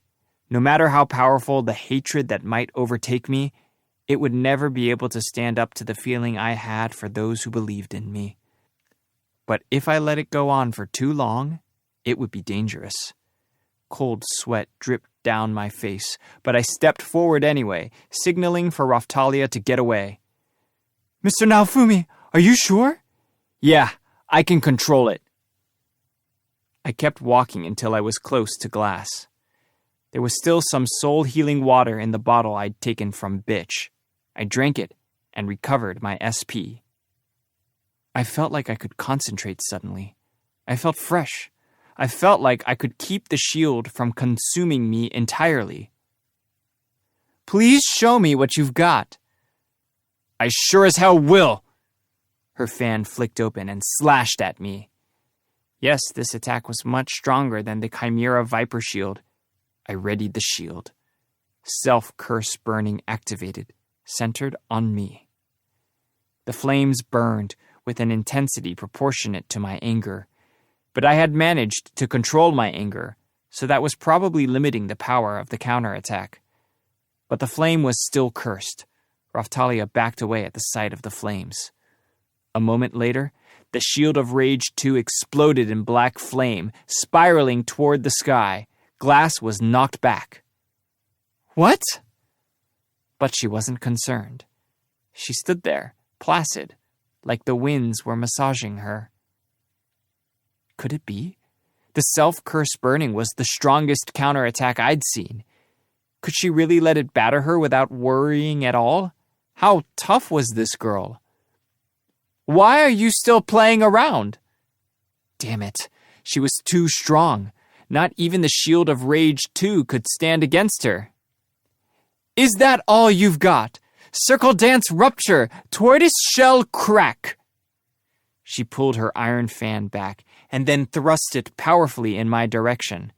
It emitted something like an arrow of sharp light. Damn it! I raised my shield and felt it reverberate with a heavy, dull shock. My whole body ached. I'd taken damage, straight through the shield. Ugh. So you can absorb an attack with that much power? Impressive. It was hard to stay focused through the pain, but I couldn't lose myself. Not now. That was some attack. It might have been a piercing attack. They showed up in games now and then. They had a chance of ignoring the defense rating of the target. Some attacks would even deal more damage to targets with higher defense ratings. Is that what the other heroes had meant when they said that shielders became less useful with time? Experience points in online game tended to get harder and harder to accrue as you leveled up. I don't know what kind of game the other heroes were familiar with, but as for the games I'd played, I could think of some examples of how it could be true. The first is the simplest. The enemy's attack power would eventually outrank the defensive capabilities of the shield.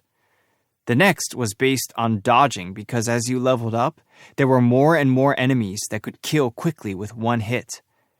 The last was firepower type games, as the defense abilities of the shielders were not nearly as useful as the ability to quickly overpower the enemy with your attack power. I'd given a fair amount of thought to everyone's dismissal of the shield class, but none of those options seemed to be the case in this world. I couldn't figure it out, but I had no choice but to keep moving forward. I cast First Heal on myself to heal my wounds. I have discovered the weakness in your attacks. Glass spoke with extravagant confidence. The black flames appear in response to attacks in your immediate vicinity. If you are attacked from a distance, it will not activate. Then you shout to your subordinates to indicate the target. Damn, she'd figured it all out. She was a real bushi, and her powers of observation were sharp. 2 waves back, it was a black beast. Then it was a chimera. This time, it was intelligent. It was a person. Just what were these waves? Weren't they just natural disasters?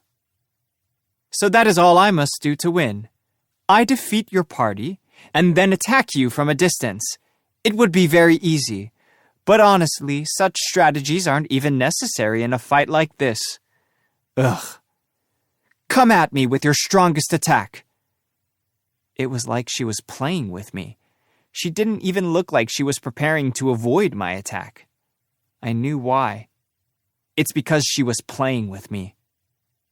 If she stood up to my strongest attack and took the full force of it without buckling, that was her way of humiliating me.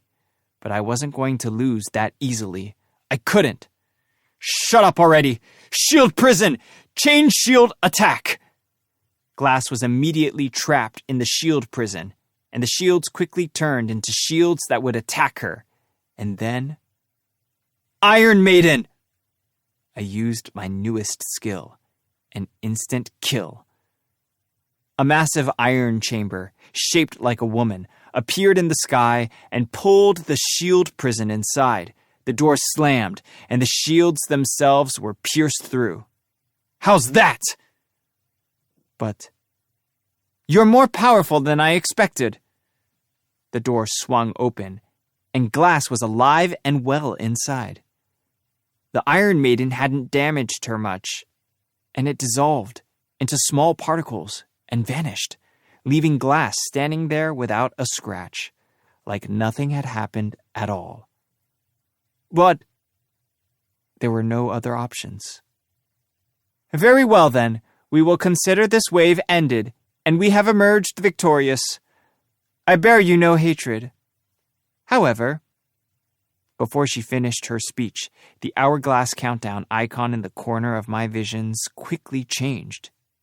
00:59. A new set of numbers appeared. The time, but it's much sooner than now. Raphtalia aligned her breathing with me and quickly chanted a magic spell. First light! A ball of light appeared right before Glass. Then it exploded in a great flash of light. Glass was stunned by the flash and stood there motionless for a moment. I immediately changed to the Chimera Viper shield and ran over to Philo. She had jumped to her feet, ready to go crazy, but quickly recovered her senses. Get us out of here! Wait! Don't doubt her speed. We'll get away just fine. You would subvert the rules of the waves? I can't have you making time for yourselves like that. I'm tired. What's going on? I guess she couldn't seriously hope to fight. If the Iron Maiden didn't work, then I was out of options. Very well, then. It's disappointing, but we seem to be out of time. Glass walked off toward a giant rift. Before she entered it, she paused, then turned. What? What did she want to say? I will withdraw for now, but you will not be so lucky next time. Do not allow yourself to forget that it is we who will emerge from the waves victorious. If that was your true strength, it is only a matter of time. What did she mean, we? She was making it sound like some kind of competition. I didn't understand. I thought that the waves were natural and were going to destroy the world. Thinking further, though, I realized that nobody seemed to know anything at all about the waves. We had to figure out what they were. At the very least, we'd realized that the enemy was intelligent and a force to be reckoned with. Trash and his bitch were really holding me back. We just figured out who our real enemy was, who the heroes needed to be fighting. Jeez, enemies. Everywhere I looked, more enemies. Naofumi, I will remember your name. Lick your wounds and await my return. Don't bother learning my name. We aren't planning on losing to you. She nodded, satisfied. Then she killed a soul eater that had been hiding near the rift before stepping inside and vanishing. Did she just kill her ally?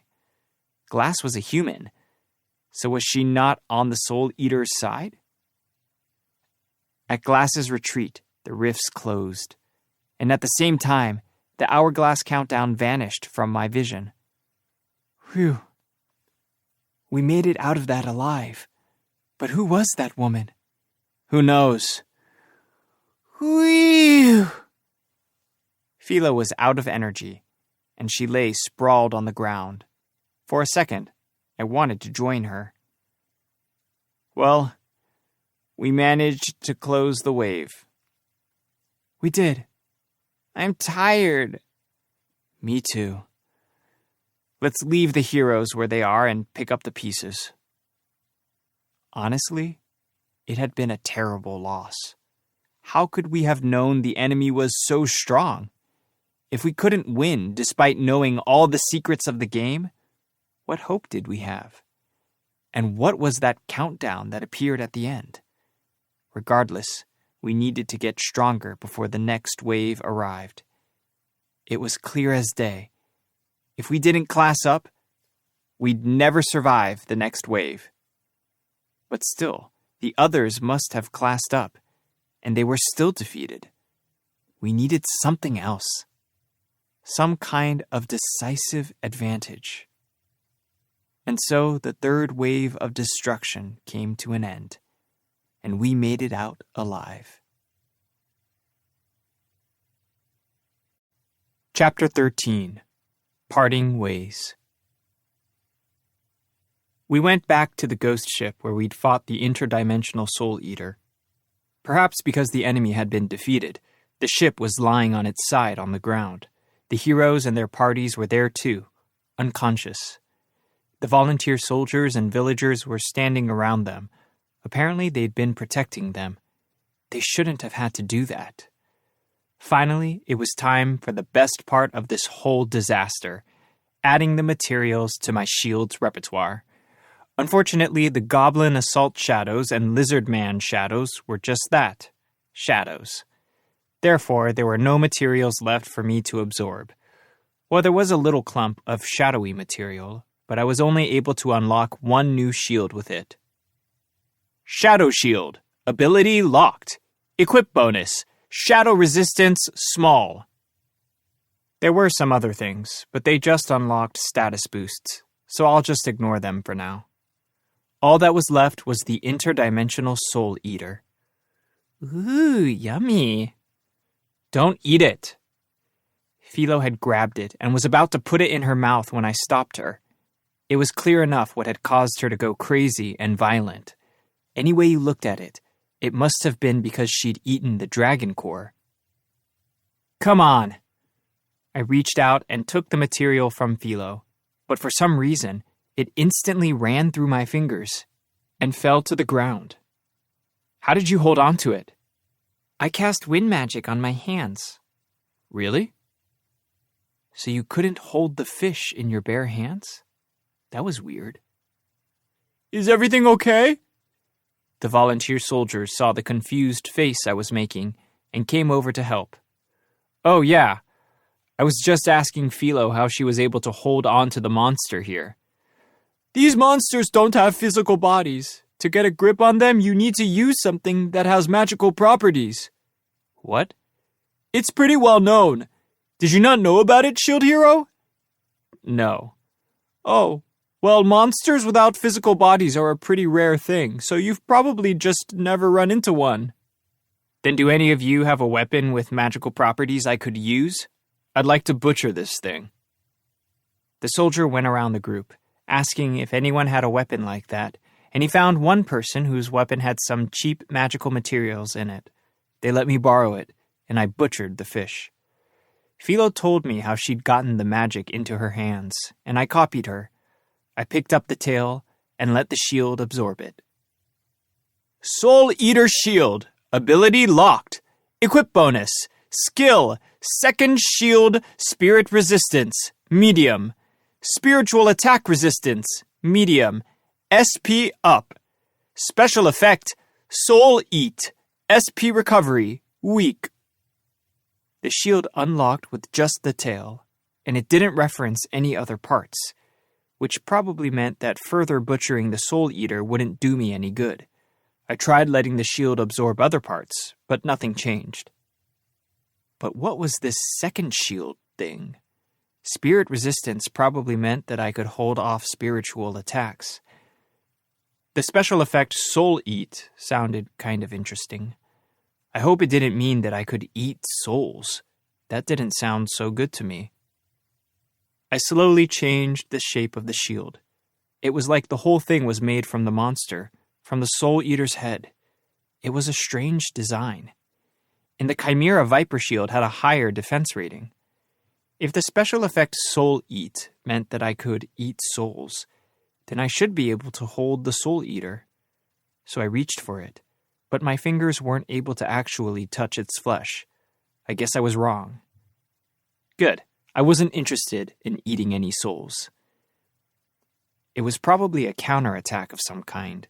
Maybe it ate the enemy's soul, in the sense that I absorbed their SP. Okay, next. What was this second shield skill? I tried it out. Second shield! Airstrike shield to second shield. That's what the icon flashing in my field of vision said. Airstrike shield! I waited to make sure that the airstrike shield appeared in the air before continuing. Second shield! Another shield appeared. So that's what it meant. Up until now, I could only use one airstrike shield at a time, but now I could apparently summon two. There were probably a lot of different ways to use it, but it didn't excite me all that much. I looked back at the remaining interdimensional soul eaters. I kind of want to absorb them all and leave nothing for the others. But they would never let me live that down. Besides, if they didn't get stronger, it wouldn't be good for anyone, let alone for me. If I was going to have to fight with them, they would have to be strong too.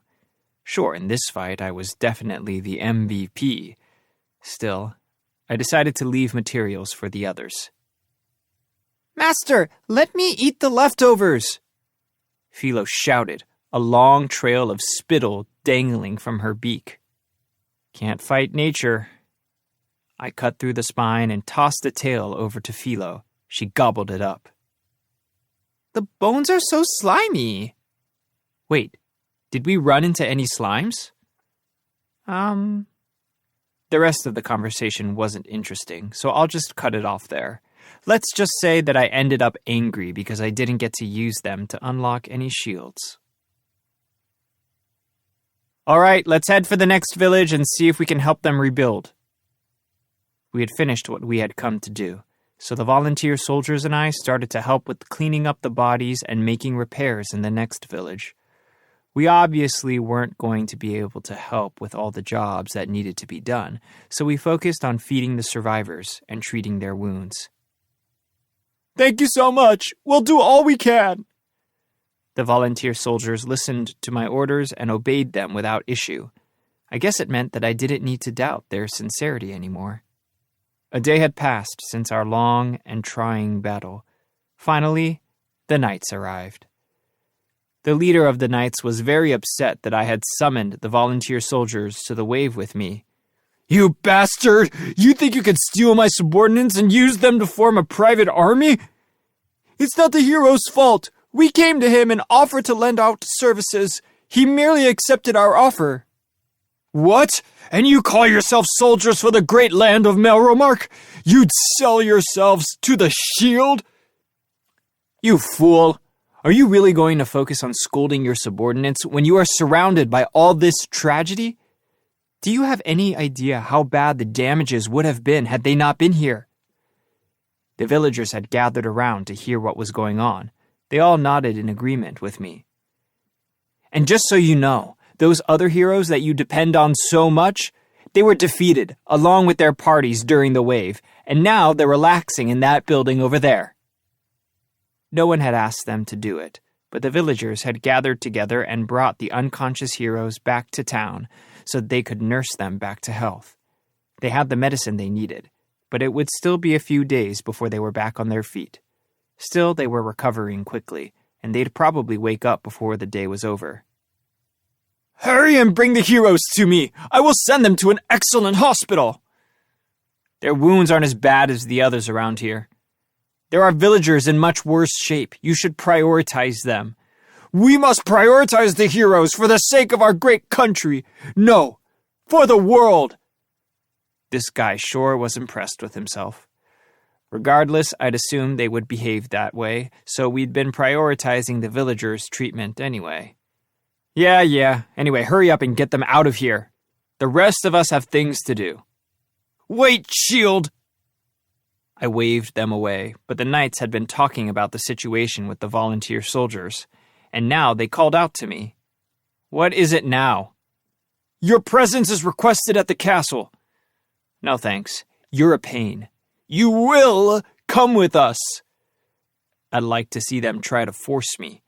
We had more important matters to attend to. Why were they always in my way?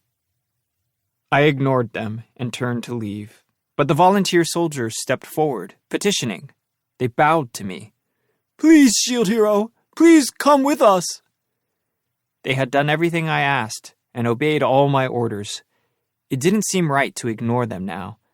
Besides, I did have that new carriage that I needed to pick up from the guy at the weapon shop. Jeez. I scratched at my head and slowly turned around. Fine, all I have to do is go with you, right? I owe these soldiers, so that's the only reason I'll do it. Thank you so much. They were all clearly thankful that I was going with them. I slowly nodded. And so we all made for the castle. We arrived the next day and entered the castle. "We'd like for your companions to wait in the other room." "You'd bring us all this way and then send them off?" These people drove me crazy. "Mind if I just get out of here?" It wasn't like they were going to do anything nice for me. All this was a waste of time. "You may not leave. We have a great deal of information we need to learn from you." "I told you everything on the way here." I'd already told them about how the heroes were defeated, and we were left to face the final enemy alone. The volunteer soldiers had seen it all happen, albeit from a distance, so there was no room for them to doubt what I was saying. Trash might try to make something up, but if he did, I would just run away. I was strong enough to get away now, and if Raphtalia and Philo were with me, then I should be able to outrun anyone who tried to pursue us. "Silence! You are before the king!" The door hinges squealed as the door opened, and we were led to the throne, where Trash sat and looked down severely at us. I'm sure he'd already been told everything. He was obviously irritated at how successful I had been during the wave. "It is incredible to think it, but I hear you were able to fight back the wave, Shield. As for myself, I don't believe a word of it." "Is that how you express your gratitude?" "Insolence! I have a question for you, not that I can trust your words." "What?" How awful was this guy? Did he need to indicate his distrust after every single sentence he spoke? "Shield, I hear that you have discovered a strength that has made you more powerful than the other heroes. I don't believe it, but you have an obligation to tell me if it is true. Speak now. Not that I believe you." He was so transparent, the fool. He was wondering if I was stronger than the other heroes, but he wasn't honest enough to ask me directly. He made me sick. The trash. Honestly, though, I had no idea why Glass retreated after she defeated the other heroes. She'd mistakenly thought that I was the strongest hero, and so we started fighting. But then a counter indicating a time limit appeared, and she retreated. I could tell that the hourglass timer had something to do with what happened, but the rest of it was a mystery. What would have happened if the counter had run out? There were too many questions remaining. Eventually, we would have to find the answers, but I didn't have time for that now. But still, I could tell what was going on here. I turned to Trash and smiled, jabbing my finger at the ground before me. "If you really want to know, crawl down here and bow to me." Trash was so shocked, he froze up for a moment. His face was hilarious. I wished I could have taken a picture. "Did I stutter? Are your ears plugged up? If you really want to know, come down here and put your nose on the floor."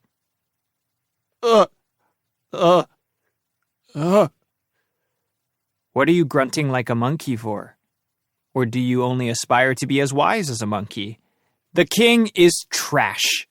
Not that I would believe the words of a monkey, anyway. As I parodied and mocked him, his face grew red and stiff. His eyes glared at me, full of hate. You know what? It felt great. "You bastard!" Trash roared. His shout echoed through the halls. The first enemy was the wave, and the second was Trash, but I wasn't going to lose to Trash. "Don't you ever show your face here again!" "You're the one who asked me to come. You don't have to ask me to stay away." And so I said my final farewell to Trash. Chapter 14. On the road again. "I'll have your head!" Trash wasn't happy with my behavior. "Uh-oh, how are you going to get me to the guillotine?" There was a clatter of armor as knights began inching toward me from their posts around the throne. "Are you guys forgetting? I'm the one that defeated the enemy, the one strong enough to take down all the other heroes. I readied my shield and faced the knights. They all stopped moving. I was a hero, after all. They did all know that I'd survived the wave where others had fallen, so why would they risk drawing close? Even if I was half faking it. What are you doing? Kill the insolent fool! Hey now. I turned back to him and spoke threateningly. Don't you understand? I'm strong enough to march into this castle, kill you, and make it out of here unscathed. You see that, right? Trash looked very upset. If you don't believe me, I can demonstrate. I'd learned that some tricks and threats were necessary to negotiate effectively in this place. I had to use the tools available to me if I was going to restrain Trash.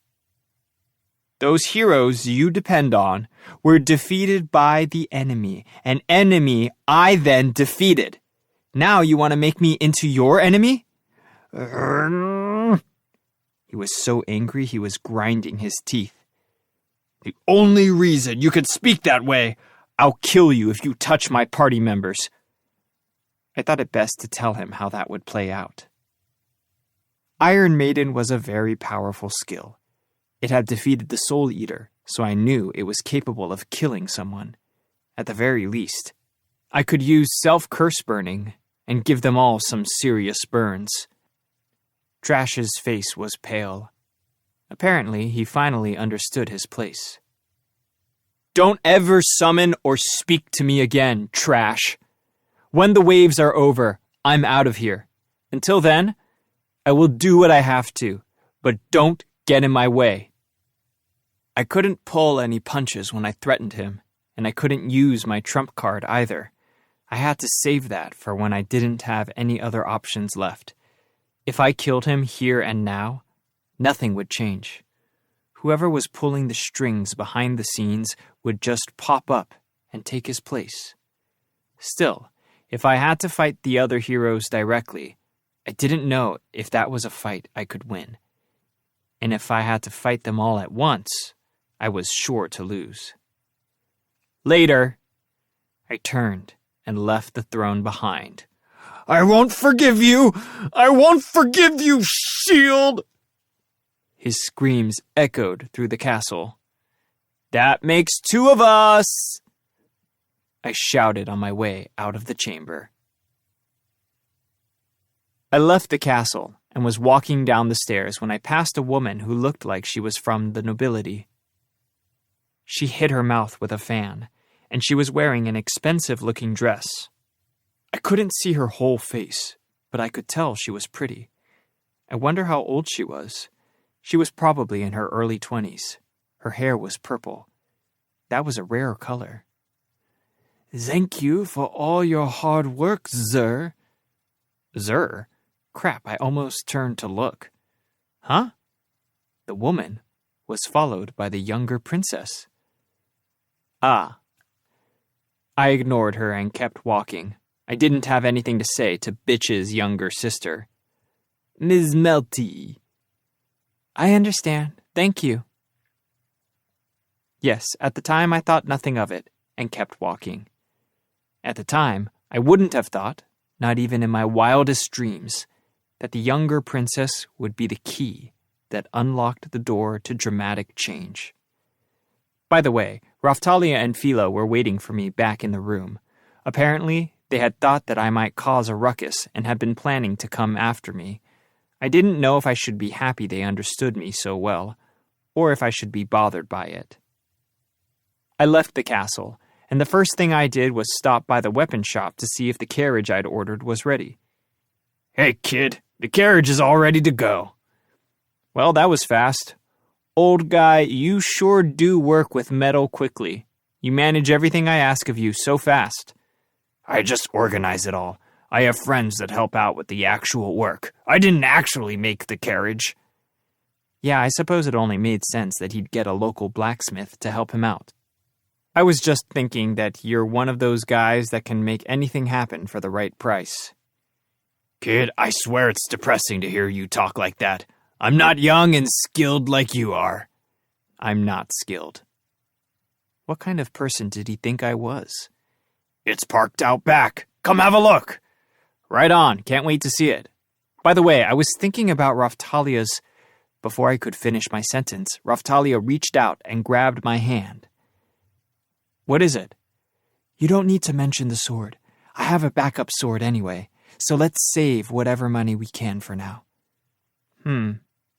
Well, if you really think so, then I guess we can. Philo's attack had gotten so powerful that she was doing most of the damage anyway. If Raphtalia could take on a support role, that should be fine. And she was probably thinking that we might find a better sword than the old guy could make for us. We made our way out to the back of the shop, and sure enough, a large metal carriage was waiting for us. The carriage was metal. Even the roof was metal. It reminded me of a little tin wagon my parents had bought for me in the past, only this one was life-sized. Wow! Philo's eyes were wide and sparkling. I'd never seen her look so excited. She tottered over to the front of it and slowly reached for the reins. I'm allowed to pull it, aren't I? Sure. Yay! Her eyes were fluttering, and she readied her grip on the reins. She was so excited, she looked like she might explode. Let's load it up first. Understood. Okay. We went to the old carriage, took all of the luggage out of it, and then moved everything to the new carriage. I couldn't help but notice that we were spending more and more of our time moving things and carrying luggage around. What do you think, kid? The old guy poked his head out to see how it was going. I gave him a good job thumbs up. It's just what I wanted. Great. Though I have to say, it looks pretty heavy. Think the bird girl can handle it? Yeah. No problem. She was pulling the last carriage with 3 carts linked to the back. Impressive. She might even start whining that it's not heavy enough. You know what I like? Hard ones. Maybe it was a Filolial thing. Did they compete to see who got to carry the heaviest, hardest objects? Ah ha ha ha! You can do it! Hey, that has me wondering. Where are you off to now? What do you mean? I heard all about it. You did something crazy at the castle? The old guy looked a little worried. Well, that was fast.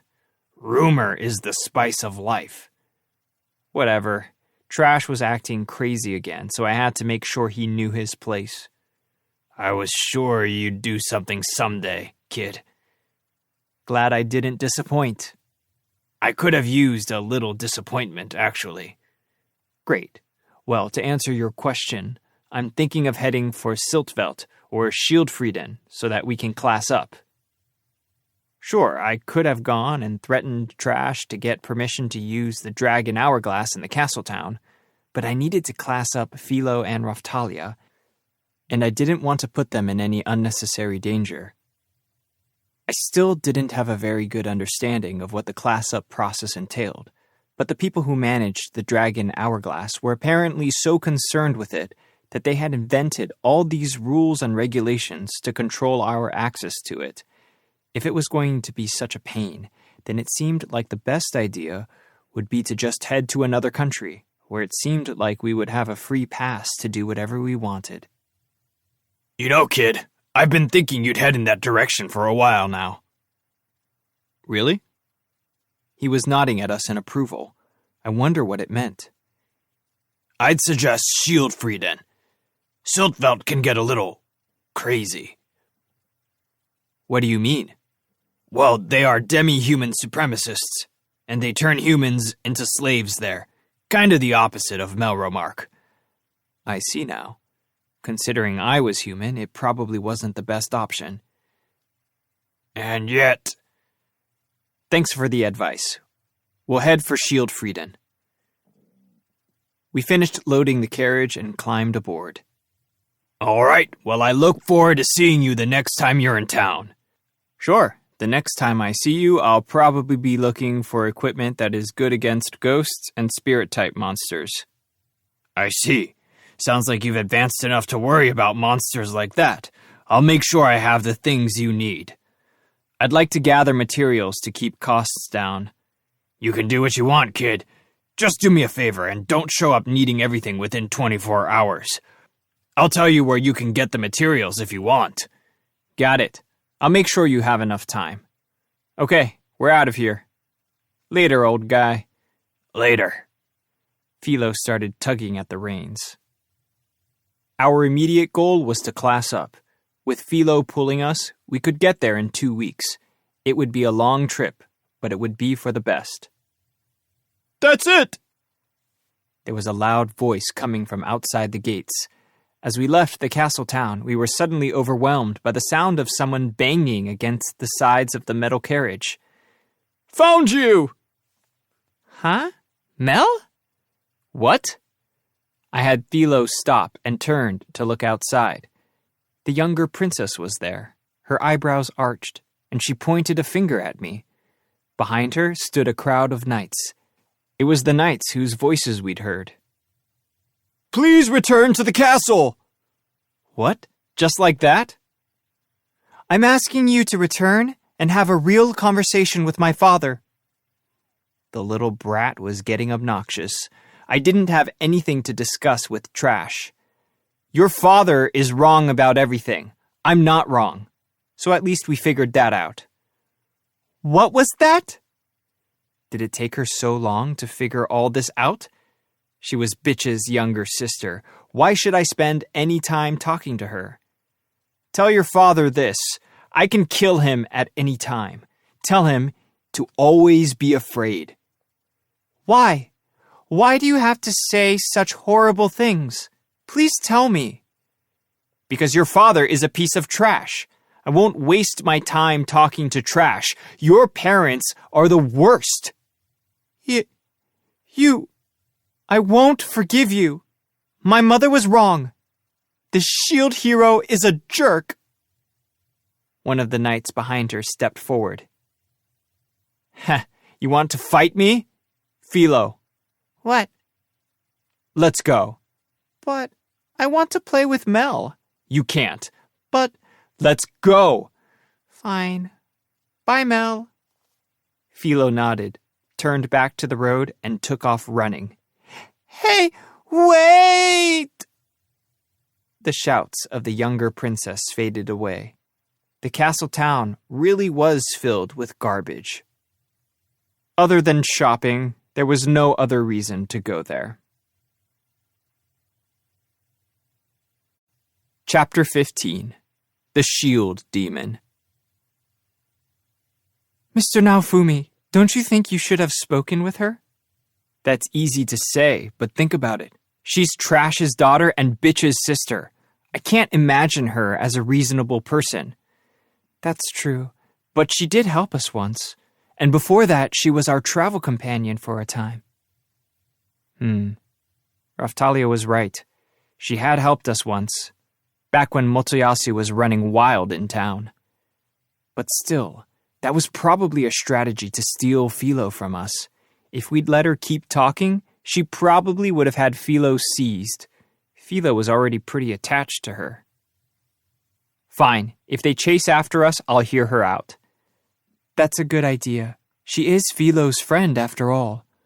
Mel is nice. She pretends to be. Anyway, focus on the task at hand. We'll sell things along the way, right? Yeah, I mean, we have to pay for the travel and for all our equipment. Not to mention Philo's appetite. Philo would help us get there, but we'd have to keep her belly full if we wanted to keep the speed up, and that would cost plenty. I'd been letting her eat the monsters we happened upon, but that wouldn't be enough to cover her whole diet. I don't know where all the money went, but I knew that we had to raise money while we had the chance. We could just set up shop in the villages and towns we stayed in on the road. Huh? In the back corner of the carriage, there was a large bag I'd never seen before. Wondering what it was, I opened the bag to find a single letter mixed in with a whole pile of items. Dear kid, I was too embarrassed to give you these directly. I went ahead and made you all some tools I thought might be useful. Use them if you like. The old guy from the weapon shop. It was so kind, so considerate. I reached for the item on top. It was a long sword. It was the same sword that Raftalia had been using, the one that had broken. The old guy must have been inspecting us closely. He was very observant. I was honestly touched. I thought I might cry. Raftalia. What? The old guy made you a present. But this is worth a small fortune. I don't know what to say. Raftalia accepted the sword, her eyes welling up with tears. That guy really did seem to care about us. What else is in there? The bag was stuffed with things, and all of them were labeled with our names. The letter also included short descriptions of the items. He must have rushed to write it all out, as the handwriting was quick and hasty. So the first one was for me. It was an item for the jewel in my shield. It sat over the jewel like a lid of some kind. According to his note, it would help me look up information about the shield. Well, the shield was the whole reason I couldn't really fight for myself. Anything he did to make it easier to understand was a good idea in my book. It clicked into place over the jewel. The next one was for Raftalia. It was another short sword. But why? I passed it to her. He says this one is for you too. Another sword? She quickly slid it from its scabbard. There was a soft pop, and it turned out that there was no blade on the handle. What was it for? Is it a stage prop or something? I don't know. The memo indicated that it was an experiment of his, a magic sword. He said it would work against shadow monsters with no physical body. He wrote the memo as if he expected us to know what he meant. Normally he would have explained it to us, but he must have been embarrassed because he forgot to write how it was used. Where was the blade? Did it mean that only shadow monsters would be able to see it? There must be a reason it is missing the blade. I'll try to look it up later. Yeah, I don't think he'd give us anything we couldn't use.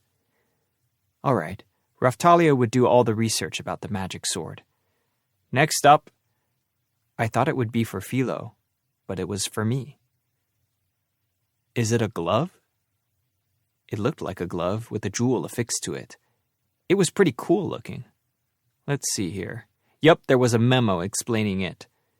Reading it made me tense up. It was supposed to help out if we were ever in a situation in which Philo couldn't pull the carriage. Apparently, if I put on the glove, I'd be able to pull the carriage too. The effect was somehow linked to my current magic power rating, so I guess it was some kind of power glove. Not that I wanted to pull a big, heavy carriage around. If he wanted to be nice, he was going about it in the wrong way. Philo, this one's for you. I figured it was best to leave the pulling and tugging to Philo. After all, she was the one who liked it. My hands won't fit in those. I guess it wouldn't work when she was in her Philolio queen form. Well, that only made sense. You can wear them when you are in human form. Use them to play or something. Even in the worst case scenario, I could use them to craft something. Okay. Seriously, I was surrounded by jerks left and right, but just knowing that there were people like the weapon shop owner out there, well, it made me want to keep moving forward. There was a good chance we'd run into Glass during the next wave. We would have to get strong enough to face her before that happened, which meant that we would probably need the old guy to make us some weapons before the next wave. I felt like my efforts wouldn't be futile, like I had to get stronger for him, too. Let's go! Yes! Yay! Here we go! We were back on the road. The next morning, after a light breakfast, we left the inn early. It was that kind of town. Wait! Please talk to my father. I sighed and slapped my palms to my forehead. I figured they'd chase us, but I didn't think they'd catch up so quickly. If they were capable of keeping up with Philo, they must have been moving quickly, and to think, I'd purposefully steered Philo in the wrong direction to throw them off. We finally caught up with you. Ah, Mel. Philo had stopped, so I climbed down from the carriage and faced the little brat. Apologize and speak with me. She'd been so polite at first. Now I guess she thought she could order us around. And so the monster sheds its skin. I knew she was after Philo. Sorry. Here I am. Don't apologize to me. Apologize to my father. Ugh, shut up already. I couldn't handle talking to the little brat. If you don't, my mother will make him pay. What are you talking about? I considered jumping back into the carriage and running, but Raphtalia had already told me off about that kind of behavior. I guess I needed to hear her out, just this once. To be fair, this girl hadn't actually done anything bad to us. As for stealing Philo, that was just my guess. She'd never been anything but nice to us. And yet here she was, begging me to speak with Trash. I couldn't imagine anything I'd rather do less. What did she mean that her mother would make him pay? Was Trash in for a spanking? What do you want me to do? That's what I've been trying to say. I'm trying to create a space for the shield hero and the king to make amends. The group of knights behind her ignored our conversation and drew their swords. What's that? One of the knights in the back was pointing a crystal ball at us. Huh? What was that supposed to be? Then I noticed. None of them were looking at me. I suddenly had a really bad feeling. A shiver went up my spine. It was a feeling similar to how I felt when I realized Bitch had betrayed me. Tension with a lot of dread. It was a feeling I'd spent the last few months trying to forget, that sense of betrayal. The air was thick with it. Without stopping to think, I quickly ran toward the knights. The reason for my growing dread became immediately apparent. The knights turned their swords on the younger princess. Ah! Airstrike shield! The little brat let out a shrill scream. The airstrike shield appeared before her just in time. What are you doing? In a flash, I was in front of the brat, glaring at the knights. You, shield! You would use the princess as a hostage? Huh? They were the ones moving to attack her. What were they talking about? It looked like the younger princess understood that just fine. Her face was pale. The shield is our enemy! We've known it from the beginning! The knights shouted and came running to attack me. I readied my shield to protect the younger princess. The air was soon filled with the clang of sword on shield. Ugh. The knights in the back were busy casting a spell. It started to rain fire. There was no time. I threw my cape over the princess and we waited for the fire to burn out. You shield demon! Philo, Raphtalia! Understood. Okay. They knew what I meant, and they were both attacking the enemy in a flash. The knights knew a counterattack was coming. They jumped on their horses and fled. Fools! Philo was way faster than any horse. In less than a second, she'd knocked one of the knights from his horse. No, a demon! We'd already taken care of one of them, but as we chased down another, then another, the other knights were able to get away. What the hell was that about? Weren't they here to protect the younger princess? How would we get to the bottom of this? We tied one of the knights up with a rope and questioned him. Okay, jerk. Why did you all just try to kill the princess in front of me? Better speak up. I don't have lips for talking to demons. Huh, so I'm a demon now. It's been a while since people had been so rude to my face. There were plenty of people who said that the shield hero was a demon without knowing that I was that person. I'd wondered what they'd meant, but I had never gotten a chance to ask. And then here was this guy saying he didn't have lips to speak with a demon. You do understand the position you're in, don't you? I called out to Philo. Lunchtime? The knight went pale, but he recovered his sense and spoke. Even if I die, I would be a martyr for a holy cause. God will lead me. So he was religious. Threats probably wouldn't work against this sort of fanatic. Hey, princess, you have any ideas? The princess was trembling with fear. She shook her head. Huh, you don't say. What religion are you talking about? Some stupid cult, I'm sure. The Church of the Three Heroes! You demon! You would blaspheme our God! Of course. Fanatics can't stand it when you start to make fun of their beliefs. I could use that to wring information out of him. That's the major religion here, Raftalia whispered to me. You know it? Well, most people are part of the church here. My village was a different religion, so I'm not part of it. Mr. Naofumi, you mean you've never heard of it? Never. I thought that you knew. Why didn't the weapon shop owner tell me anything about it? He was probably just trying to protect your feelings. Maybe he thought I would do something reckless if I found out the real reason that everyone had been treating me so poorly. There really had been a time that I would have done pretty much anything. The last time I saw him, I'd rushed the conversation too, so I don't know if he had actually been trying to tell me. I'd have to make an effort to listen to people more. Fine. Go through their belongings and see if you can find anything relating to the religion. Oh, okay. Raftalia rooted through their things and came back with a rosary. From what I could tell, it was just a normal item made from normal materials and without any special properties. Put it on the ground. Huh?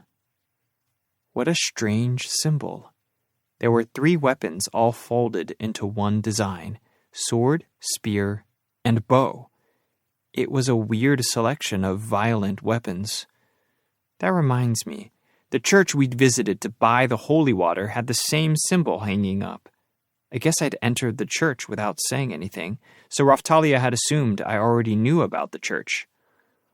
All right, guy, if you don't start talking, I'm going to stomp on this thing. No, no! The veins on the guy's head stood out as he screamed. He sure was quick to anger. Was this little string of beads really that important? Back in my own world, there were religious groups that were fanatical enough to go to war. These guys must have been like that. Well, well. I slowly lowered my foot until it was almost touching the rosary, and then I raised it again. Then I pretended to step on it again, raising my foot at the last moment. I did it over and over. You demon! Our God will never forgive your behavior! What do I care what your God does? Now tell me why you tried to kill the princess. No? Are your beliefs so flimsy? Ugh. Are you just going to let me, a demon, stomp on your precious little rosary? Your God must be very understanding. It was the reverse of the Japanese fumie. If they really believed I was a demon, they had no choice but to stop me. If you tell me the truth, I won't step on it. I won't be manipulated by you. Too bad. I ground the rosary under my heel, crushing it into the ground. No! What's he going to do? I should probably clear up the first misunderstanding. Hey, princess, who are these guys? Are they knights? She was still visibly shaken by the attempt on her life. Her face was pale, and she was trembling. Mel, Master and me are here, so it's okay. Philo. Mel recovered her senses and turned to me, whispering, These men are father's knights. Trash. You mean he wanted to kill me so badly he would sacrifice his own daughter? Unbelievable. Did he really hate me that much? I don't think so. Why not? I don't think my father knows about this. When he plays strategy games, he's super smart. My mother can't even beat him. If this were his plan, it would be perfect. This plan, honestly, my mother wouldn't approve of it. I think you've got that backwards. From where I was standing, it all looked pretty bad. I guess we couldn't expect much from the mother either. This seems like something my sister would think of. It's just like Mother said. We'll have to keep an eye on her. I might have been reading too much into it, but it sounded like there was some bad blood between these sisters. So you think it was your sister? She was an heiress to the throne, so there was a motive for her to try and get rid of her sister. The younger one was apparently first in line. Bitch would know that, and a plan like this certainly wasn't below her. She might want the throne. She'd have to get rid of me to get it. That does sound like something she would do. I wouldn't put it past her. My sister, from a young age, has loved bringing ruin to people. My mother has said that she would do anything to get what she wants. It sounded like, at the very least, she had a handle on the basics. But Father doesn't understand that. He keeps saying that she's serious and good. So Trash trusted her. The younger princess wasn't taking his words at face value. Maybe the king just doesn't want you to inherit everything. That's not it. Why not? Because Mother is in charge of choosing a successor, and Mother does not trust my sister. Mother? Your mother? Is that the woman with the purple hair? The one who walked with you and said Zer? That was a double. They pretend to be her in public. A double? So I guess she looked like that. I couldn't forget how purple her hair had been. Yeah. Well, the double looks just like her, but talks kind of strangely. Huh. Because she's the queen, way more powerful than the king. There she was again, whispering big news like it was nothing. What was that? Her mother is more powerful than her father. Huh? Mr. Naofumi, Melromark is a matrilineal country. I just found out recently myself. Raphtalia jumped in, adding more information as if it were the most obvious thing in the world. What did this mean? It meant Trash had married into the royal family. What are you laughing for, Mr. Naofumi? How could I not laugh? That Trash had to marry into the royal family. Master, you look like you are having a good time. Don't speak ill of my father. Why not? He hung you out to dry. He did not. What? Uh-oh. The younger princess burst into tears and started battering me with her little fists. Ha! She'd been acting like an adult this whole time, but now she let her guard down. She was just a little kid. I mean, when we first met her, I knew she was a kid, but now I knew that she really did act her age. And yet she was speaking differently than she had when we first met. If she were a princess, she'd have to conduct herself with honor when she was in public. I guess what I'm saying is that this whining, crying little girl was the real younger princess. It's not right to laugh at a crying child. She's basically the same age you are. Had Raphtalia forgotten that she had behaved the same way only 2 months ago? That explained her relationship with Philo then. It was her chance to be the big sister. It also explained why she was giving Trash more than his fair share of the benefit of the doubt. It would be easy to get a bunch of religious fanatics to kill me. They already had the motive, and he could easily deny involvement. Even if he wasn't involved, the explanation of bitch trying to secure the throne for herself made perfect sense. Mr. Naofumi! I know! Raphtalia was starting to get angry, so I decided to behave more seriously. Is there some way for us to clear our names and also to protect the life of the younger princess? Honestly, I don't see why I needed to protect the progeny of Trash and or his bitch daughter's sister. I didn't like the fact that they shared blood, but I couldn't just leave her there, and I couldn't kill her. Even still, I could sympathize with her plight, betrayed by her own family, and left to die in a pit of despair. I knew how that felt. There must be some way. The Queen. Do you know where your mother is? That was my first idea. If the Queen didn't know what Trash was up to, we could find her and explain the situation. She had more power than he did, so if we could get her on our side, then that would solve the issue. If we went that route, the younger princess would be an important bargaining chip. If we could just keep her alive, she would be of use to us. She seemed intelligent enough for decent conversation. The only problem would be if the Queen were just as stupid as the king. If so, she wouldn't believe anything I said. I don't know where she is, but Mother said that she wanted me to be friends with the shield hero. And you know that she wasn't involved in this? That was a possibility we couldn't rule out. Giving her youngest daughter the right of succession might have been part of her plan to find and kill me.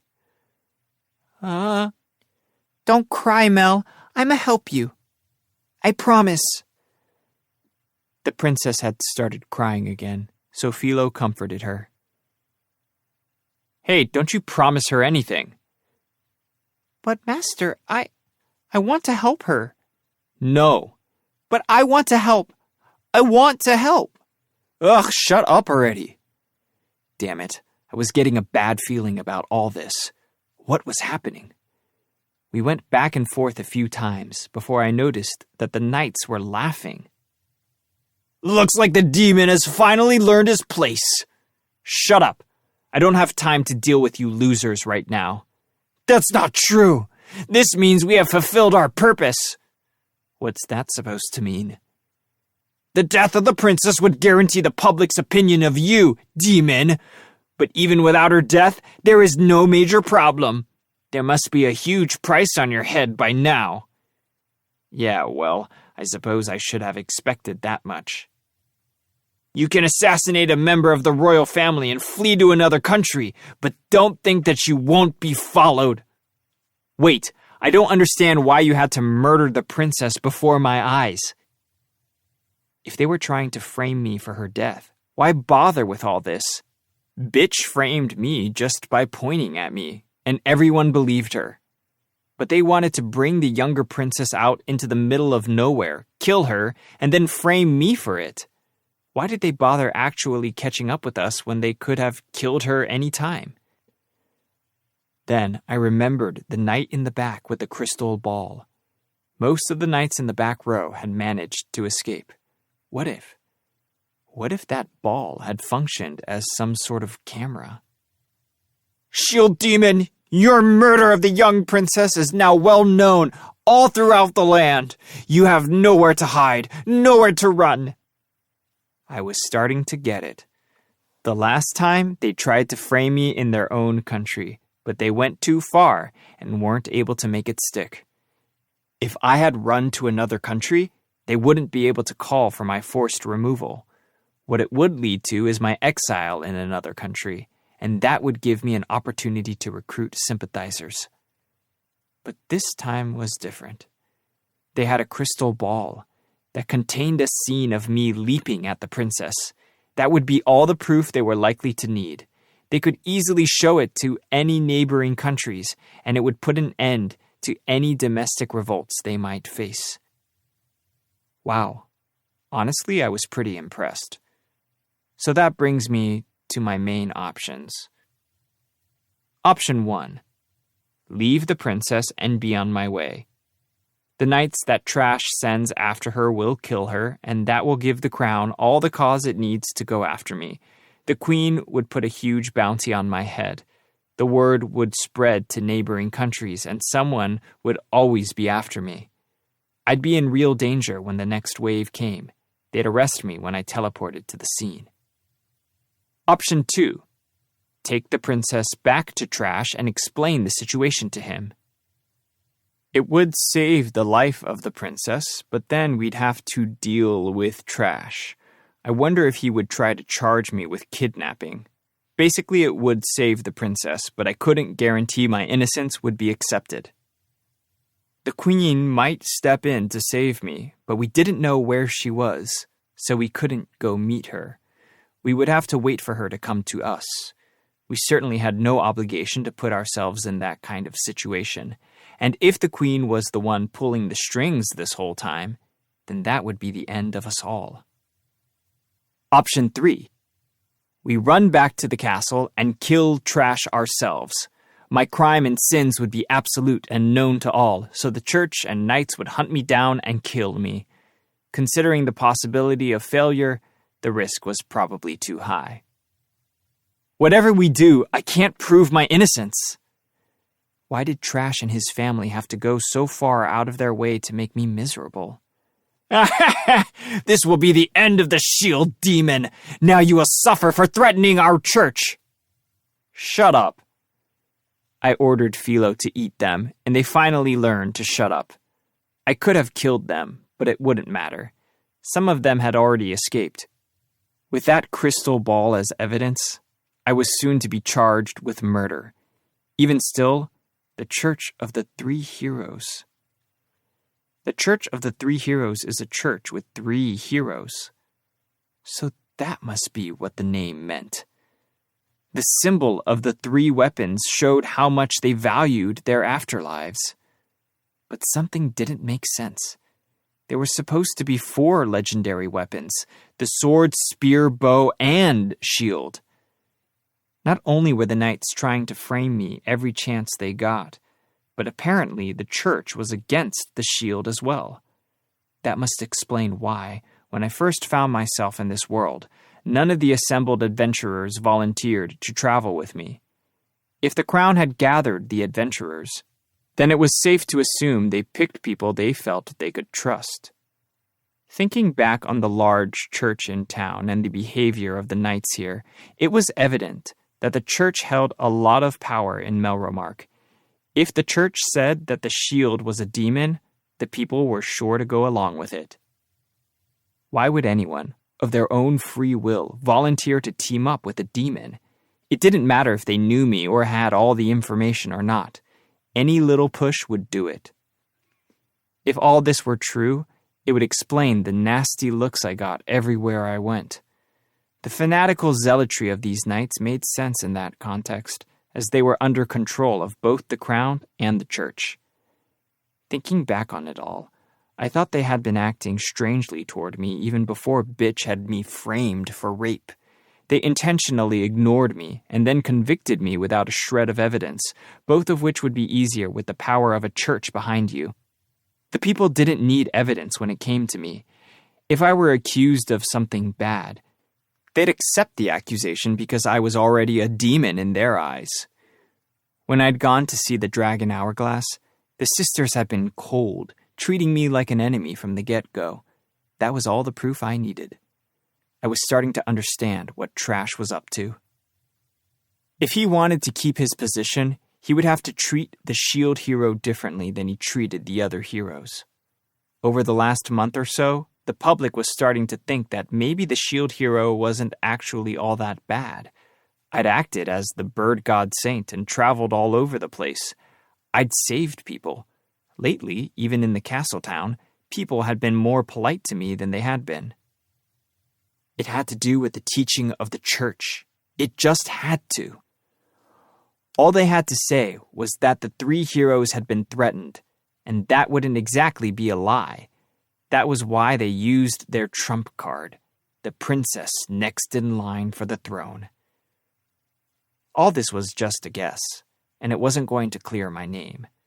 Still, running to another country. Then I remembered what the guy from the weapon shop had said. I think he'd said that the citizens of Siltveld were demi-human supremacists. That would mean that they probably didn't have close relations with Melromark.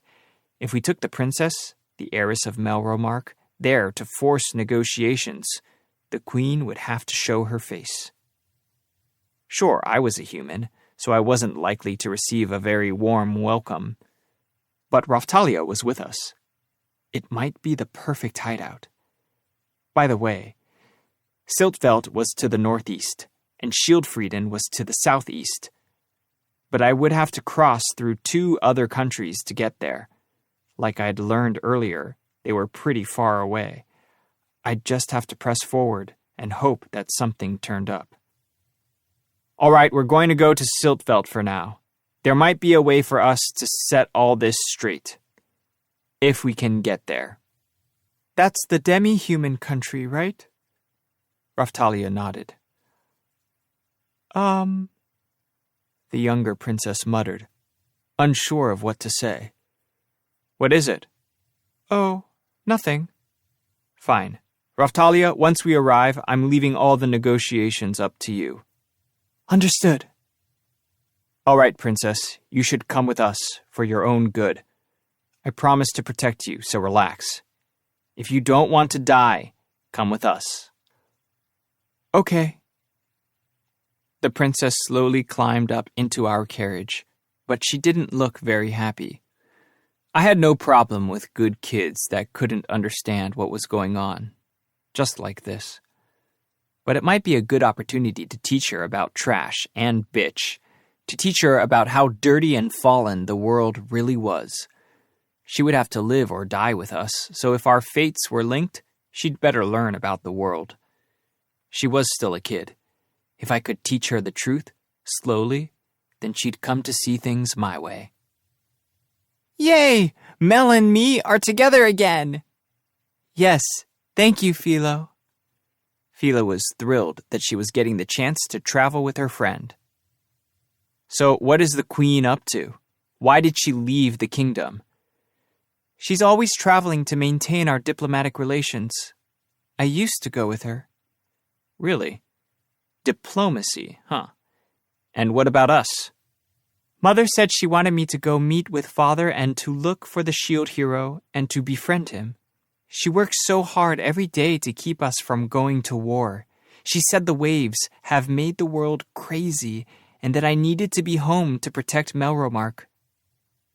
From the way Mel described her, she seemed way more reasonable than Trash. That is, if she wasn't secretly behind all of it. Even still, all this was based on the word of a child, one who came to us for a fight to protect Trash. We hid the fainted knights in a nearby grove and cautiously turned our sights on Siltveld.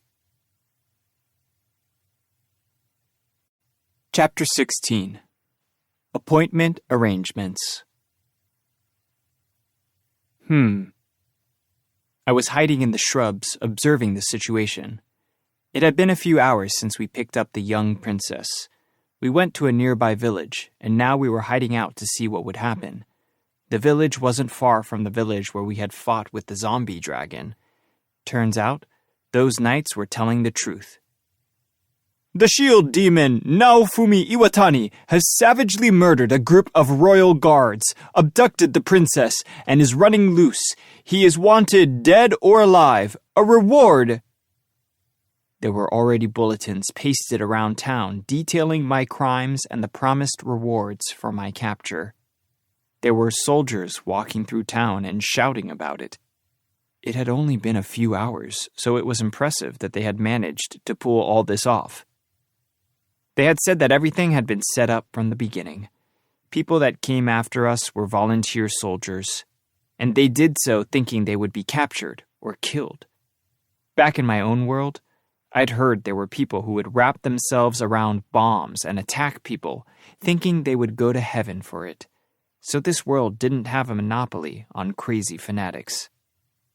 What became of those knights is recorded in a crystal ball taken at the end of their lives. The soldiers that brought this recording to the castle died from their wounds shortly after delivery. And that wasn't all. The recording they spoke of worked something like a hologram.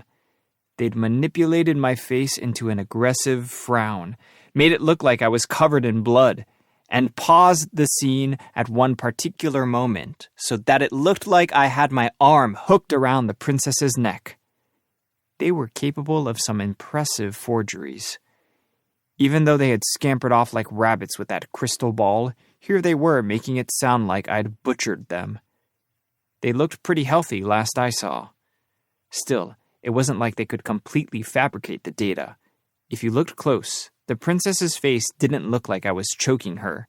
More just that she was surprised by something. But still, if they could make up a forgery like this, why did they go through all the trouble of trying to kill her in front of me? I didn't get it. He is moving with a large carriage, which he has pulled by an evil, strange bird demon. If you see him, immediately contact the nearest official guards. Philo was in the hologram too. They'd manipulated her face so she looked like an angry hawk, and they'd made it look like she was spitting poison. Well, good for her. In this forgery, she could spit poison, just like she'd always wanted. But if people were looking out for Philo, that would make it harder to get around. On second thought, though, maybe I could use Philo to draw the attention away from the rest of us. Understand what I mean, Philo?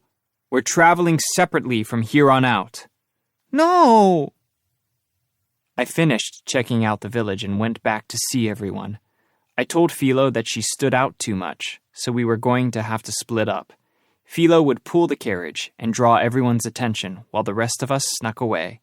Then Philo could ditch the carriage and catch up with us at her natural speed. She wouldn't have a carriage or any luggage, so she'd be able to run pretty fast. I explained my plan to her, but all she did was complain. There's no other way. You stand out too much. All I meant was that she was a pretty rare kind of monster. She was known around the country as the bird god, so she was practically a target. I just have to look different when people are around, right? I can do that. How are you? But before I could finish speaking, Philo started to glow and she began to transform. Why did she bother? She was just going to have some stupid idea, like pulling the carriage in her human form. That's what I was thinking anyway. But her neck and legs started stretching. What? She looked something like a large ostrich. Or actually, she just looked like an ordinary Philolial, though she was still larger than a normal Philolial. So you can turn into one of them? What? She gave a heavy nod. Why are you clucking like a bird? What? I guess she can't talk when she's in that form. I guess that meant she didn't like being stuck in a normal Philolial body. Wow, Philo, that's amazing! The princess was very excited, and she and Philo were practically jumping up and down. What? You know, if she was spitting poison, maybe it meant that I wouldn't have to listen to her shrill cries anymore. Stay like that from now on. Then we can enjoy the quiet. What? Slam! She raised a foot and wrapped her claws around my head. Philo and Raphtalia basically never broke any of my rules, so I'd forgotten all about them. But attacking me was definitely breaking a rule. Before I could even move or think, the monster control spell on her began to activate. What? Philo! Oh, come on, what is it now? Don't be mean to Philo. I'm not. She attacked me, so the monster spell activated. That's it. In a way, it was much cuter than having to listen to her whine as a human. I don't know what Philo wanted, but I would have to say I preferred her new form. The reason pets help people relax is because they don't talk. If that pet turned into a person and never shut up, well, I don't think many people would keep pets. But it's hurting her. You reap what you sow. Uh, The princess had taken a weird interest in Philo.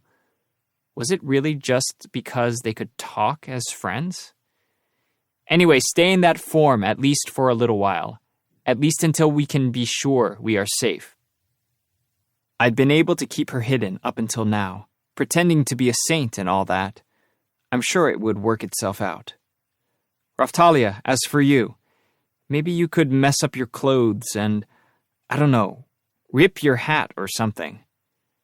And so we all hid in the carriage that Philo pulled.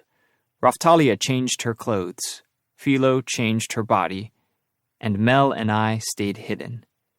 The carriage rattled down the road, and our straw-laden carriage began its journey to the northeast. Chapter 17. The Princess's True Strength. A few days had passed. We spent the days traveling, having Philo in her Philolial form pull the carriage, and we did the best we could to avoid towns and villages on our way to the northeast. We usually slept in the fields or forests. Finally, we were nearing the border. What? Philo's cry came shrill and sharp. Was it an enemy? Mel and I peeked out from the bundles of straw to get a look. Leave your valuables and be on your way. I'd heard that voice before. Sure enough, it was the same group of bandits that attacked us back when we'd traveled with the accessory merchant. Can't you hear? I said, leave your valuables. Wait now, what's this? She's kind of pretty. They were looking at Raftalia in her new, dirty clothes, but once they got closer to see her, their faces went white. You guys never learn, do you? There was no point in hiding anymore. I jumped out of the carriage. Philo, sensing it was okay for her to show her true form, morphed back into the Philolial queen. Are you going to fight? The young princess looked very worried. We'll be fine. What? What's wrong with you guys? About 2/3 of the bandit group hadn't been there the last time we met up. They were looking around at their pale friends and wondering what all the fuss was about. This guy has a bounty on his head. If we kill him, we'll be heroes. The man at the front of the group was trembling and muttering in falsetto. He looked very shaken, very uncertain. Back on your feet already? Considering you lost all your equipment, you've really made a quick comeback. After hearing what I had to say, the curious members of the group started checking their footing and getting ready for battle. You just shut up! This is all your fault! We're working for someone else now, and we're at the bottom of the barrel. What a shame! Your little group was absorbed into a big, bad bandit group? Our boss went back to the countryside. Good for him. He managed to wash his hands of your dirty profession. Shut up! We'll take care of you! Everyone readied their weapons and ran at us. Philo! Raftalia! Yes! Okay! I fell back to protect the princess. Neither Philo nor Raftalia was weak enough to be actually threatened by a group of mere bandits. Take that! A bandit brandished his sword at Philo. Philo! The princess jumped from the carriage, threw her hands out before her, and began chanting. What? Could she fight? I am the source of all power. Hear my words and heed them. Shoot a ball of water at them. Altzweite Aquashot! A large ball of water materialized before her and then split into a number of balls before flying into the enemy. They were all knocked back. Zweite. I think that meant it was a medium-level spell, and the all must mean it was plural. Ugh! Huff! All the enemies that were preparing to attack fell to the ground. The attack must have been very strong. I am the source of all power. Hear my words and heed them. Attack them with a blade of water. Zweite Aqua Slash. The princess immediately cast another spell. A ball of water appeared, then elongated into a sharp blade that flew through the air and sliced through the group of men with a satisfying swish. The men didn't fall, but a tree behind them split in two and fell with a loud crash. I'll make sure it hits you next time. She was breathing hard. It must be difficult to cast magic in succession like that. They have a witch with them, and she's powerful! Philo! Okay! The bandits were momentarily stunned by Mel's display, and Philo took the opportunity to rush over and kick them. I'm done over here! Not yet! I turned to see a pale-faced bandit had snuck behind us in the confusion. He'd climbed onto the roof of our carriage and was about to leap down onto the princess. Airstrike shield! Ugh! He jumped, but the shield appeared below him in mid-air, and he fell right into it. One more! The last bandit standing, probably the weakest among them, ran for the princess. Second shield! Change shield! I called for another shield to appear, used them to stop the running bandit, and then used Change Shield to turn them into bee needle shields. They had a poison effect, which wouldn't kill the bandit, but would paralyze him. Ugh. Ugh. He fell to the ground, twitching. They're still coming! Bandits were crawling toward the princess for a surprise attack. Nope, we're done here. Philo's large shadow fell over the bandits. They must have noticed too. They started crying. In their hearts, they were probably thinking of their last words or waving white flags. I'll save you, Mel! Philo plopped down heavily on the bandits. The sun is starting to go down.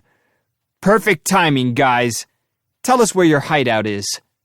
We tied them all up for questioning. If we talk, then we'll... Philo! Over here. Hey, what are you doing? Don't tell them! Apparently, there were still bandits that didn't understand the situation they were in. One of the bandits among them, one who we'd run into last time, started furiously trying to explain the situation. If you don't tell them what they want to know, they'll feed you to the bird. You're not serious. You think he looks like he's joking? One of them jerked his head in my direction and asked, What's with that one over there? What was with that magic? You don't know? That's the shield. What? Once they all understood who I was, the whole lot of them turned pale. The one with the human-eating demon bird? Yes, that thing eats you, starting with the head. If it goes after you, you're as good as dead. Think of your lives. Just give him what he wants. I guess the rumors were building on each other now. Raphtalia, flabbergasted, put her hands against her forehead and sighed. If you lie... I know. Please, just let us live. They led us to their hideout. Obviously, we took it over. We stayed the night in their hideout and entertained ourselves with all their stolen valuables. Most of it was food. Since we'd been on the road and sleeping in the wild, our meals had consisted of monster meat, and I was getting tired of it. When we first entered the hideout, the princess had looked pretty scared, but she warmed up soon enough. We found their gold and valuables, which was mostly money. We took that, rounded up the rest of their stuff, and burned it. If we had done a less than thorough job of disposing of their equipment, they would just take it all back and come after us. The very thought annoyed me, though to be honest, I sort of enjoyed the look of disappointment on the bandits' faces. Hey, princess, I didn't know you could use magic. I can. I learned it to protect myself. How good are you? If Mel was able to fend for herself in battle, it would probably be a good idea to go ahead and add her to the party. And what level are you? I'm at level 18. As for magic, I can use pretty much all the mid-level water magic. Well, that was lower than I had expected. She was a princess, after all. I'd hoped for a higher level. But she could use mid-level magic. And you're good with water magic? Yes. Probably because her hair was blue. That must have something to do with it. And I can use a little earth magic, too. Really? She had a pretty wide repertoire. That reminds me, your sister could use wind magic, couldn't she? I didn't want to remember it, but I couldn't forget how she'd attacked me from behind during my duel with Motoyasu. Ugh, just thinking about it put me on edge. Better think about something else. My sister? She's good with fire magic, but she knows a little wind magic, too. I guess that made sense. She had red hair, after all. Mother is good at both fire and water magic. Huh. Interesting. Anyway, I'm going to invite you to join the party. Accept it. Okay. I wasn't planning on depending on her in battle or anything, but she would be good insurance to have around. If she was capable of fighting, there was no reason not to add her to the party. Even still, I didn't want to use her in battle if I didn't have to. I was wondering what you did to make Father so angry. I guess we never talked about it. It all started when your sister framed me for a crime. Over the course of the evening, I explained all the things that Trash and Bitch had done to me. For some reason, Philo sat next to me when I talked and followed the whole story as if I was putting on a play. I didn't mention any of the mistakes we had made. I didn't lie about anything either. I just told her exactly what had happened. I suppose a little of my hatred and irritation found its way into my telling, but I was fine with that. I considered it part of her education. Father and sister are terrible. How could they complain about you after treating you that way? Right? I feel the same way. Mother always told me to be as nice to you as I could. Huh? What was she talking about? Wasn't the shield hero considered a demon by the church? The queen wasn't part of the religion? What's wrong, Mr. Shield Hero? Nothing. I was just wondering what your mother thinks of me. I don't really know. But she did send a letter to Father, asking him to treat the shield hero the same way he treats the other heroes. I honestly didn't know what to make of what she was saying, but it seemed like it was safe to assume that the queen was looking out for me in some way. Regardless, she didn't actually end up protecting me at all, so in my eyes, she was just as bad as Trash. Master, a bunch of stuff happened before I was born, huh? Yeah. Huh?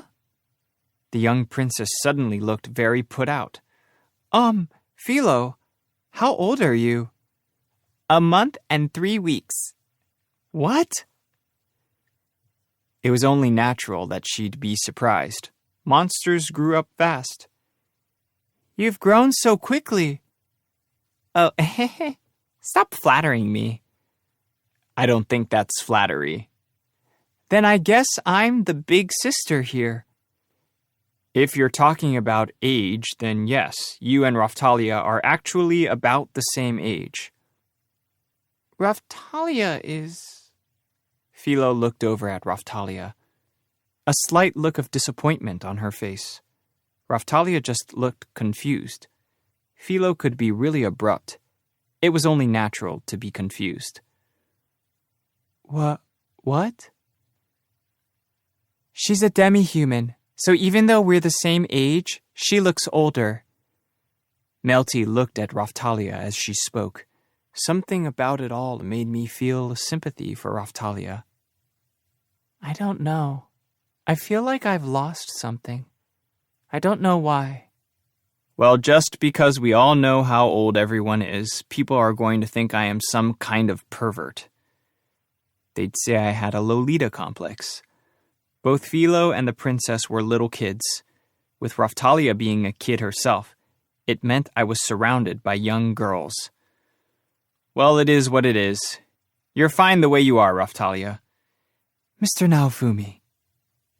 With 3 little girls around me, people would say I had a Lolita harem going. I could only imagine what the other heroes would say. Anyway, let's rest here for the night. We're crossing the border soon. Okay. Yay! Whoa. I looked at the checkpoints lining the border crossing and muttered in amazement. What was so amazing was there were lines of knights so long it would be impossible to count them. There were so many, it looked like the whole army was there. Could they afford to all be here? What if another country attacked? No, it couldn't be the entirety of the army, but it sure looked like it could be. The shield demon is, without a doubt, aiming to cross the border into Siltveld. Do not let him over this border. Yes, sir. They looked rowdy. The border was so heavily watched, it didn't look like an ant could get over it without being noticed.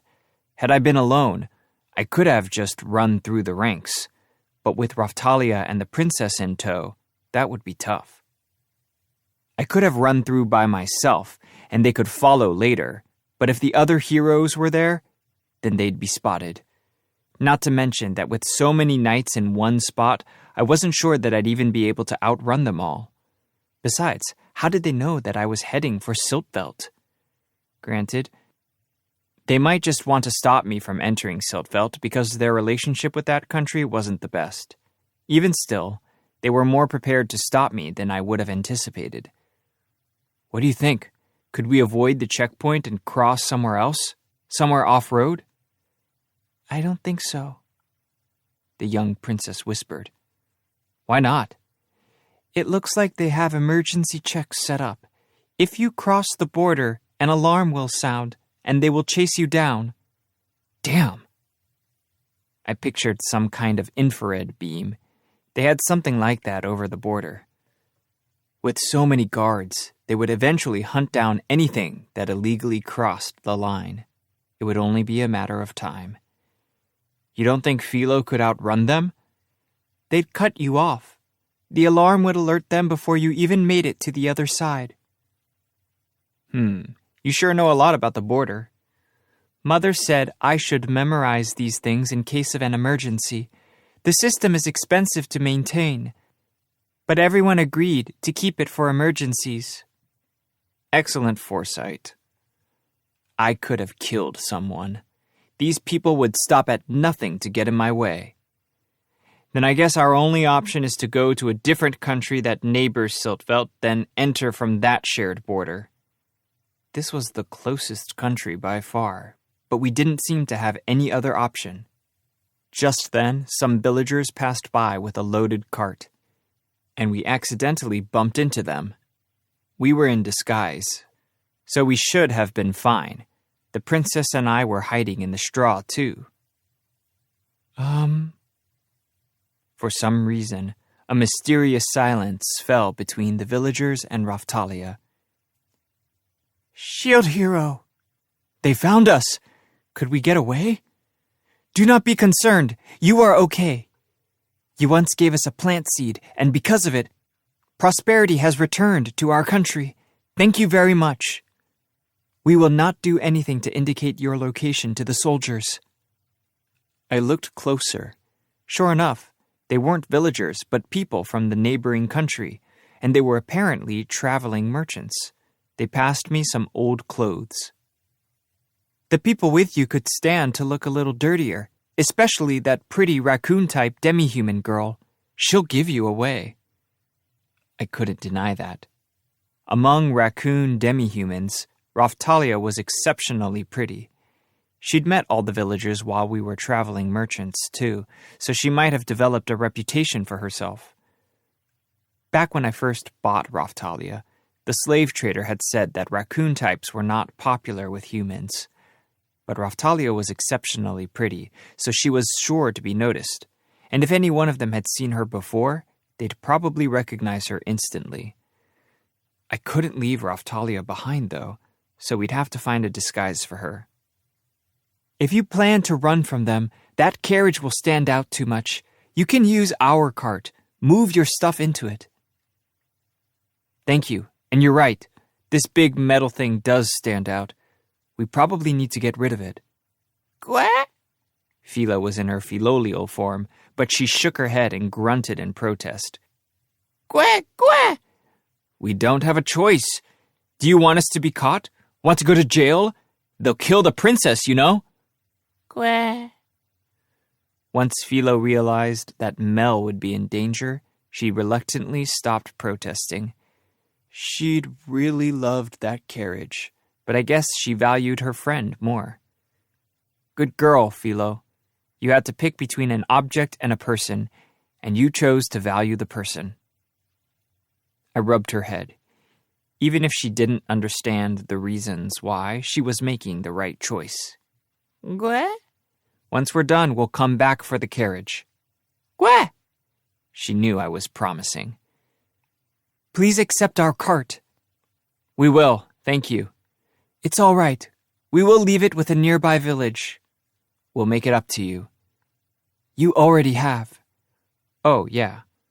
Okay, Princess, it's time for you to change. If you don't, they will catch us for sure. Oh, all right. I gave a few silver pieces to the villagers to thank them for their help. The only remaining problem was how to feed Philo. Since we'd been on the road, she had thrown a fit whenever she got hungry. And the worst thing that could happen now would be if she slowed down. At the moment, our only strengths were our disguises and Philo's speed. After all, there were more dangerous things that we could run into than bounty hunters or adventurers. The princess looked like she was not happy about having to wear dirty, old clothes, but she agreed to do it, understanding the situation. The clothes they provided her with were very worn in. After she changed, she looked like a messy little girl. Sure, she was still a princess, but I felt like she could pass for a villager. But she clearly had a good diet. She looked very healthy, and when she spoke, she was obviously educated. Not to mention her bright blue hair suggested a royal bearing. No one would know from a distance, but if they inspected her closely... Whatever, leaving her behind was not an option. We were going to need luck on our side. Get a bag and stuff it with things.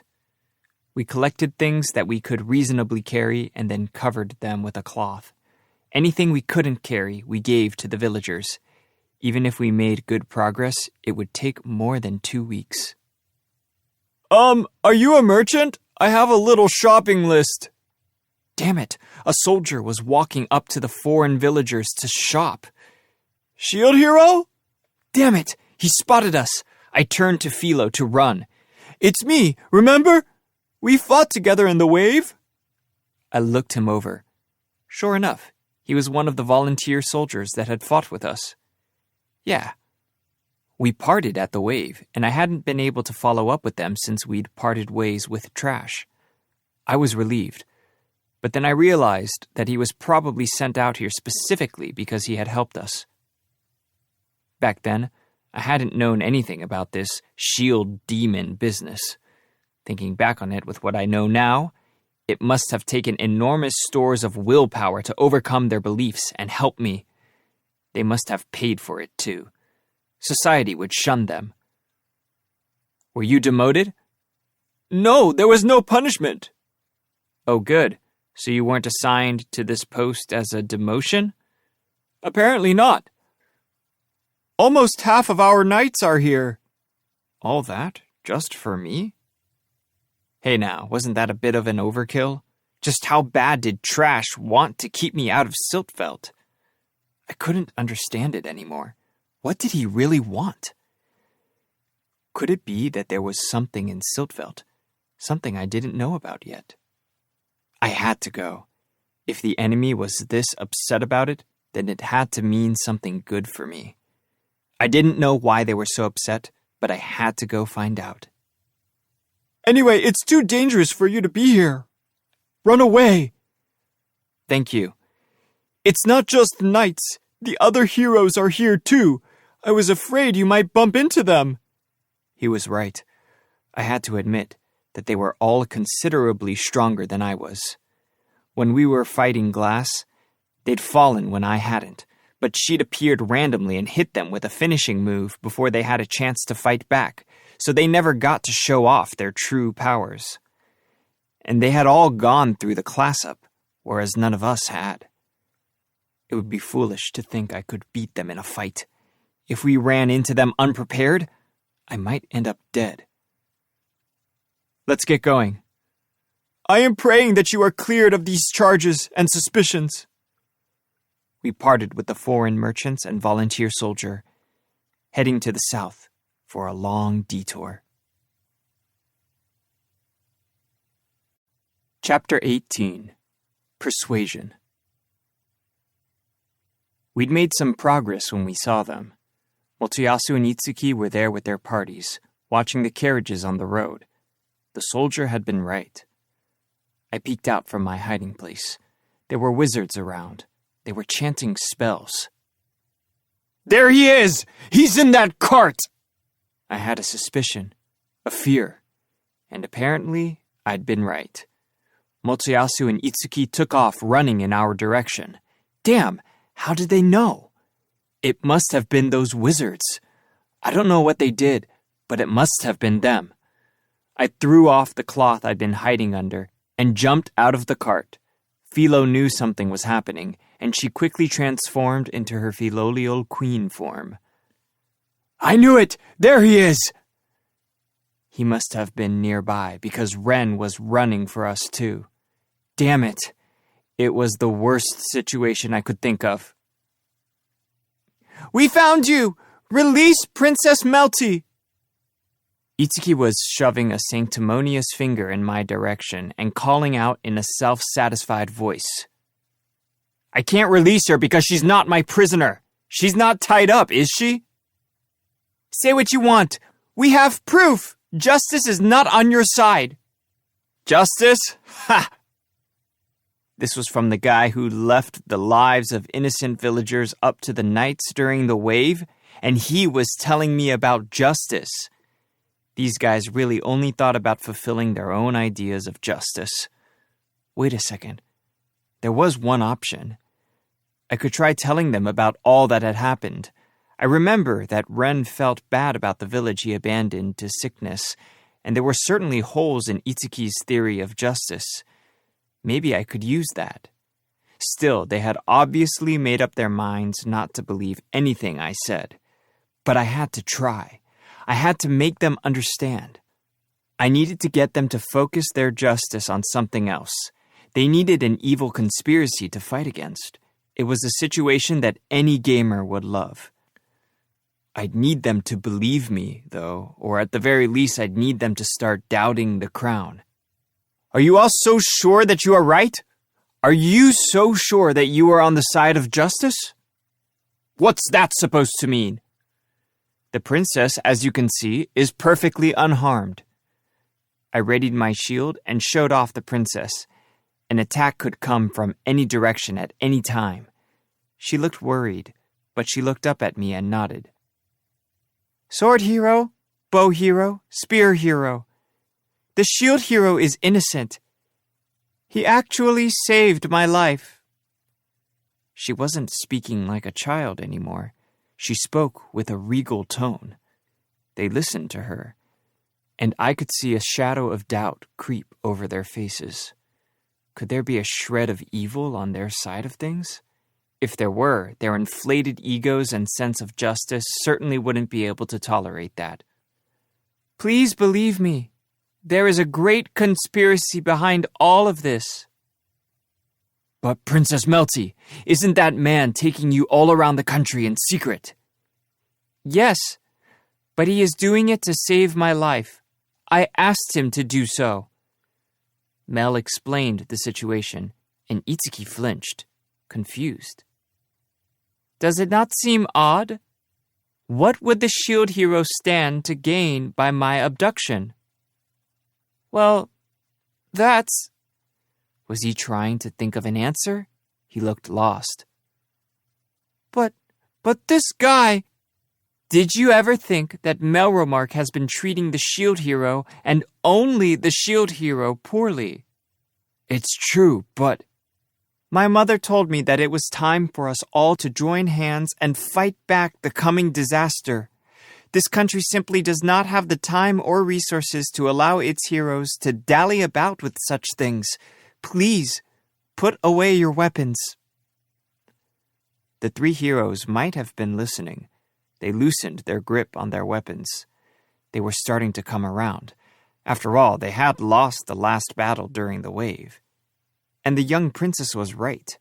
We really did need to spend our time on leveling and strengthening our weapons.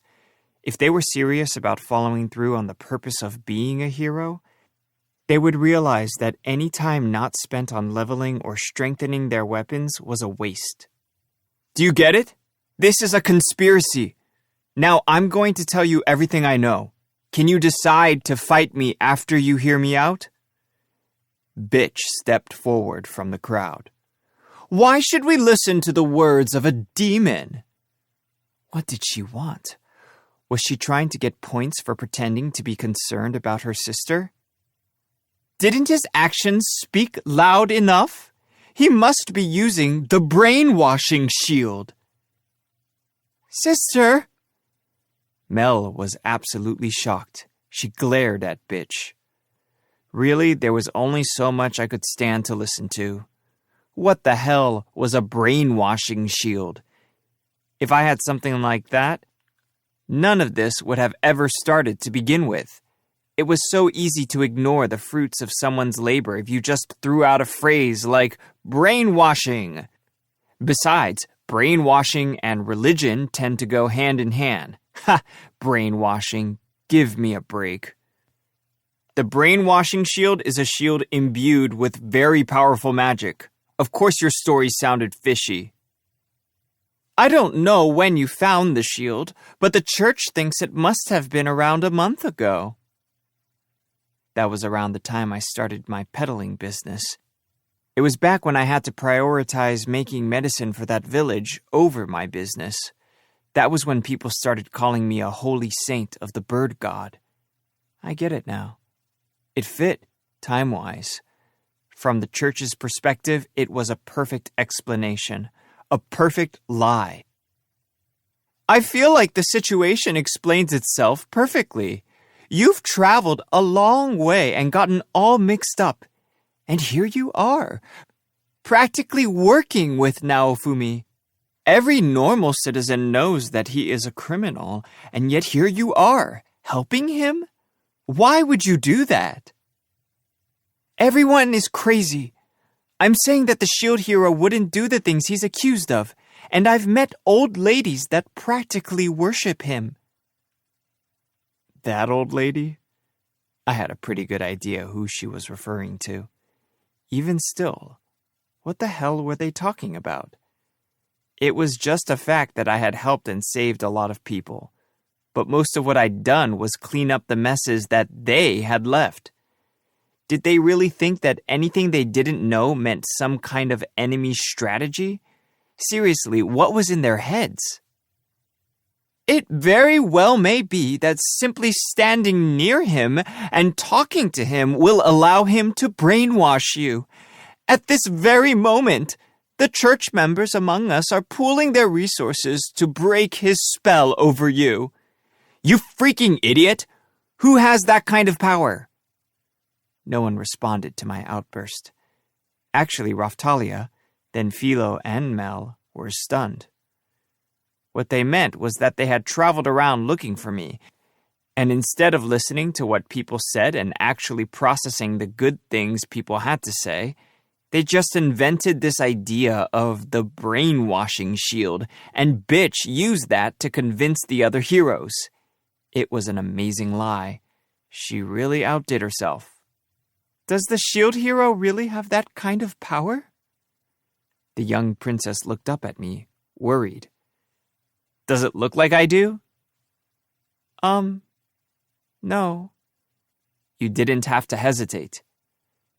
If I had a shield with powers like that, my life would be a lot easier. If I had a shield like that, I could have brainwashed soldiers, knights, and wizards. I could have taken over the whole kingdom. Basically, if I had that kind of power, I wouldn't be in this position. In other words, the very fact that people were chasing after me was a good reason to doubt the efficacy of any supposed brainwashing shield. Couldn't the stupid heroes understand something so simple? So that means that Raphtalia and Philo are brainwashed by him. That's not true. We are not brainwashed. Don't worry, we're going to save you two. I'm with Master because I want to be.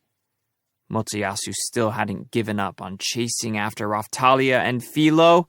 How obsessed can a guy be? Okay, enough of your stupid theories. Listen up. Depending on your reaction, I'll give you the princess. What? The young princess let out a surprised yelp. We're listening. Ren took the initiative. I had to answer quickly and concisely. I couldn't afford to misspeak. Okay, first of all, there is no such thing as brainwashing. Next, I don't believe you. Shut up! I'm not talking to you, General Commander. Before I could finish speaking, Itsuki butt in and I had to shut him up. I didn't have any use for the sort of hypocrite that would decide the veracity of a claim only one sentence in. Anyway, this is a conspiracy. Whether it was the king, that woman, or the church, I don't know. But someone wanted this princess dead, and they wanted to pin it on me. Understood. Now then, we will tie you up and you will come with us. In exchange for your acceptance, we promise that no harm will come to you. We need time to investigate your claims. You would believe him? This evil cretin? He brainwashed Philo. Yeah, I don't believe him. Sword Hero, you must not listen to what the demon says. Ren was just on the verge of listening and believing me when Bitch and the others jumped in. If we can end this without a fight, it's worth it, no? We can investigate his claims later. Ren was acting as cool as you'd expect, but at least he was trying to calmly assess the situation. Was it safe to assume he understood? No. The princess reached up and squeezed my hand. She was shaking, and her face was pale. I think they will kill us. She might be right. I took a second to think it through.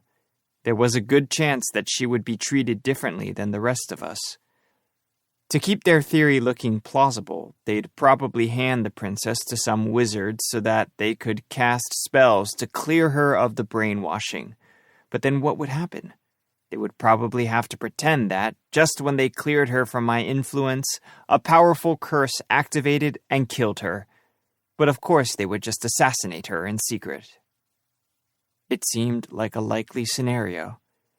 If that was the plan, then Ren, who appeared to believe what I said, was absolutely lying. He must have truly believed I was a criminal. If the plan was to try and pin another crime on me, then it followed that Bitch most definitely had a hand in it. But to think that she would act against her own sister... Help. Her plea was nearly silent. Her voice was hoarse, and to think, I was so close to gaining their sympathies. Oh well. You promised, remember? What? Back then. Back on the day they framed me for rape. Back when there wasn't a single person that believed in me. And now, the young princess was standing on the verge of life and death. Brainwashing. They'd use a simple, convenient word to tie it all up. Then they'd have her killed. Seriously, the plan was so transparent, even I could see through it. If the princess died, that would be the end of us. Who would stand up for me? No one even believed me. Sorry, I just can't believe you. If I gave you the princess, I don't think you'd be able to protect her. And that's what I promised her. protection. I put Mel onto Philo's back, and then called to Raphtalia to climb on too. Philo, I know you don't want to hear this, but we're abandoning the cart. Let's leave these guys in the dust. Okay. Later. Philo was ready and waiting. The second she realized that we were all on her back, she took off running. Wait! Haikuiku! We won't let you! What? Motoyasu produced a hoop of some kind and tossed it at Philo's legs. It spun around her, tripping her up. We crashed into the ground. Ugh! Ah! Raphtalia, Mel, and I were all launched forward with Philo's momentum. Ouch! There were already 2 soldiers flying at us. I jumped to my feet just in time to block their attack. Motoyasu had been expecting Philo's haikuiku, and he interfered just before she could finish it. I really couldn't stand him. I can't get it off, Master. I can't get it off. Philo was feverishly tugging at the hoop her legs were entangled in, but it showed no signs of loosening its grip on her. The hoop itself looked like it was made from black iron, but it must have had some kind of special effect. If it had been normal iron, Philo should have been more than powerful enough to remove it. You're not getting away, so don't bother. Now then, give us the princess. Why would I? It was as clear as day. The smiling bitch standing next to him was behind all of this. If they killed the princess, I'd never be able to prove my innocence. Philo! Yes. Philo struggled to her feet, but then all her strength gave out and she fell to the ground again, her legs just as entangled as before. I can't get up. I have no energy. Philo started glowing and turned into her human form. What are you doing? I'm not doing it. I transformed automatically. What? How could that be? The only idea I had involved Motoyasu's hoop. Check it out. I had an alchemist make it. It will make it so that Philo will be a little angel forever.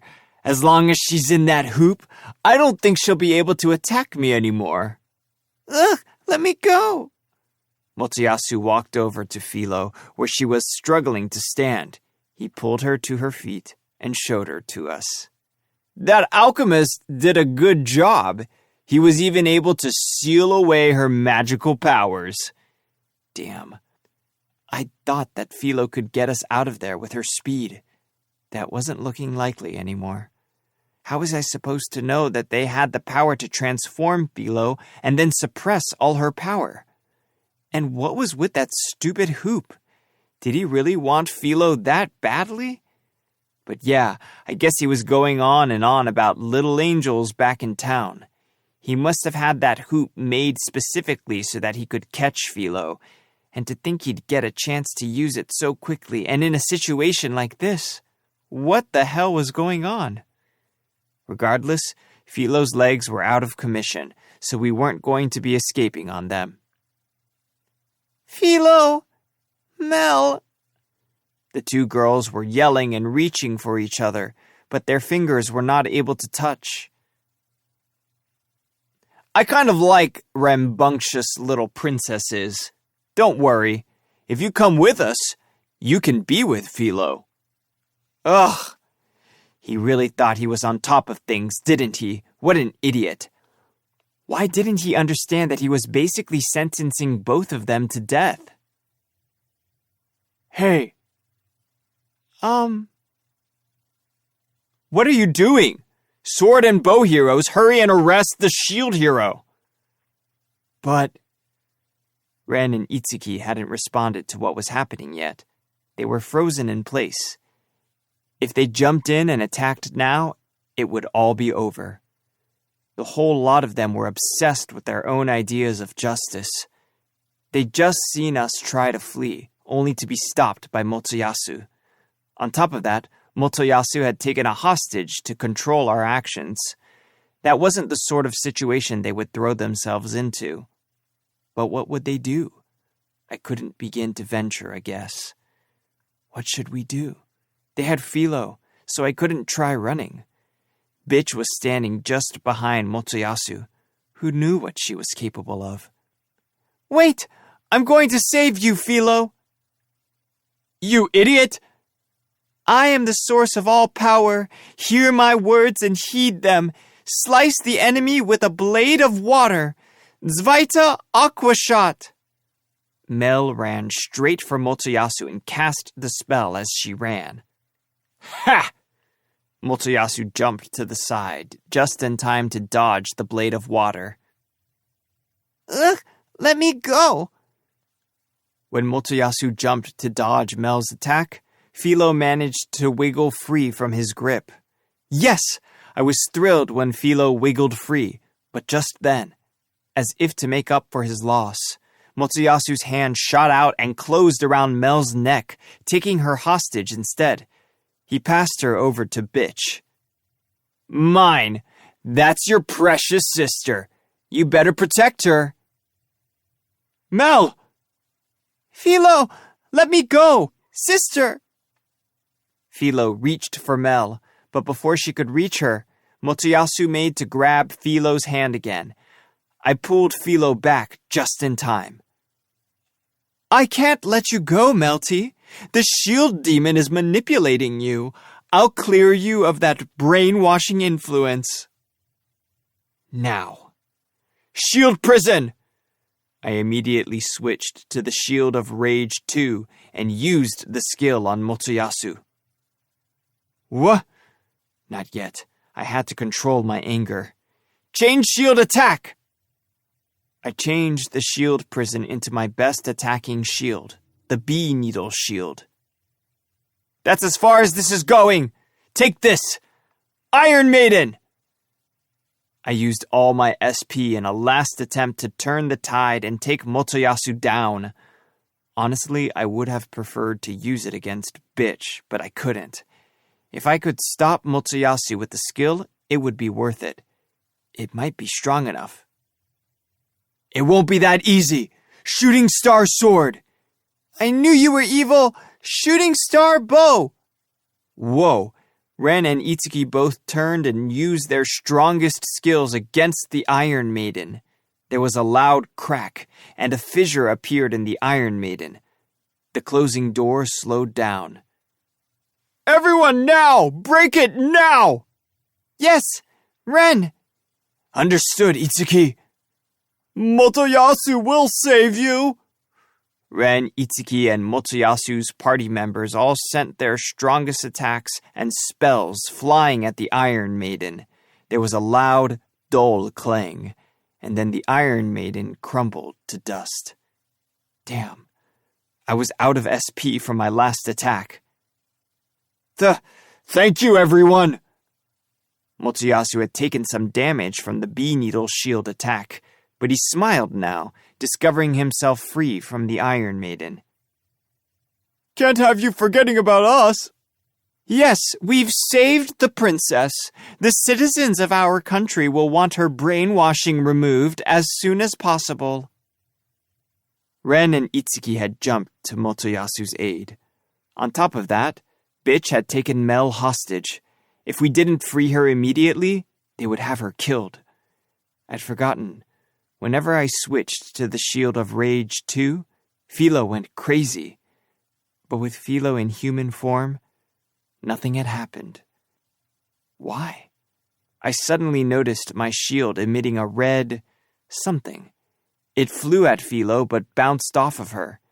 I wonder if that hoop was somehow deflecting any assist spells or stat boosts. Her movement was probably restricted by protective magic, which had the side effect of blocking my spell. If Philo went wild, we wouldn't be able to control her, and that would make fighting with the Shield of Rage 2 difficult. Raphtalia, can you get rid of that hoop around Philo? If we were able to get it off, I plan to switch to another shield as soon as possible. I'm working on it now. It's tough. Raphtalia was striking the hoop with her sword. It clanged, and it filled the area with sparks. She didn't seem to be making much progress. How strong did they really need to make that hoop? She was hitting it really hard. What to do? I was out of SP, so I couldn't use any skills. Philo was stuck in human form.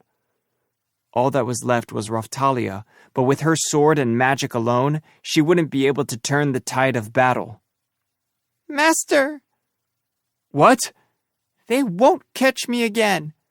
That's easy to say. They already caught you once. I'm fine.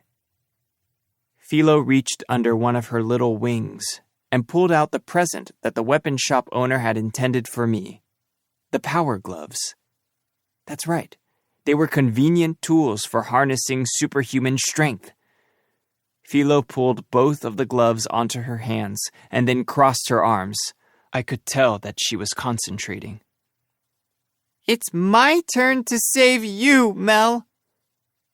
What are those gloves? You think you can overpower me with gloves? Oh, Philo, you're so cute. Better just put them away. I'm not losing. Oh, Philo. I threw out an arm to stop her, but she had already swung a solid punch at Motoyasu. Ugh! Motoyasu had his arms out, reaching to grab Philo again, but that left his stomach wide open, and she slammed her fist into it. He doubled over and fell to his knees. This isn't nothing. Hiya! Let Mel go! Hiya! I won't. He stumbled to his feet and backed away. Philo, calm down and get back here. Okay. Philo came back over to us after she pummeled Motoyasu. Do you think you can take those guys out? Watch me. Great. You take Motoyasu. Raphtalia and I will take care of the other two. If anyone has a chance to free the princess, take it. At the end of the day, Motoyasu was a feminist, so he wouldn't raise a hand against Philo, even if she was crazy. Mr. Naofumi! What is it? I have an idea. Do you think you can draw the attention of the enemy? You have a plan? Yes. So Raphtalia wanted to try something. But what?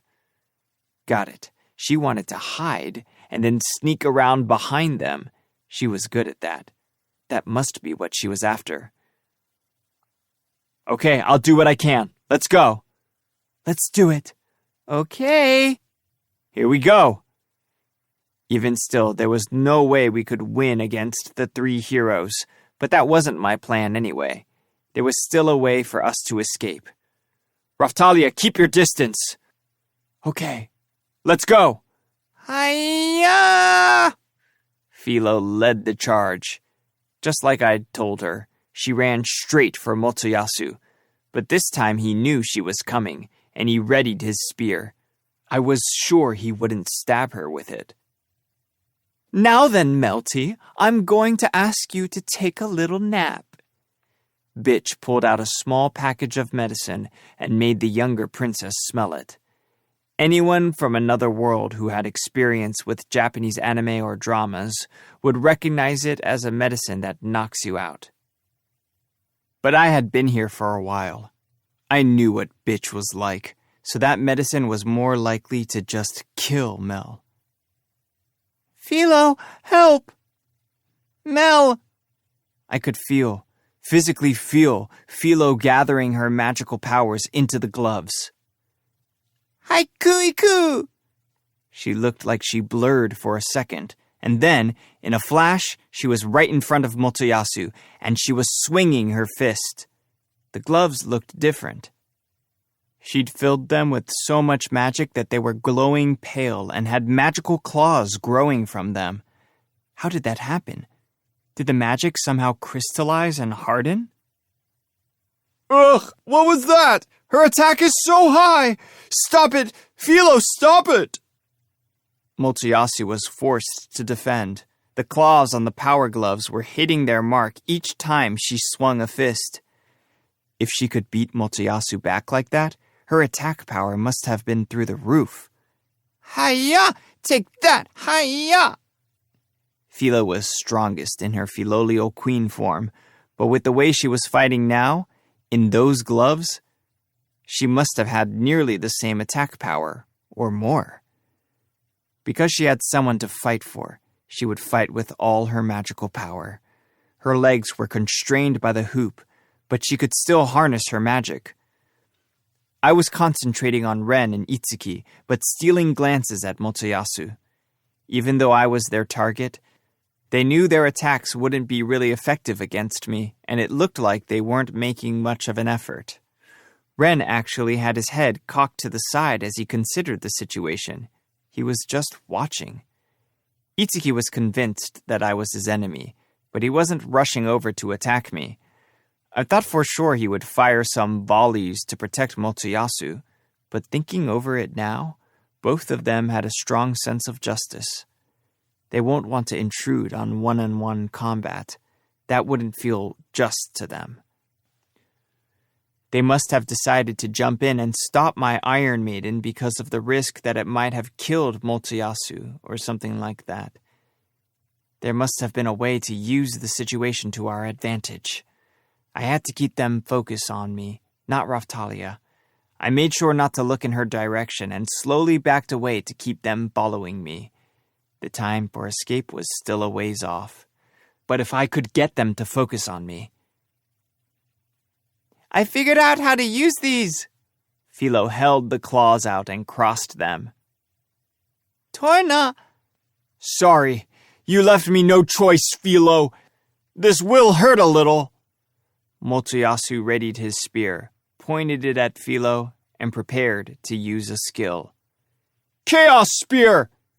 Ugh! Philo kept her claws out and flew at the enemy. When she had almost reached him, she started to spin and ran right into him. What? Philo had spun right through his rain of spears, connected with her claws, and sent him flying. Now she was heading for Bitch. Yeah! Bitch was desperately trying to make Mel sniff the medicine before Philo could get to them. But she was too slow. As Philo approached, she let go of Mel in an effort to protect herself. Mel! Philo stopped spinning and scooped up Mel's hand in one motion, and then the two of them took off running. Ugh! Motoyasu had fallen heavily to the ground. Now he struggled to his feet and looked over at Philo and Mel. Back away, Mel. I'm going to take out this spear guy. Then you and me are running. Okay. Philo turned back to Motoyasu and readied her claws. This was the start of a new fight. Where it had been a one-on-one between Philo and Motoyasu, now Bitch helped Motoyasu, and Mel helped Philo. The rest of us were watching, and suddenly the fight was on. You can do it, Philo! All Zvaita Aqua Shot! We don't need a baby who thinks she is better than her older sister. Zvaita Hellfire! Bitch and Mel were flinging spells at each other. Stupid bitch. What was she talking about? She was last in line for the throne. But messing with her sister? Fine then. If this was a fight for succession, I knew who I was backing. That bitch wasn't fit to sit on a throne. Zvaita Earth Hammer! Zvaita Fire Arrow! But the other party members of the heroes were worse than we could have expected. Instead of aiming their attacks at Philo, they were heading for Mel. What are you doing? Ren jumped in and beat back the magic that was flying at Mel. Are you trying to kill the princess we've been charged to protect? Even if she is brainwashed, we still need to protect her. Think about her level. That's right. The younger princess was whom Ren, Itsuki, and Motoyasu were supposed to protect. Bitch might have wanted to murder her little sister, but the heroes wouldn't want that to happen. This was our chance. I could win them over to our side. But the princess has already been brainwashed by the shield hero. She won't be able to control herself. Even still, if you don't hold back, you'll kill her. She's obviously not trying to attack us. The princess's magic was clearly a threat and nothing more, as every spell slipped right between Philo and Motoyasu. There was plenty of room for them to avoid it. It actually looked like Bitch and her friends were using their magic directly against the princess, like they were trying to kill her. It was so obvious that even Ren had seen through it. "You know that her level isn't very high. If you hit her with that magic, she will die." I feel like Bitch was probably well aware of Mel's level. Didn't they understand that she was trying to kill her? That's true. Bitch turned away in frustration. She sighed, then nodded. "Ren, Itsuki, she wants the princess dead. Can't you see that?" "What?" "Mine is second in line for the throne. The younger princess is the current heiress. I'm sure you can figure the rest out." "Don't listen to his lies! Bow hero! Sword hero!" "What are you rushing for? You know it's true. Just ask your party members." Ren and Itsuki were visibly shaken. Bitch was acting so crazy it should have been apparent to anyone. Maybe they were swayed by my confidence. Whatever. It actually was true. If they looked into it, they'd figure it out soon enough. "That's how he brainwashes people! Don't listen to him!" What an annoying excuse. "She's right! Die, shield hero!" One of Itsuki's party members was clad in gaudy armor. He swung an axe at me. That's just what I was waiting for. "Hiya! Take that! Die, shield demon!" I used my shield to stop his attack. "Now! Attack while his guard is down!" "Okay!" "Don't attack!" "Yes, don't! You must be careful! They are dangerous!" Ren and Itsuki's party members ignored their order to stop, and they all rushed us at once. They formed a large group and came at us all at once. But they weren't used to fighting together. This was our chance. The lot of them thought that I had no way to counterattack, but they were wrong. I used self-curse burning, centered on myself, and burned the whole area. Hiya! What? Itsuki was stunned to silence. He was staring at us. Ren jumped in and bat away a magical attack that had been aimed at the princess. He tried to counterattack, but he was too slow and ended up missing. "Ugh, my body!" Everyone, including the guy in the armor, had fallen to the ground. They couldn't get to their feet. "Don't think I can't fight back. This shield has plenty of power." Ugh. Ren sheathed his sword and groaned. Itsuki did the same. They turned to their party members and started casting healing magic on them. Too bad. The self-curse burning had cursed them. That would make it hard to heal them. But watching their party suffer hadn't won me Ren or Itsuki's sympathies. Further negotiations would be difficult. "Hand red sword! Arrow rain!" Ren and Itsuki both turned and sent attacks flying at me. When Ren called hand red sword, a number of swords appeared in the sky. Then they began to fall on me.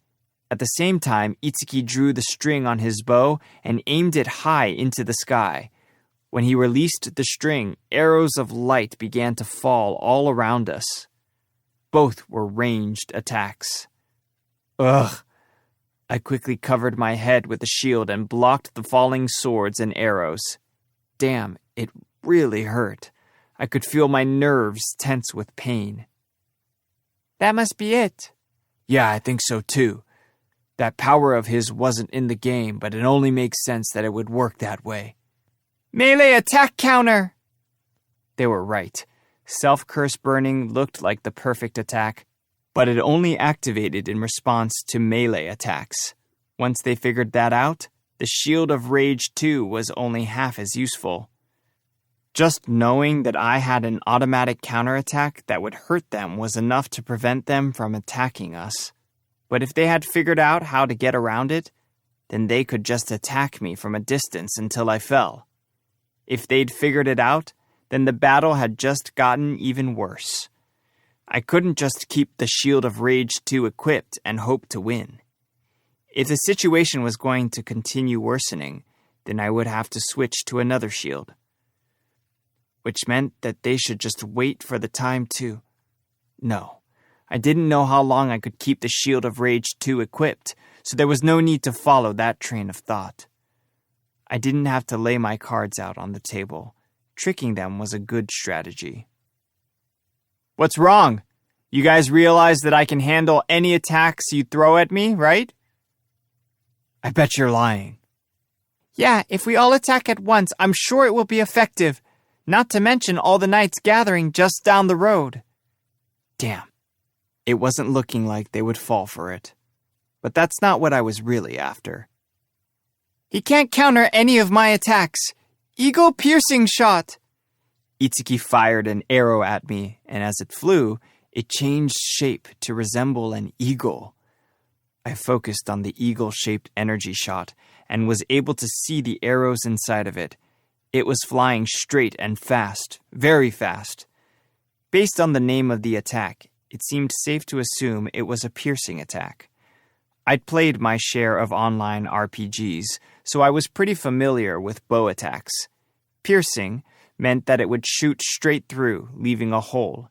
If his skill was an arrow that was capable of a piercing attack, it probably meant that I wasn't going to be able to stop it with my shield, which meant that if I was going to respond, I'd have to either run out of its range or find some way to snatch it out of the air before it hit me. Could I do it? It would be dangerous. I concentrated. I focused on the flying eagle of energy, reached out and brushed its head. Then my fingers found its neck. I closed my fist around the neck and stopped it. What? He just grabbed my eagle-piercing shot! Itsuki shouted. He was clearly surprised by my response. The energy eagle, surprisingly enough, wasn't very strong. I squeezed it, and it crumpled. There, I stopped it. Ren, think about it. You know this fight isn't right. How so? All these people are overly antagonistic toward me, and they are using an imaginary brainwashing shield to justify their actions. If the shield hero had a weapon like that, then you should all have one too, no? Yes. I'd talk them down and then have them leave. As for Bitch, if the heroes weren't backing her up, she'd have no choice but to retreat. Or so I thought. Bitch quickly summoned a ball of light and sent it rocketing skyward. I've called for reinforcements. The country's soldiers will be here any minute. Damn, they were really closing in now. Hey-ya, take that! Boom! Ugh! Philo threw a flurry of punches at Motoyasu. She almost looked like she was dancing. She was spinning in tight circles and hitting him with her spinning claws. He was completely at her mercy. I was surprised at how well she could fight in her human form. I had been hoping to win Ren and Itsuki over to our side, but was that even possible anymore? I didn't have time to worry about it. The soldiers had arrived. Finally, here is the shield hero that abducted the princess! Kill him! Yes! The soldiers readied their bows and attacked from a distance. Wait! I'm not done explaining! Before I could finish, the arrows began to rain down around us. There were magical fire arrows among them. I was standing off on my own. I don't know if they manipulated the arrows with wind magic or something, but they were all flying straight for me. The soldiers were not as powerful as the heroes, but they were still plenty dangerous. Mine! We're still talking! No, Mr. Ren! You should not listen to the shield! He'll use the brainwashing shield to control you! That bitch, she never gave up. She could say whatever she wanted, but she wasn't fooling me. Even now, she was trying to shoot spells at Mel. It was all as clear as day. The party members were acting strange. It was like they were being held in place by magic. What was going on? I could feel a powerful, oppressive force nearby, something much more powerful than everyday magic. "Take this! This will end it!" Bitch and the soldiers around her finished chanting a spell, but she didn't send it flying at me. She attacked the princess. "Group magic!" A huge ball of fire appeared in the sky. If it fell on the princess, she'd die for sure. But then... "I'm sorry. I cannot allow that." From behind, and right through Bitch's shoulder, the blade of a sword appeared. Chapter 19. The Tools. Bitch swayed, and Raphtalia stepped out from behind her. As I distracted them, she had apparently used magic. Her timing was perfect. We were in the middle of a crisis. Did this fix it? You! Do you have any idea who you just stabbed? Bitch was inflamed. Demon-like, she shouted at Raphtalia. "Ms. Mine, are you all right? Wait, Ren! Ugh!" Ren flew over to Bitch and locked swords with Raphtalia. I tried to run over also, but the rain of arrows and magic kept me back. The sword was still stuck in Bitch. It must have gone in the wrong way, as Raphtalia couldn't pull it out. Once she realized it wasn't coming out, Raphtalia immediately switched to her backup sword. "What are you doing? You are all teaming up to attack Mr. Naofumi. I have to stop you. That doesn't matter." The clattering of the swords against one another filled the area. Ren had more experience with the sword. He parried and knocked Raphtalia back. This wasn't good. She was practically unarmed. Fila was still fighting with Motoyasu, and the princess was busy supporting her. Little by little, Ren and Itsuki's party members were sneaking closer to the princess. This wasn't good at all. Desperate, Raphtalia reached for the magic sword the weapon shop guy had given her. She pulled it from the sheath, and it released with a pop. The hilt was empty. There was no blade. "Ah, what do you have there? How cute!" Bitch had been healed with magic by now.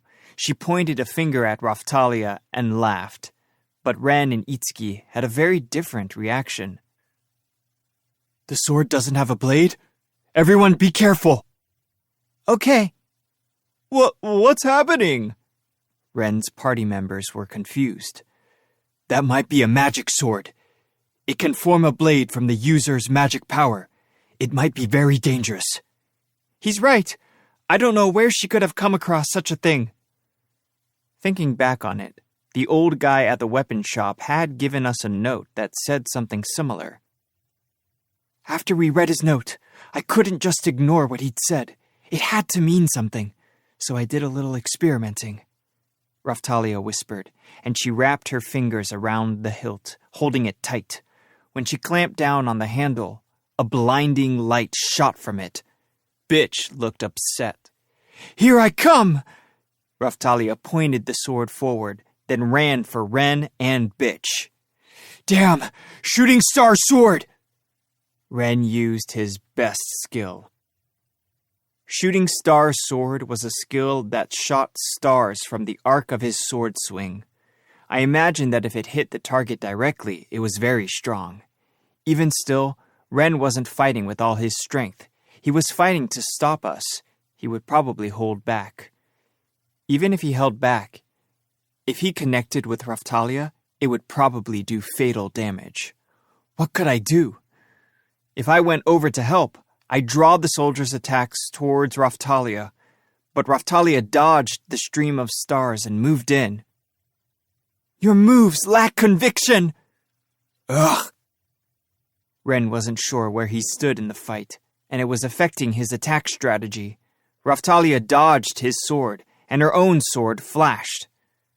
Ren looked suddenly dizzy. He held his head in his hands and stumbled toward Raphtalia.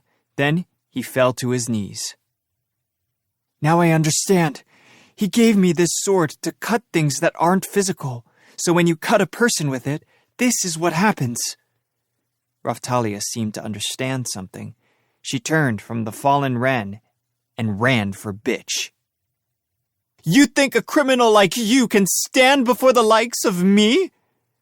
Bitch readied her sword and swung it at Raphtalia. Please be quiet! Raphtalia's blade disappeared just in time to avoid clashing with Bitch's. It would not be a duel. Raphtalia pivoted, turned, and let Bitch's sword skirt by her, missing her by a hair. The magic sword's blade reappeared and slid forward effortlessly, straight through Bitch's chest. Ah! Bitch screamed. Then, as if she had fainted, she dropped her sword and fell forward against Raphtalia. Raphtalia used her foot to flick her own sword up into her hand. Then, using Bitch as a shield, she turned toward Ren. Mine! Mine! Ren and Itsuki, then Motoyasu, all shouted. Sword Hero, I'm sure you realize this, but she is not dead. I've simply put her to sleep for a moment. Raphtalia held her sword against Bitch as a threat. Do you think you could listen to all Mr. Naofumi has to say? But... Release your hostage. If you do not, you will be in danger. You had better stay back from Naofumi. Itsuki screamed, but Raphtalia regarded him coldly. You'd say that after taking Philo hostage? He took Melty hostage too, and you'd believe all that on a flimsy story about a supposed brainwashing shield. And besides, can't you see? Mr. Naofumi can't move right now. With Bitch unconscious, the tables seemed to have turned. I still couldn't risk getting too close to Raphtalia, though. The reason was the relentless rain of arrows and magic falling all around me. Stop that right now! Ren shouted to the soldiers, but they didn't seem to be listening. Please stop! Commander, please! No! You call yourselves soldiers of Melromark? Oh hey, you're the one that fought with the shield demon! The soldier that had called out for the commander to stop was one of the soldiers who'd helped me during the last wave. Take your punishment now! Everything happened in slow motion. Slowly but absolutely. A sword was slicing through the air straight at the soldier that spoke up for me. It was just like with the younger princess. I was lucky enough to have saved her, but this time I was too far away. I couldn't make it in time. Stop! The commander swinging his sword at a subordinate set me off. I couldn't control my emotions anymore. I felt like I might explode. Just then, the little tool the weapon shop owner had given me, the cover for my shield's jewel, cracked and fell. Whoa! I didn't know what was happening, but I was aware of a great volume of light expanding around me. What was it? It was a circle of light centered on me, about 3 meters across. It was pretty big. What? The attacks raining down from the soldiers could not penetrate the light. They clattered off of it and broke, ricocheting. Whoa! The sparks and flying ricocheted attacks rained down on Ren and the other heroes, including their parties. Luckily, the sparks avoided anyone associated with my party. Raphtalia, Philo, the princess, and the soldiers were not harmed. The broken shards fell on the enemies as blackened chunks. But then they began to burn. There were so many of them, scattered so randomly that no one could get away from them. The tool the old guy had given me must have reacted to my shield. The black flame suggested that it had instilled my shield with a counterattack based on the Shield of Rage 2. That was the only explanation I could think of anyway. Whoa! Ren and Itsuki were both suffering from the flames. The only one who could still fight was Motoyasu, and he was locked in combat with Philo. Hiya! Everyone! Damn, Naofumi, don't you run! Motoyasu understood that the situation had turned against him. He stepped away from Philo. Everyone regroup! Okay, come on, Mel. Okay. What unexpected good luck. This was our chance to escape. But Motoyasu was still up and kicking. How could we get away from him? Philo was still stuck in human form because of that hoop. We couldn't get away on her. And it wasn't like Ren and Itsuki weren't capable of fighting anymore. The black flames had burned them, but that was just a surface wound. Let mine go! Motoyasu threw a spear at Raphtalia, who was still using mine as a shield. I don't think so. Mr. Naofumi! I was in front of Motoyasu in a flash, but just before Raphtalia could swing back and maneuver behind me, she lost her grip on Bitch. Motoyasu's gaze immediately went to Bitch. She'd been our major advantage, and now we'd lost that. I reached out to see if I could grab her again. Mine! But Motoyasu had already swept her into his arms. Damn, she was out of our hands. Our situation had grown steadily worse since we ran into everyone. We couldn't fight much longer. Honestly, if we tried, we'd lose. I was thinking it over when something rolled up against my foot. A bomb? I immediately raised my shield to block the blast, but the bomb just emitted a steam of smoke with a soft hiss. What? The whole area filled with smoke, and we couldn't see anything. I took a single step and couldn't tell anyone apart anymore. With everyone in such close quarters, how were we supposed to tell friend from foe? This way, Zer.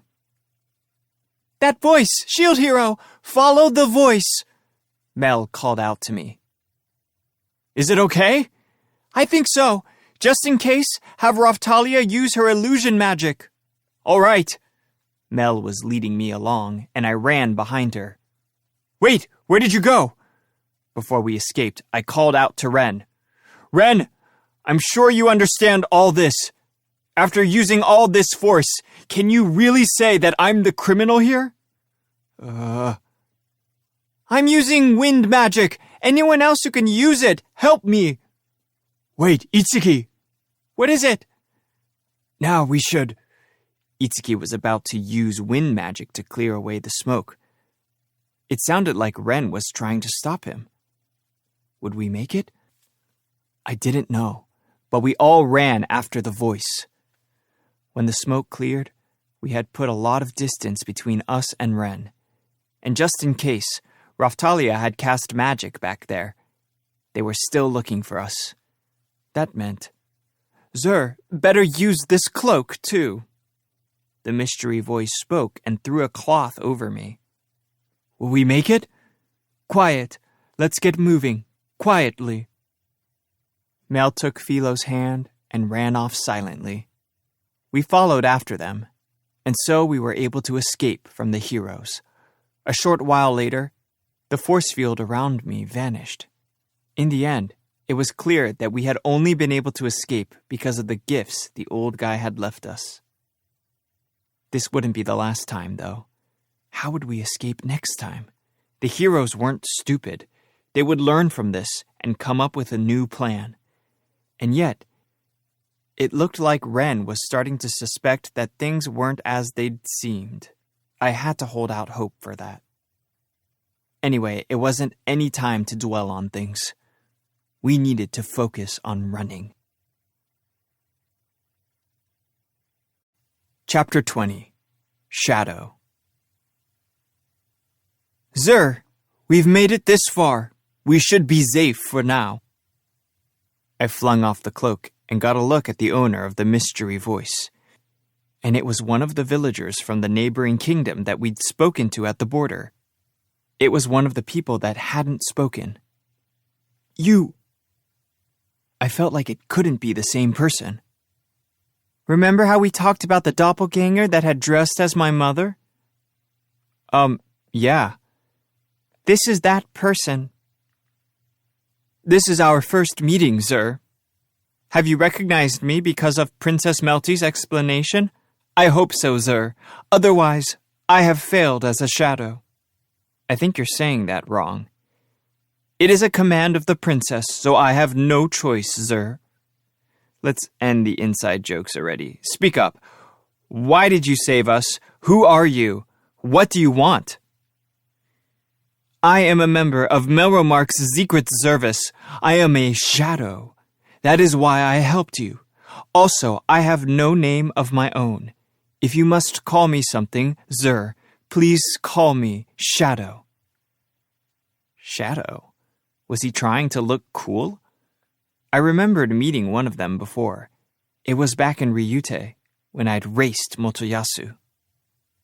There must have been some difference between the way I thought, having come from another world, and the way natives of this world thought. If I started to number them all, the list would be huge, so I just put that out of mind for the time being. Why did you save us? That was what I wanted to know the most. I could think of a few reasons, but none of them stood out as most likely. I cannot answer that, Zur. How secretive. If I must explain, I can say that it is my job to protect Princess Melty. That doesn't explain much. If that had been the reason, he would have jumped in to help when Melty started fighting. I knew that the shield hero would protect her then. That is why I didn't appear. That battle was looking quite dangerous near the end, but we were able to escape safely. I believe this is because the other heroes harbored doubts about their own missions.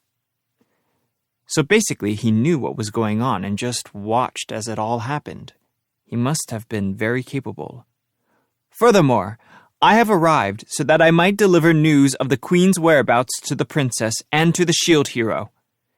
Shadow showed us a map, and he pointed to a country in the southwest corner. It was in the exact opposite direction of Siltvelt. The Queen is presently in this country. It is in the opposite direction of the demi-human country where you wish to find sanctuary. It is very far, and therefore your preparations are not enough to get you there. You will need protection. Well, I had started to suspect it, but now it was clear that everyone had guessed where we were going. The only reason I could think of was that the demi-humans believed in the shield hero, the opposite of the church in Melromark. Had I managed to escape and get sanctuary there, it would have been very bad for the church and Trash. Naturally, I would have loved to piss them off by getting into the demi-human kingdom, but considering the heavy patrol of the border, that option was now essentially impossible. It would take Philo 2 weeks to get there, and if the other heroes cut us off and got there first, then we would never get through. Not to mention that they had even anticipated Philo and her power. They even made a special loop to keep her out of the fight. Still, even if it required a long detour, I still wanted to go. The motives for your current troubles are deep-rooted. If it is possible, I'd like the other heroes to assist us. What's that supposed to mean? The Church of the Three Heroes is clearly weakened by all that you've been doing, Zur. That is why they are going to such lengths. Weakened? They sure don't seem weakened to me. Just wait to see what happens when the public finds out about the plan to kill Princess Melty. It was true that we'd managed to get as far as we had because many people had stepped forward to help us. Did it mean that the populace was losing faith in the church's teachings? See? Father wasn't behind this. This shadow might be lying to us. Don't just believe whatever he says. I had to warn her, but I was still interested in hearing whatever he could tell us. Let's just say that I believe you for the moment. That would explain why they are trying to force this ridiculous brainwashing story on everyone. What could I have done to bother them? Selling medicine? Helping villagers here and there? Could that really be it? Ironically, the biggest problem for them might be that I was cleaning up the messes the other heroes had left behind. If they had a faith built on worshipping all the heroes besides the shield, then my actions actually might cause them trouble.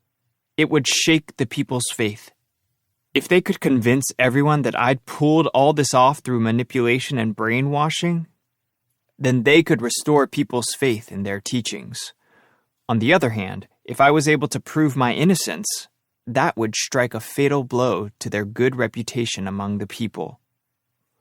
What will you do, Zur? Do you want to continue on to Siltvelt and gain sanctuary there? Well, I couldn't just hand the responsibility over to somewhere else and live out my days in peace. If Siltvelt and Melromark went to war, it wouldn't save me either. The next wave would come, and I'd just end up teleported into the midst of my enemies again. That wouldn't be good at all. And think about it. These were the people that had put me in this position in the first place. Bitch was probably working for the church. According to the young princess, Trash wasn't, though. That meant that I probably shouldn't just run for sanctuary, ask for help, and launch a counterattack. It would make more sense to use the people that had already proven they believed in me. If everything went well, we'd save a few days, too. And yet...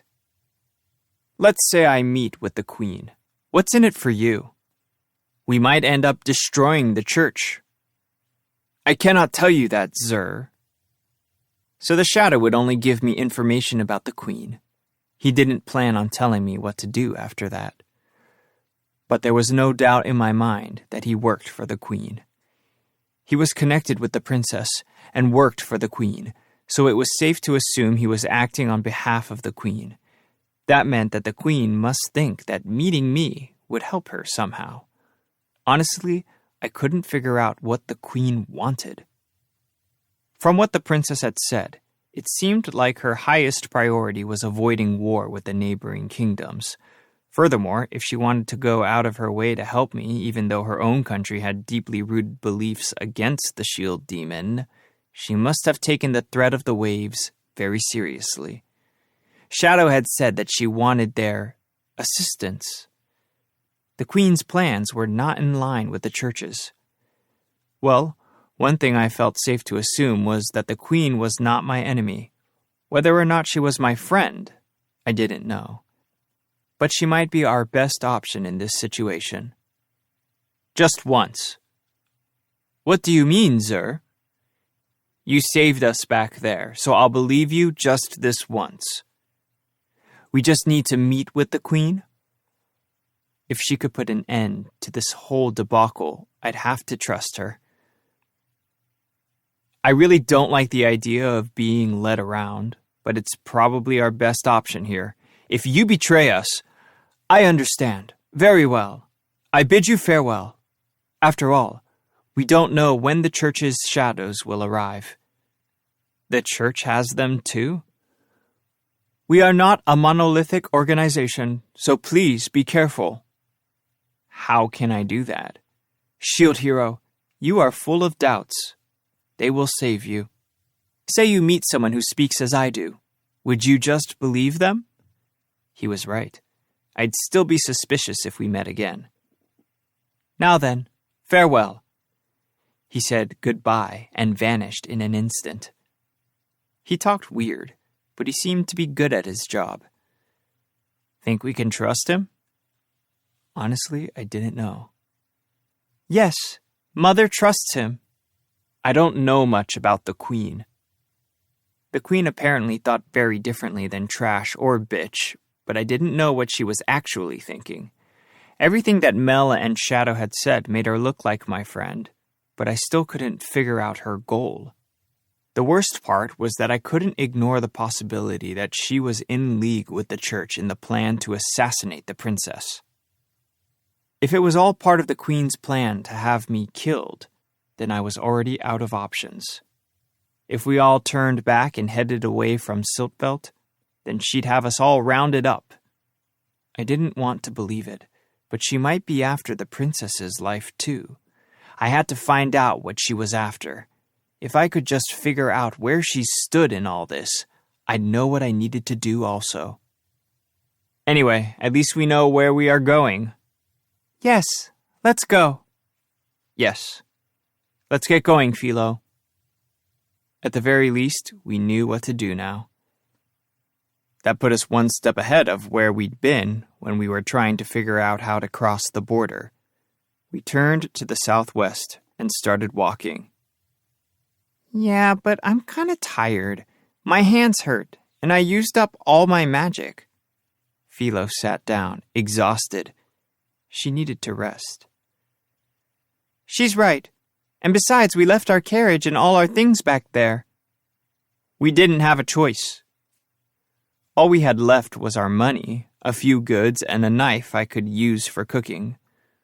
But we'd even lost Raphtalia's equipment. Even worse, Philo was stuck in human form. How were we supposed to get rid of that hoop? Raphtalia, can you think of a way to get that hoop off? I can try. Raphtalia wrapped her fingers around the hoop and tried to pry it off, but it didn't show any signs of budging. It's pretty tough. I was getting worried. I couldn't let that show on my face. I'll try too. The princess stepped forward. I wonder if magic would work. I remembered that my own world had something called a water cutter. It was a machine that used water pressure to cut through things. I was thinking about it, trying to remember how it worked. Mel was fidgeting with the hoop. I can't do it. It's too tough. I think we'd need an alchemist or an item maker to take it off. No! Philo made a grumpy face. That was fair. She probably hated being stuck in human form. She couldn't use all her powers that way. An item maker? Yes, I think it might be sealed with magic, in which case no key would take it off. An item maker. Raphtalia looked over at me. What did she want?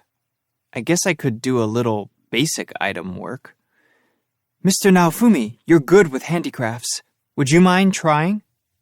I can do a little, but I don't know how to unlock things. I had a little wire for working with items. I could try. Turning the hoop in my hands, I found a small hole that looked like it might be a lock. I stuck the wire into it. If I managed to unlock it, I wonder if it would open up some handicraft skill. I decided to try to focus my magic power on it. Huh?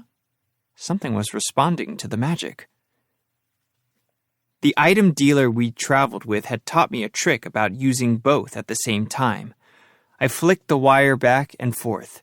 It seemed to be locked with a sophisticated mechanism, though I felt like I could break it with force. Or if I just broke it, I might not be able to ever get it off. But if I could lower the quality of it, I might be able to render its inhibiting effect on Philo null. I went ahead and applied magic to the wire, and then rattled the wire inside the hoop. There was a loud click, and the hoop began to degrade. It was like an anime, in which they used electric stun guns to break an electric lock. Ah! With a dramatic puff, Philo transformed back into her Philolial queen form. Think you can just do the rest by force? Sure. Philo used her free leg and one wing to get a grip on the hoop. Pulling with a lot of strength, she began to stretch the hoop. That is one violent way to get it off. Oh, shut up. You can't get it off with a dainty touch. Thank you, Master. Be careful from now on. Motoyasu will be better prepared next time. It took a lot of intricate work to get the hoop off. We wouldn't be able to do it in the middle of battle. Okay. And so we headed to the southeast as secretly as possible. I don't know if I'd managed to convince them, but there was no sign that Ren or Itsuki were following us. Either that, or they might be on the lookout for us somewhere down the road. Even still, brainwashing? They couldn't be that stupid. I probably had more to worry about from Motoyasu. Regardless, it was nice that the strongest hero, Ren, and the ranged-attacking Itsuki weren't around. Philo could take care of Motoyasu, and as long as the princess was with us, they wouldn't attack directly. Even still, we had a mountain of problems to tackle. What to do? We started discussing our options. Epilogue. Name. We were progressing on our journey to the southwest. We didn't have a carriage, so we all had to ride on Philo. It got old really fast. Should we steal a carriage somewhere? We already had bounty hunters after us. What was one little carriage? No! Philo shouted in disagreement. If we have to steal a carriage, I don't want to pull it. I guess Philo was developing quite a sense of justice. Well, I don't want to steal one either, but riding on you all the time gets tiring. What do you think, Princess? The princess looked perplexed by my question. What was bothering her? It might be a little dangerous, but it might be best to send Raphtalia to a nearby village to buy one. That was probably a good idea. Or should we have asked Shadow for help? The sun is getting low in the sky. Let's stop for a rest, shall we? Yeah. Oh. I'd agreed with her idea, but the princess was still looking at me with a scowl. What was wrong with her? Philo's stomach was audibly rumbling. I'm hungry. You eat so much, Philo. Mel poked Philo with her index finger. I'm glad they were friends and all, but they were starting to act like a stupid couple. It was annoying. I finished making the campfire and moved on to dinner. Here you go, princess. I finished making dinner and was handing a plate of it to the princess, but she was still scowling at me. What was wrong with her? Mel, aren't you going to eat too? Yes, but... She stole a glance at me, then flicked her gaze away. She was worried about something. But what? What's wrong? It's nothing. When Raphtalia asked her what was wrong, she reached out and snatched the plate of dinner I'd been offering. What's wrong with you, Mel? Mel was acting strange enough that even Philo was concerned now. You know I don't have brainwashing powers, right? I know that. She quickly turned and looked away, though honestly, she wasn't acting so weird, all things considered. She was playing with Philo and smiling and talking with Raphtalia. She was only acting upset with me. She ignored me. I had no idea what the problem was. Don't say that. Huh? What is it, princess? She was shaking, and she had muttered something. What did I say? Don't call me princess anymore, she shouted. Her eyes were filled with tears. Why are you so upset? I have a name, you know. It's Melty. What? Why are you stating the obvious? I'm upset, Shield Hero, that you won't call me by my name. You used to call me Mel. The princess must just be venting the stress from our long journey. She was scratching her head and acting hysterical. Philo and Raphtalia were watching the princess freak out. They were clearly just as surprised as I was. I'll tell you again. I have a name. It's Melty. But the Shield Hero keeps calling me the younger princess. That's my title, not my name. What? You wanted me to call you by your name? That's not why I'm upset. Why do you treat me differently than everyone else does? Treat you differently?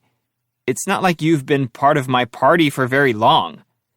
But I'm sharing in your successes and trials, aren't I? Don't call me by my title. And yet you call me the Shield Hero. The princess seemed to understand. Shield Hero isn't my name, after all. Fine. I'm going to call you Naofumi then. I'll call you Naofumi, so I expect you to call me Melty. Oh, man. See? Say it, Naofumi. Call me Melty. I didn't like the idea of acting all familiar. She was very polite with Raphtalia, but we have to act like we are really close all of a sudden? Still, I didn't want her calling me Mr. or anything. That would remind me of my time with Bitch. She used to call me Mr. Shield Hero. If I tried to disagree now, she was sure to cause more trouble, and besides, she had helped us protect Philo in the last fight. As far as I knew, she hadn't lied to us either, and she had tried to reconcile Trash with me, at least until the Knights jumped in and messed it all up. Thinking back even further, she'd saved us way back when Motoyasu had caused a scene in the middle of town. She hadn't lied, and apparently she hadn't been trying to steal Philo from us either.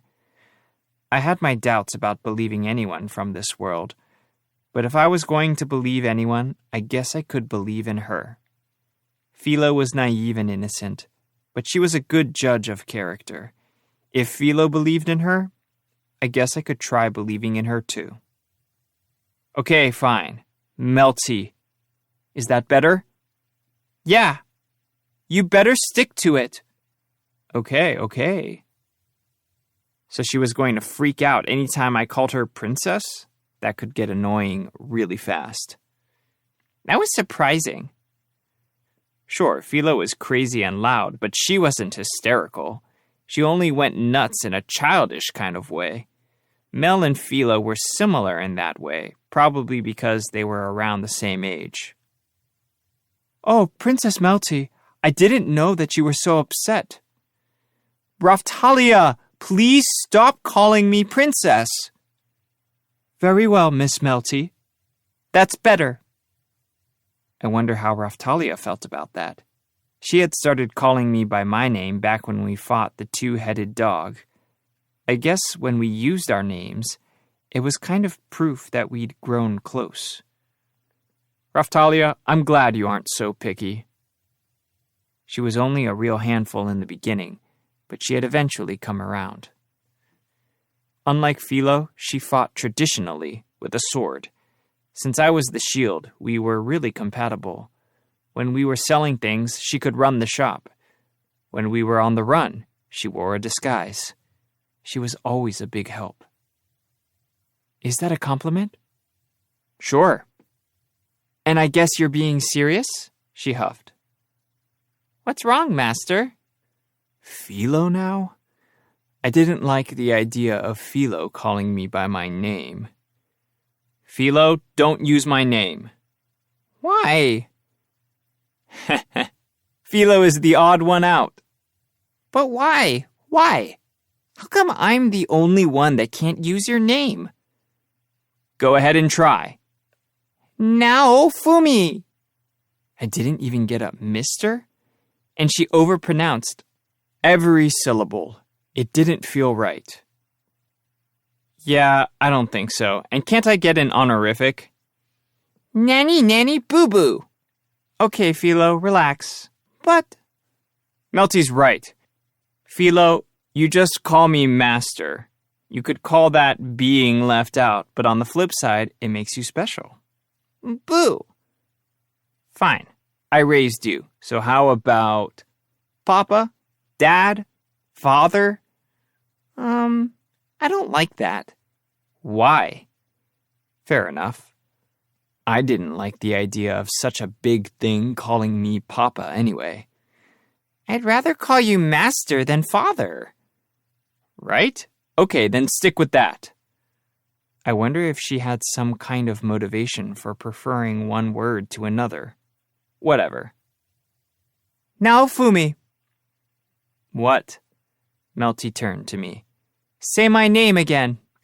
Huh? Why? Melty? She closed her eyes and listened closely when I said her name.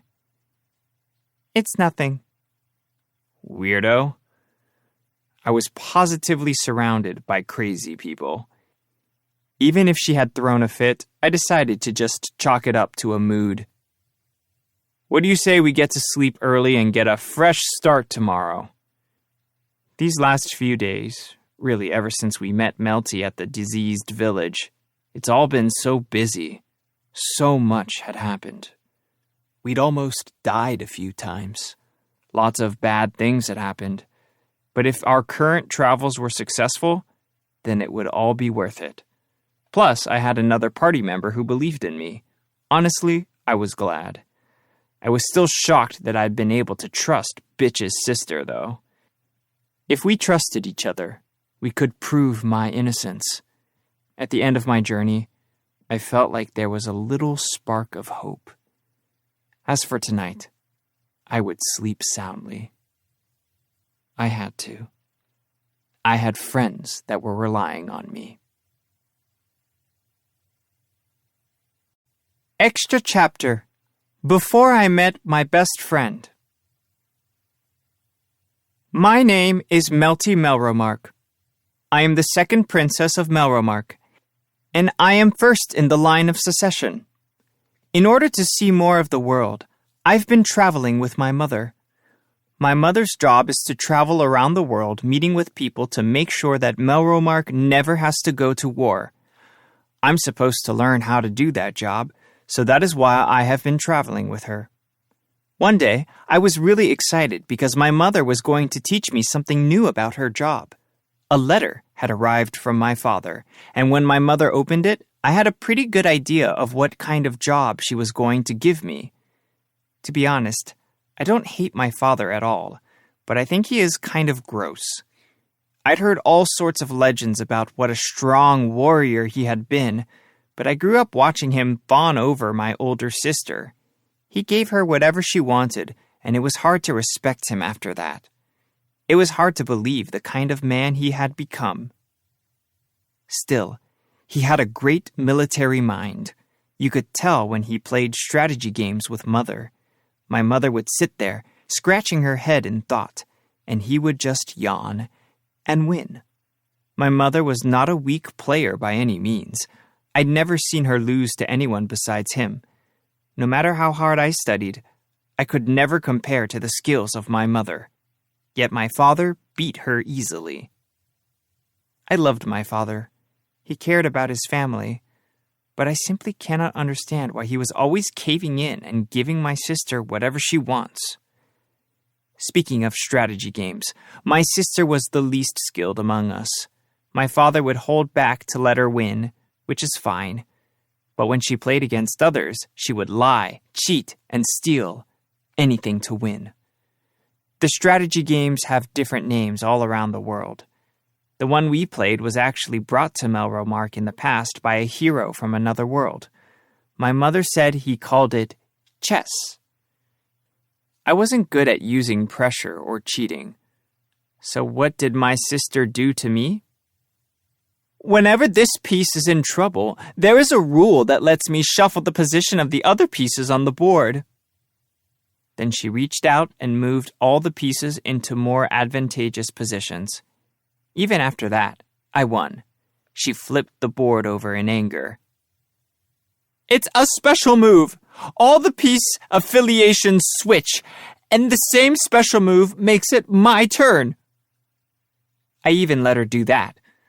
But then when it was my turn and I reached for a piece, this one can jump all the other pieces and go straight for the king, she said, slamming down a random piece where my king was. Okay, then it's my turn to use that special move. Did she think that I wasn't going to follow her own rules? Well, it's my turn, isn't it? Now then. I reached for the piece she said had the power, declared that I used the power, and then took the piece off of the board. She was glaring at me with burning hatred. Did she think I was going to ignore the rules she made up? I'm the only one who can do that. I'm putting the piece back. Then this game is not fair. If you want to play that way, play with Father.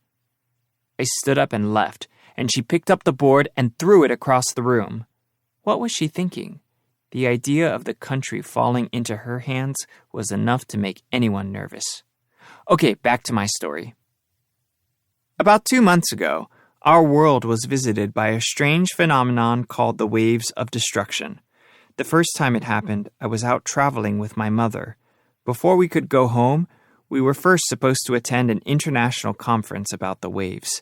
We were on our way to a country called Fabri for the conference. We were supposed to attend a panel about defending the country.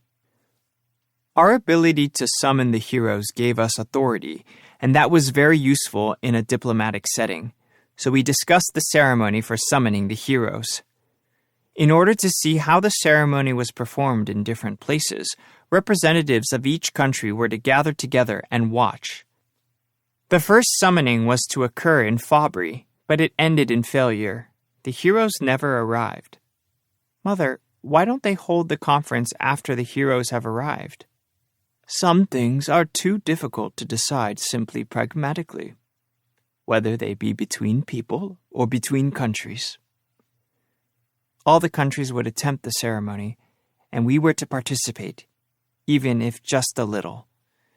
In the end, it became clear that our own country, Melromark, had performed the ceremony without notifying the other nations. The world was complicated and hostile enough before this happened. When Melromark summoned the heroes, it started a serious international dispute. Things were hard after that. Assassins were sent after my mother, and the conference fell into chaos. I thought it was clear that my father and some church associates were to blame, but maybe my sister had a hand in it too. You Melromark weasels! You want sole control over the heroes, is that it? Someone was thrusting an accusatory finger at my mother. She did not retreat, but covered her mouth with a folding fan. I was shocked when she calmly responded. Would you like me to say that we aim to take over the world? What was that? Perhaps you mean to declare war against my country, which processes all of the 4 holy warriors. Think carefully about that. Ugh! I knew her well enough to know that she was actually very troubled.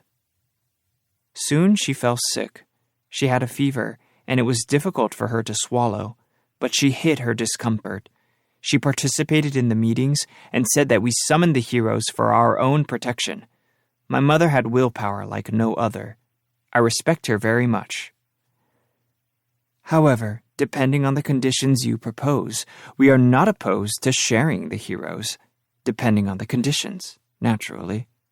We can't trust you! Is that so? The world is in a deep crisis, and you would accuse my country of only protecting itself? Are there no other countries here that wish to pull ahead of the others? The accusatory speaker swallowed his response. My mother produced a report gathered confidentially by her spies. King Fabri, what do you think? My mother turned the conversation on the king. To be honest, King Fabri was a very disturbing man. He was like a writhing ball of flesh. He was like a monster pig you didn't want to be around. Queen Melromark, you know very well what it is I desire. Yes, all I need to do is agree to your conditions. The delegates were all shocked by the conditions he proposed. I know that my mother had to make a very difficult decision in order to satisfy those demands. She had walked a very difficult path to get to these negotiations. Very well, then. All of your great nations will send envoys to Melromark. They will meet with the heroes, respect the wishes of the heroes, and the heroes will accompany them back to your lands. The delegates all nodded along with my mother. All this happened a few days after Melromark summoned the heroes. A week later, and the outcome surprised all of us, including me. All 4 of the heroes had declined to meet with the envoys.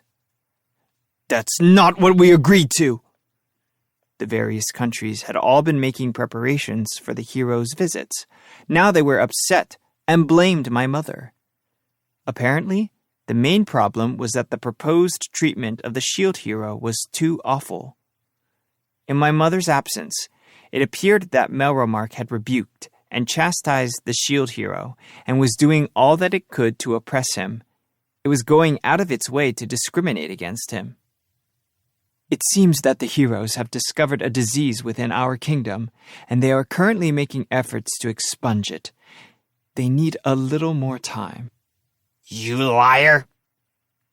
A representative of Siltveld jumped up on his table in anger. The demi-humans of Siltveld worshipped the shield hero. Really? Have you heard that the shield hero has asked to be left alone? Very well then. Let's let them do as they wish. Apparently they are still dedicating their efforts to accruing strength. King Fabri laughed and spoke in support of my mother. To the representative of Siltveld, do you think there are no records of just how long the last shield hero spent within your borders? The Siltveld delegate curled his fingers into a fist. The heroes must be treated with respect. That was how it has always been. But the last time the heroes had been summoned, the shield hero remained in Siltveld for a few months, before mysteriously dying. Whether it was an accident or a conspiracy, or if the shield hero himself was simply weak, no one knows. But it was an incident that Siltveld found difficult to ignore. All we can do is wait until the appropriate time. If you would like to prepare, then all I can say is that it will happen once the filth has been expunged from the kingdom. Ugh. The delegates looked upset. They were glaring at us as we took our seats. And so Melromark earned the suspicion of its neighboring nations. It felt like war could break out at any moment. My mother argued passionately and justly in an attempt to stave off the coming war. 2 months passed. I don't know why the shield hero refused to meet with the envoys when the conditions had been so favorable, especially considering how poorly he was being treated in Melromark. When my mother heard of his refusal, she looked very concerned. Melty, I have a job for you. Okay, what is it? I would like you to, very secretly now, sneak back into Melromark and convince Altcray to stop this unfair treatment of the shield hero. I'd heard a little about what was happening back home. I'd heard that father and sister were conspiring against the shield hero, and that they had many plans to keep him handicapped. The number of things they'd prevented him from doing was nearly uncountable. Mother had already sent a number of soldiers to speak with my father, but they had all been ignored. My father listened to me and respected my opinion, and therefore she wanted to send me to reason with him. At night, my mother found a few painted portraits of my father and burned them with magic. If things continued this way, with my father acting crazy back home, their relationship could not bear the strain. My mother would run out of patience. I couldn't let that happen. Leave it to me. I stood up straight and announced that I would see to it. Thank you, Melty. Yes, Mother. And so I boarded a carriage bound for Melromark. We stopped to rest often. We needed to let the Filolios rest, and it gave me a chance to send reports to Mother. Now I will deliver this report. It will only take me a little while, but while I am gone, you must not move, Princess Melty. Understood. A shadow had been provided for my protection. The shadow was from the Secret Service, which was entrusted with classified jobs like protection. Normally, a group of them takes turns being on watch, but there was so much happening these days that only one of them was available. So I was left to my own devices while the shadow delivered my reports. I sighed. It wasn't that I didn't like traveling by carriage, but it did get a little boring. I didn't have anything to do while he was gone. I caught myself yawning. I was bored, and looking out the window when I spotted an interesting creature. Ah! What's wrong? I startled my attendant when I shouted. I jumped out of the carriage and walked off into a nearby field, parting the grass as I went. Gah! Gah! There were wild Filolios there, pulling an empty carriage. Philoliols are large bird-like monsters that pull carriages.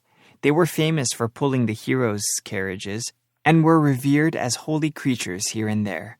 They could still be found living in the wild like this. I'd heard all the legends about the heroes from my mother, but I'd always been drawn to the Philolial characters. I loved them. Apparently, all Philoliols shared the desire to pull carriages. I don't really understand it all, but apparently they feel anxious without something heavy to pull. Over the course of my carriage trip back to Melromark, I started to really enjoy playing with Philoliols. That was when I realized that I really loved these creatures. What kind is that one? I've never seen that kind before. I was hiding in the grass and looking at a strange Philoliol. Its wings were blue, like the sky. At a glance, you could tell it was a Philoliol, but I'd never seen one colored that way. The wings looked different too, and the body shape was strange. The most obvious difference was a single feather that stood out from the top of its head like a crown. Could I make friends with it? It must have been a very rare type. I want to ride on the back of a rare Philoliol. Wild Philoliols were quite timid around humans. But they were also very hungry things, and you could win them over with some jerky or grass. That's why I'd taken to carrying some jerky around in my pocket. I pulled some from my pocket, and the Philoliol stepped out of the grove. Yeah? The Philoliol noticed. I didn't want to scare it off, so I held the jerky out in front of me and slowly inched forward. Come on, Philoliol. The bird was obviously still cautious, but it started to come over in my direction. I could tell it was sniffing the air for the jerky. But... Gah! No. The Philoliol ran off through the grass. Wait! I really wanted to be friends with such a rare creature. I also knew that there were kinds of Philoliols that would only respect you if you ran after them, because Philoliols love to run. I ran back to the carriage and quickly told my attendant what to do. Follow that Philoliol. What? Please. The attendant hesitated for a moment, then nodded and gripped the reins. Our carriage was also pulled by a Philoliol. Yeah! With a lurch, we were running after the strange blue Philoliol. Wait! We were still chasing after the blue Philoliol. The road had grown steeper in the forest, though, and was beginning to wind deeper into the mountains. Wait, please wait! The blue Philoliol was running its heart out. It looked like it was having fun. It was so fast, our own Philoliol was tiring out. Stop! Huh? Okay. Yeah. I climbed down and let our Philoliol drink water, and then I cast a water spell on her to cool her off. Are you okay? Yeah. I had pushed her too hard. I probably should have given up the chase. I was thinking on that while I watched the blue Philoliol run away. But then it stopped and looked back at us, as if it wanted us to chase it. I don't know if it was a game, but it looked like it was having fun. You want to keep going? Yeah. She seemed chipper and eager. Then let's go. I got back into the carriage, and the chase was back on. The blue Philoliol was running and seemed to be enjoying itself. It was hard to keep up. It was amazing that such a rare bird would be so fast, too. Oh, no! I remembered something I'd forgotten. We were running down switchbacks now. Each curve led to a steeper dip ahead. The blue Philoliol was running near the bottom of the mountain, but she was heading for a place humans should avoid. It was populated with dangerous monsters and dragons. Philoliols and dragons never got along, and the blue Philoliol was running right for the dragon's land. It was so focused on the chase that it must not have realized. We have to stop it! It was kind of cheating, but I jumped down from the carriage, went over the cliff face of the switchback, and jumped down toward the Philoliol below. It was dangerous, but I could use magic to keep myself safe. Miss Melty! I heard the attendant call after me, but it was too late. I fell straight down onto the blue Philolial. Gah! I'm sorry, but you are about to run into dragon territory. Gah! The Philolial was agitatedly flapping its wings, but I was too late. Gah! A dragon was descending on us from above. It was much bigger than my carriage had been. The forest was filled with the dragon's roar and the Philolial's cries. The Philolial was preparing to defend itself. Dragons are large, vicious monsters covered in hard scales. They could fly, and it was hard to hurt them with a sword. They had long claws and fangs. They could also use magic, but it was different than the magic humans used. One of those very powerful dragons was now right there before us. What should I do? I didn't want the Philolial to end up hurt. I stepped forward. I'll fight you! I was only level 18, but I could use powerful water magic. If I used my strongest spell, I might be able to scare the beast off. The attendant was nearby too, and there was a tool in the carriage for times like these. If I didn't time my attack right, I'd leave myself wide open for the dragon's counter. I had to relax, then take care of the dragon. What? The attendant took off running. Terrible. Without him there, who was going to get me the tool from the carriage? Gah! The Philolial from the carriage ran over to protect me from the dragon. I'd become pretty close friends with that Philolial during our journey back to Melromark. I was glad to know that I hadn't imagined our friendship. To think that the Philolial would protect me. Gah! Ah! The dragon thrust its fangs through the neck of my Philolial. No! My Philolial! Stop that! It took all my discipline to control myself, but I steadied my breathing and cast a spell. I am the source of all power. Hear my words and heed them. Attack him with a blade of water. Zvaita Aqua Slash. The blade of water flew from my hands and hit the dragon. It scratched the dragon, but was not a fatal blow. All I had done was scratch one of its scales. Was I so powerless? Gah! The blue Philolial kicked the dragon. But because the dragon had locked its jaws onto my carriage Philolial, the blue Philolial had to hold back. I turned to the dragon and started to cast another spell. I am the root of all power. Grah! Ah! The dragon whipped its tail and knocked me down. Ah! It had only felt like a light touch, but before I realized it, I was flying backward and crumpled to the ground. A large blue bruise appeared where the tail had hit me. Ugh! Ugh!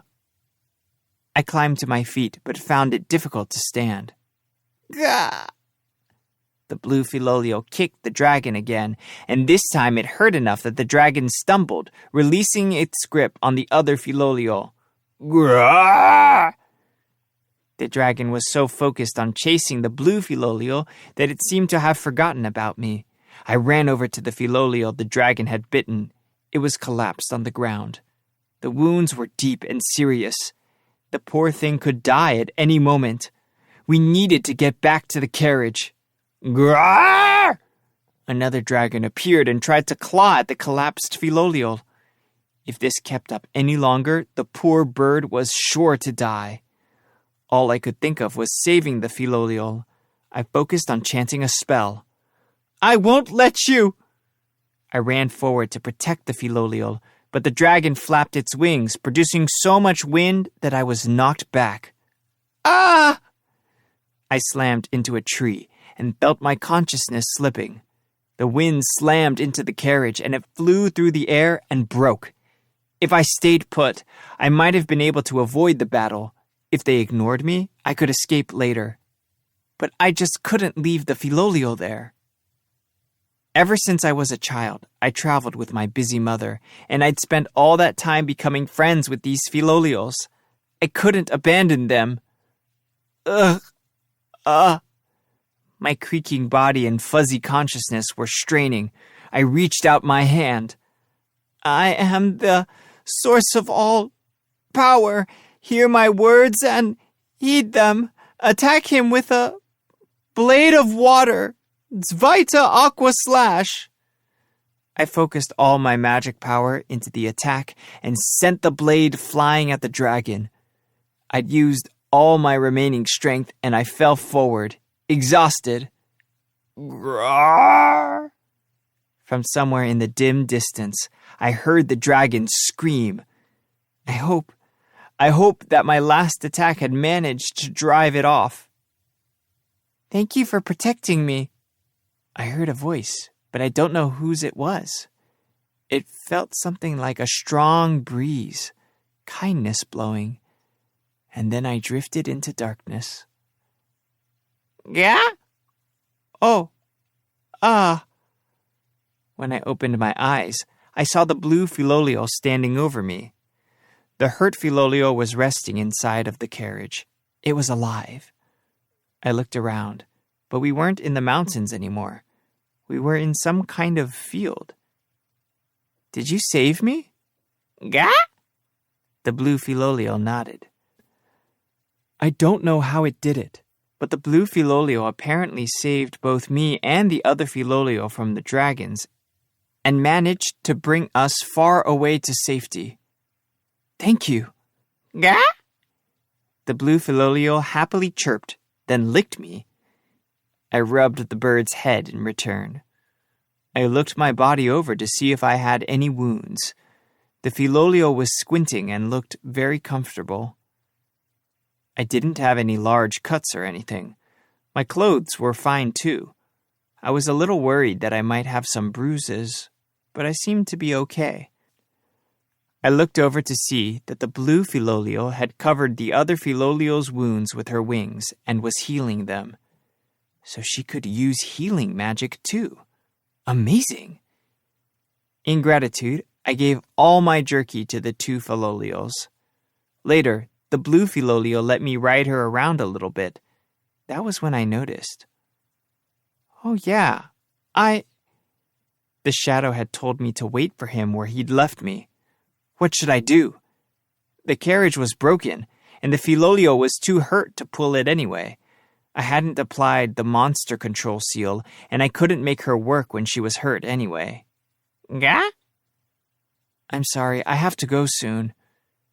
I'd taken a bit of a detour, but I'd have to meet up with the shadow and make my way back to Melromark soon. Gah! My Filolio called out to the blue Filolio. Gah! After nodding a few times, the blue Filolio called back. Then, all of a sudden, we were surrounded by a whole group of Filolios. There were so many. I'd never seen anything like it. 3 Filolios came walking over to the blue Filolio. It looked like they were all listening to her, and I know I wasn't just imagining it. She was like their mother, and clearly the leader of the group. Gah! Gah! The blue Filolio raised a wing and motioned for me to approach the other 3 Filolios. I climbed down from the blue Filolio and walked toward the others. When I approached, all 3 of them knelt to the ground, and what I assumed was a signal to climb up. You'll take me there? Yeah? All 3 nodded. Yeah? The blue Filolio was waving its wings at me. Thank you! I yelled my gratitude, and the 3 Filolios took off running. I had such a mysterious experience with the Filolios that day. I'd never forget it for as long as I lived. The 3 Filolios found the road I'd been on originally, and then brought me across the border into Melromark. On the way, we got tired and took a rest. I'm pretty sure we were near a village in the east of Melromark. Gah? Someone was approaching us, and the 3 Filolios were squawking in surprise. As if they suddenly noticed something, they all ran off. I guess that was the end of our friendship. This wasn't a very convenient place to be dropped off, but I guess I wasn't so far from Melromark. I could just get a carriage or something. That bird looks delicious.